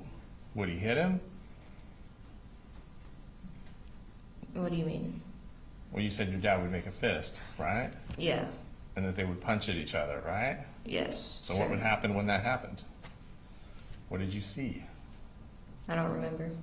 Okay.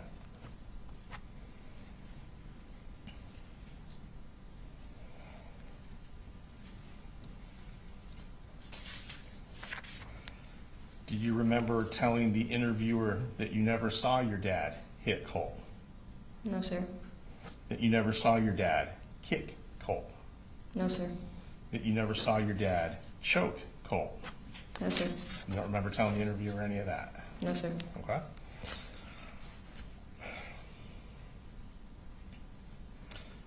Do you remember telling the interviewer that in these altercations, once Colt would calm down, typically he would end up throwing something? No, sir.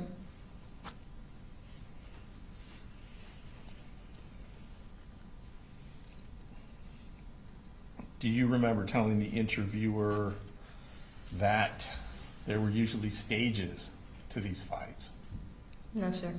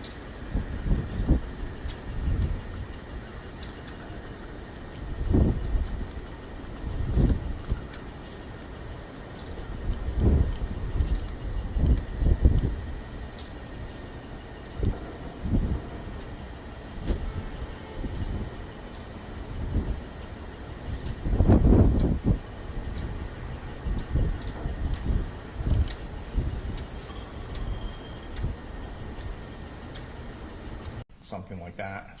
No, sir. Do you think it was more often? I don't know, sir. Okay.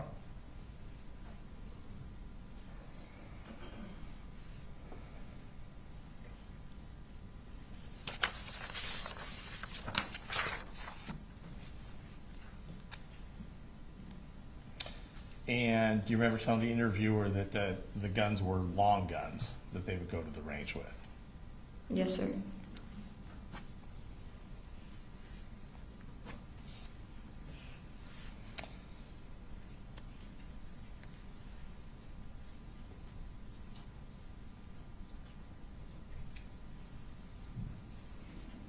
Do you remember telling the interviewer that when Colt would get into these arguments or fights with your dad, he never had the gun? No, sir.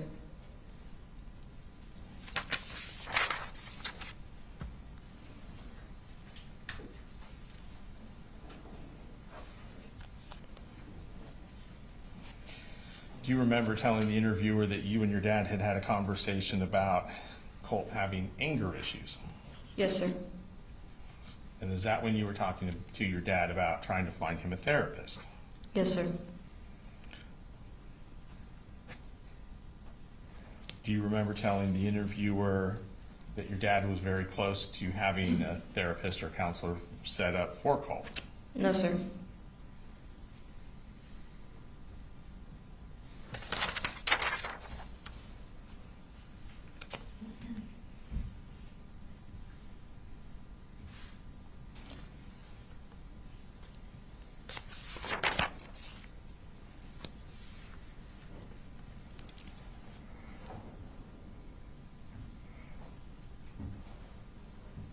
Do you remember having a conversation with your dad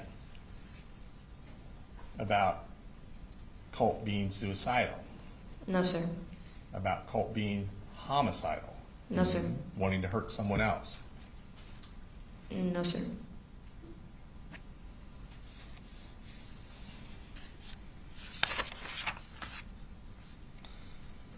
Do you remember having conversations with your dad where he said he was worried about Colt? Yes, sir. Were you ever nervous around Colt? Yes, sir.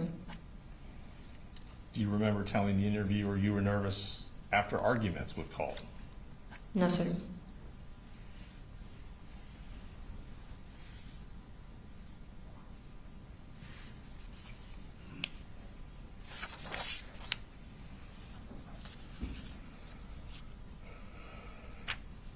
Do you remember telling the interviewer that your dad wanted to get Colt on medication? Yes, sir.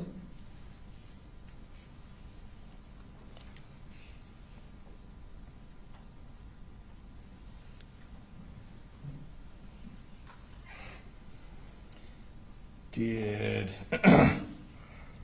remember telling the interviewer that Colt would talk to you about looking up these people he looked up to?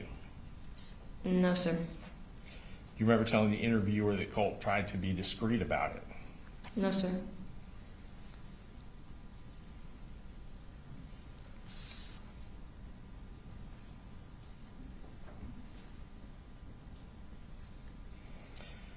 Do you remember telling the interviewer when she asked you about the shooting on the 4th that you could kind of see it coming? Yes, sir. And you told her that you could see it coming because when he left on the bus,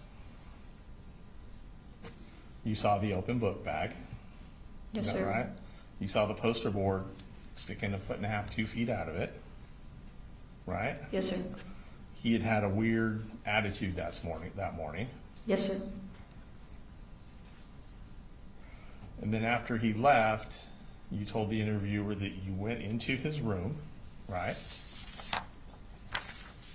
I don't remember, sir. Do you remember telling the interviewer that after Colt left, you went into his room and didn't see his guns anywhere? I don't remember, sir. Okay.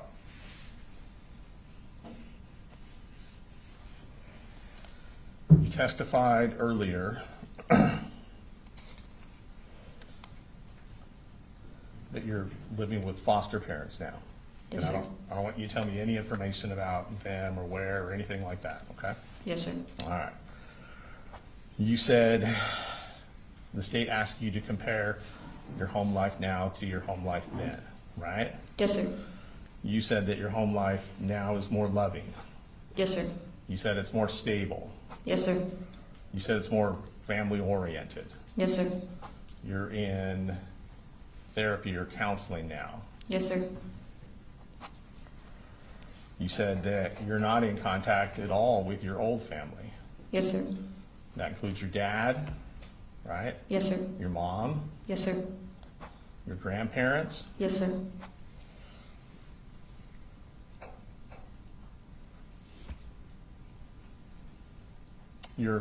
And don't tell me where, you're currently in school. Yes, sir. Is that right? Yes, sir. And don't tell me what it is, but isn't it true that the last name you have in school is not Gray?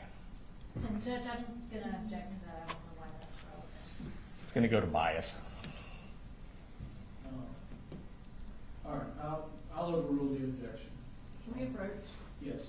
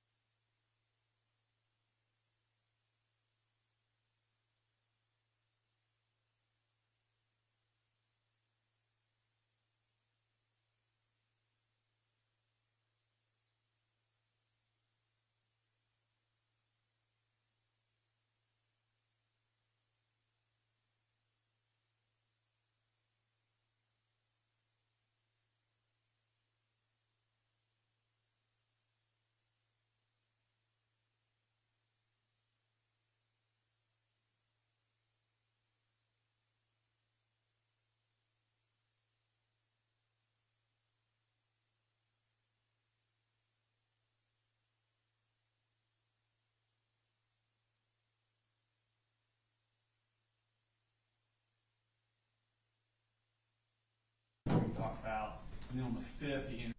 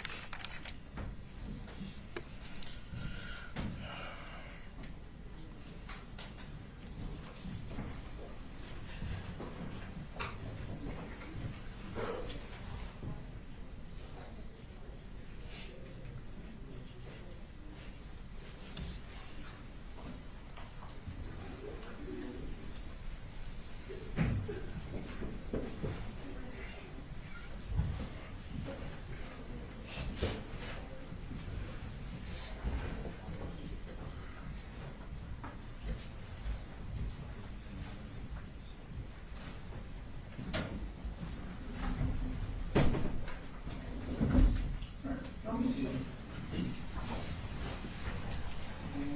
Go ahead. Thank you, Judge. All right, I'm almost done. So, just to kind of recap where we were, you do not remember telling the interviewer that after Colt left, and this is going back to that September 5th, 2025 interviewer with Miss Chandler, you do not remember telling her that after Colt left, you went into his room and didn't see the gun anywhere. I do not remember, sir. Okay. Have you spoken to the district attorney about this case before today? Yes, sir. How many times do you think? I don't know, sir. Okay, more than once? Yes, sir. Okay. Have you discussed this case with other court officials? I don't know, sir. Okay. I don't think so.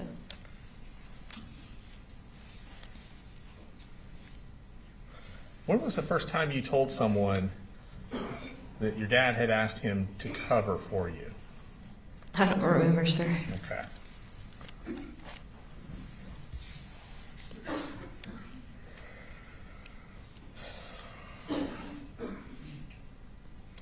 Has anyone ever told you that if your dad wins this trial, you may not be able to be adopted by the family you're currently with? No, sir.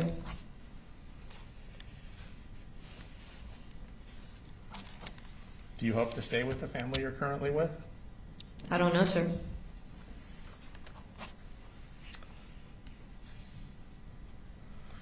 Are you saying today that you lied to that interviewer in September of 2024? What do you mean? When you gave that interview in September of 2024 to Miss Chandler, did you lie? Yes, sir. Okay. And when was the first time you told someone that you lied? I don't remember, sir. Okay. All right. So you're currently in a situation where you have a more stable family life. Yes, sir. It's more loving. Yes, sir. It's more family oriented, I think you discovered. You Yes, sir. described it. Yes, sir. Less drama, Yes, sir. less chaos, Yes, sir. and you'd like to stay with the family you're currently with. Yes, sir. And you've broken off all contact with your old family. Yes, sir. And you certainly don't want to go through life known as the sister of the school shooter, Yes, sir. or the sister who knew that he had taken his gun to school and didn't tell anyone. And I'm gonna object to that. Specifically, what's the objection? I mean, I think he's badgering the witness. I don't know that it's relevant. It's just an inappropriate question. It goes to bias. It's a rule. And staying in your current situation, that's all a lot easier if your dad's convicted at trial, isn't it? Yes, sir. Thank you. No, sir. That's what just the excuse. She can leave, but as I mentioned earlier, she'll remain under subpoena until, for now. You're free to go today.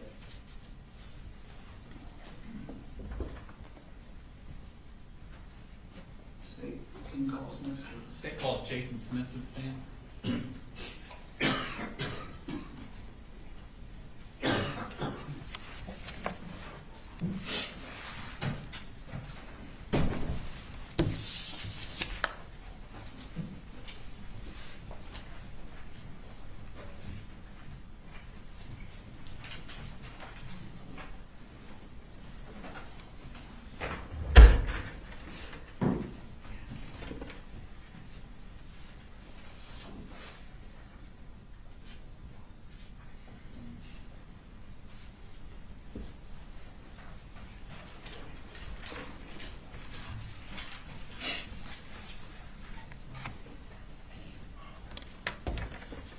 Can you raise your right hand, please? Swear the testimony you give matter not opinion before this court will be the truth, the whole truth, nothing but the truth? Yes, I do. All right, have a seat, please. And if you could introduce yourself to the jury. My name is Jason Smith. And could you spell that last name for the court reporter? It's Smith.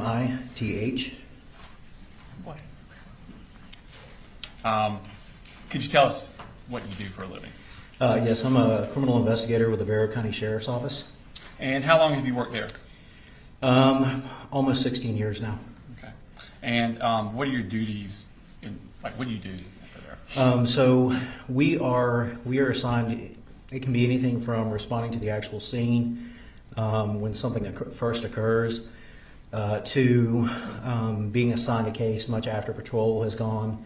So we have a thing called a queue, and our cases are most typically assigned to us. But if it's a big case, we'll respond to scene. Okay. I want to take your attention to September 4th, 2024. Were you working that day? Yes, sir. Okay. And what were you doing that morning? That morning we were just coming in and doing like we normally do, just come in, review our emails, go through phone calls, begin working our cases, calling people when we received a call of an active.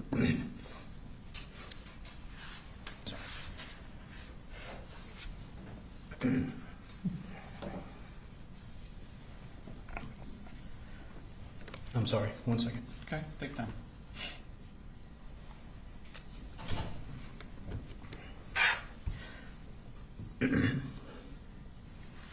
When we received a call of an active shooter.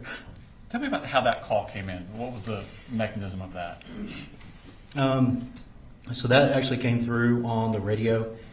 We listen to the radio throughout the day, so we can hear when calls like that come in. Certain people in the building had access to an app called Syntegix. So certain people received it on their phone, but the way that we kind of found out in CID was over the radio. And what does CID stand for? CID is the Criminal Investigations Division. So that's the other investigators and you? Yes. Okay. So when you find out over the radio, what do you do?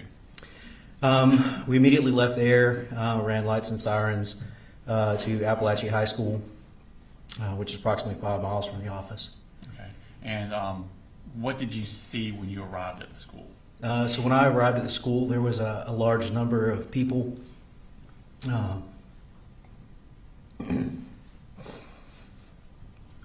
Sorry.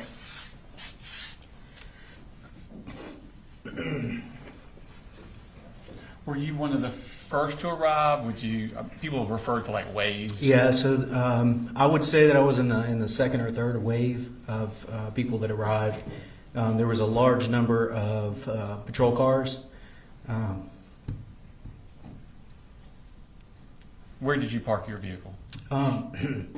There was a large number of patrol cars going in the school, and I didn't want to wait to get up to the school.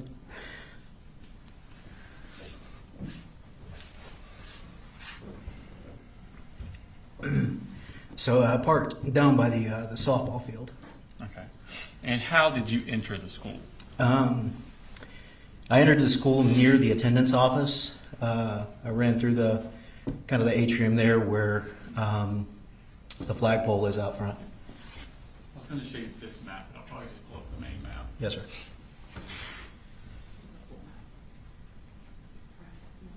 Yeah, full. Yeah, okay. So,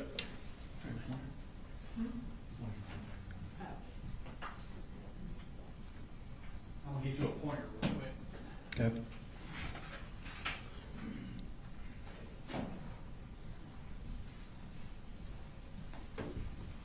So you can use this to kind of describe what we're talking about. So where did you enter at? So I entered.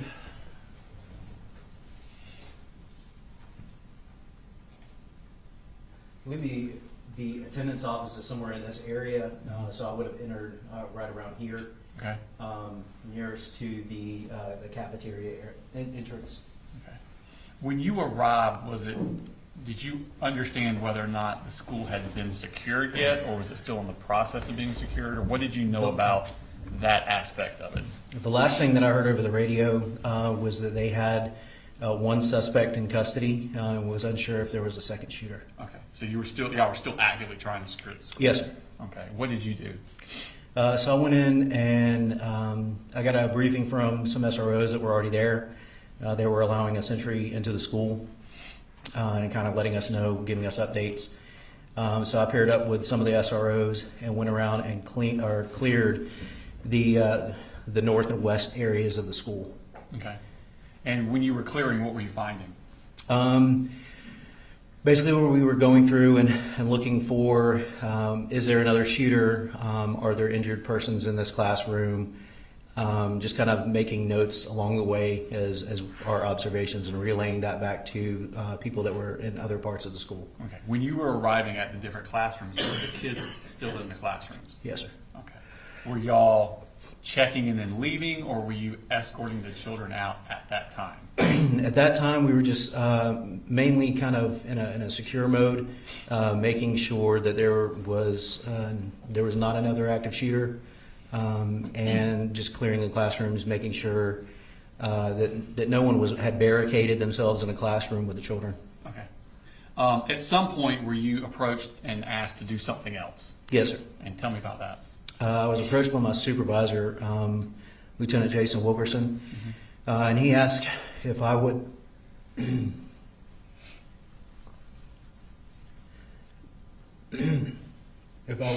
conduct an interview with the suspect that was in custody. Okay. And where was he located at on that map? The suspect was located back on this referred to as J Hall, which is in this area right here, and I believe the classroom was 2.139, and this is the area that we conducted the interview in. Okay. How was he dressed when you saw him? I believe he had on a white shirt, a pair of khaki pants, one shoe, and he had blonde hair. Okay. And where did you do this interview with him? We did this in a nearby classroom, the classroom that was closest to him. Okay.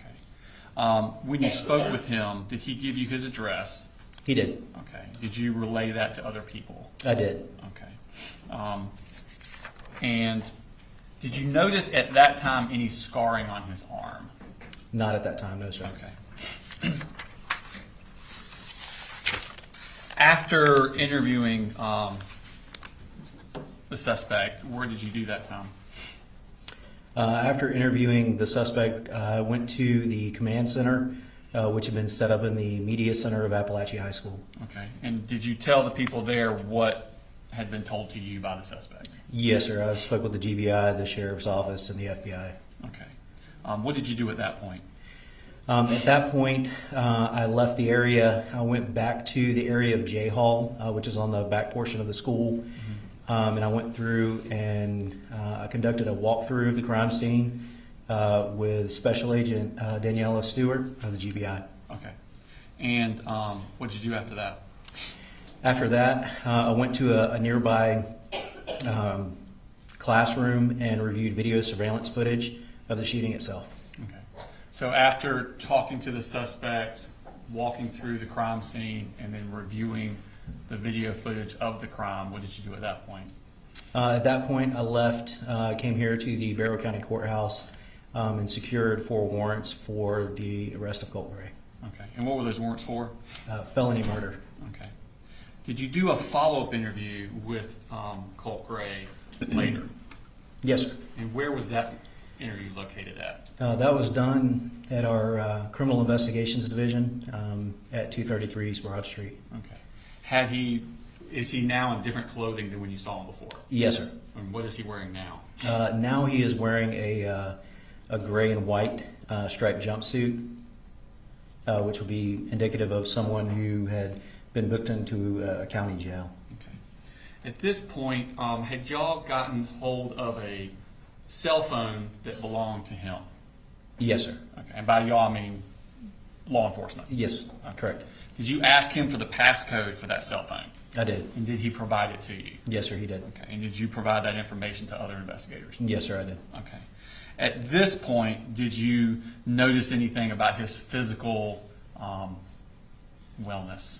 I guess the best way to put it. During this interview, I noticed that he had, I believe it was 4 horizontal lacerations that had healed on his left arm. Okay.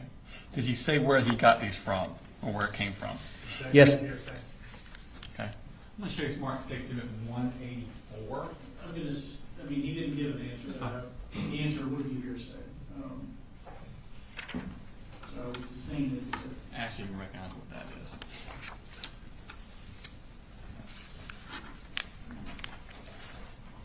Yes, sir. That is the suspect's upper left arm. Okay. And did you take that picture? Yes, sir, I did. Did they accurately reflect the condition of his arm at that time? Yes, sir.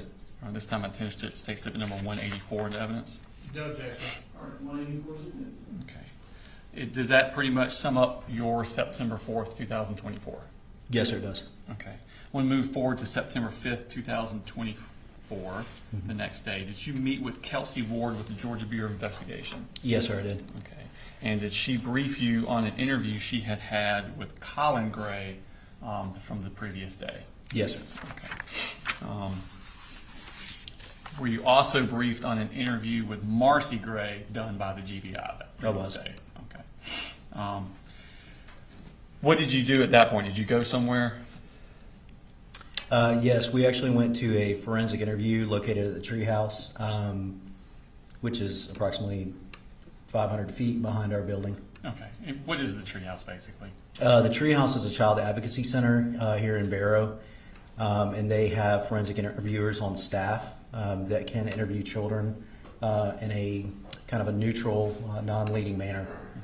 Have you been there before with children in cases you were working? Yes, sir, many times. Okay. When law enforcement goes, do you go into the interview with the child?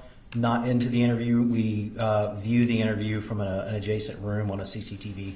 Okay. And are you able to see what's happening in the room and hear what's happening in the room in real time? Yes, sir. Okay. And did you do that in this case? I did. Okay.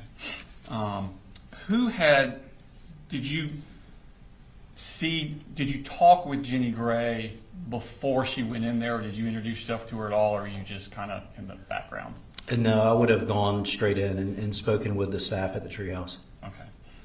Do you know who it was that brought Jenny Gray to the treehouse? Yes, sir. And who was that? That was Colin Gray. Okay. Did you interact with Colin Gray at all at the treehouse? I did after Jenny's forensic interview, yes. Okay. And what happened in that interaction with him? I asked Colin Gray if he would accompany me back to the Criminal Investigations Division to conduct a follow-up interview. And did he agree to do that? He did. Okay. And was that voluntary? It was. Okay. Where was this interview?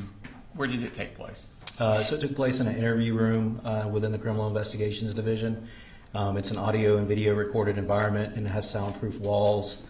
And there's a couple of chairs and a desk. Okay. And who was in the interview with you, with him?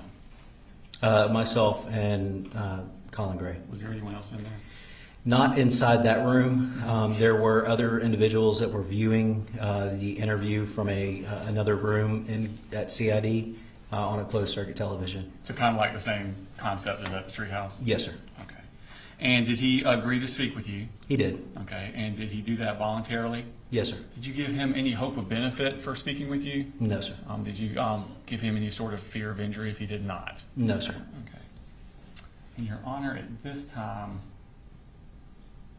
I would play the interview, but like I said earlier, the interview was 2.5 hours long, and it'd probably be better if we played it through instead of playing some today and some tomorrow. So, ladies and gentlemen, we're not going to start a 2.5 hour interview right now. For continuity's sake, it may benefit you to hear it all in one piece rather than mark today and mark tomorrow. So we're going to go ahead and recess for the day, enjoy an early evening, continue to refrain from doing any research about the case, looking up anything about it, stay off social media, stay away from the news. Have a good evening, see you in the morning as usual. Thank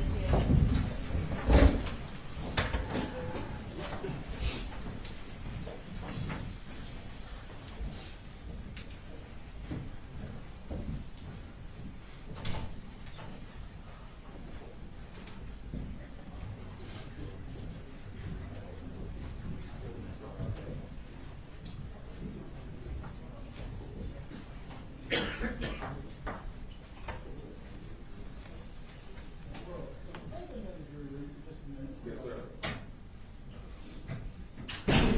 big notebooks and needing some time to go through any objections. What day are we talking about for that? It should be tomorrow, but a lot of that depends on how long Investigator Smith takes. I assume we will start tomorrow, though. We may not finish. Okay. Have you all gone through them? Are we able to take up any of that presently? No, we have gone through, we've gone through part of Colin's, we've gone through all of Marcy's. Colin had 3 though. And I, Was there, were there other ones besides those 2 parties? and there was Colts and Jenny's, but I think to expedite it, I'm going to, maybe right now. I have the exact text messages that we're introducing, we've been trying to cut down. And the exact website searches that I can give them today and talk through, what other stuff we plan on getting into, so they know what, if anything to object to. How much time do you think we need to sort through objections and get rulings? Just trying to avoid dead time with the jury here tomorrow. I mean, just for most of the text messages that are not with the defendant have already been introduced through other parties, and we may reference them here, but I think the majority of the messages are with the defendant, so I don't think there will be much objection to that. There are searches of the defendants, there are phone call logs, Marcy's searches that we've already gotten into with her, and then Ms. Gilliland is also going to go, or Investigator Gilliland is also going to go through some of the financial records that we just introduced through Investigator Pyatt. So a lot of it, I think, is not, I'm not the defense, but I don't anticipate there being a large number of objections, so, but I won't speak for them. And I realize they don't know exactly what all we're talking about necessarily. Do you think a 30-minute delay is sufficient? Like if I told the jury 9:30? meet at 9 so that we would start court at 9:30? I think that should be fine. Like I said, I can talk through with them. I mean, the thing's 2.5 hours, but he'll probably go through lunch till lunch, don't you think? I think so too. Yeah. Maybe we could do it, give him a long lunch after. I don't know that long lunch benefits them a whole lot. Because he can't go anywhere. No, I think, Yeah. I think, I think 30 minutes in the morning will be fine, and then if there's anything that we do need to take up, we can also take up at lunch, unless you want longer. no, I was gonna suggest it might be better for the jurors, because I do anticipate Investigator Smith did quite a lot on this case. So his cross may be a bit longer if it's a 2.5-hour video. Plus the rest of the direct, that kind of gets us closer to lunch, meaning the cross is going to go into the afternoon. It might be better, the juror might like to get out early as opposed to coming in later, I guess is what I'm getting at. Now, it depends on how much stuff they're going to give us. And I think after today, there's going to be some text messages from Jenny that we're going to want to try and get into, but we have to discuss that after. Here's what we'll do. I'm going to go ahead and tell the jury, instead of meeting at 8:30, meet at 9. So y'all are meeting 30 minutes later. We're going to start court at 9:30 is the plan as far as the jurors go. So have them meet at 9. We'll meet at 9 o'clock, understanding the jurors will probably be here at 9:30. Y'all can spend a little time this afternoon, maybe get through some of it. Right. And then we'll just go from there. But that'll at least give us some lead time to work through it. Maybe all of it, maybe not. But, okay? So, have them meet at 9, Brooks. Yes, sir. Can you all start this tomorrow? No, I'm not going to be here tonight. Okay. Unless they have a ton of stuff and keep us here all night. Okay. It sounds like they don't, but who knows after today? Anything else for us to do to, officially?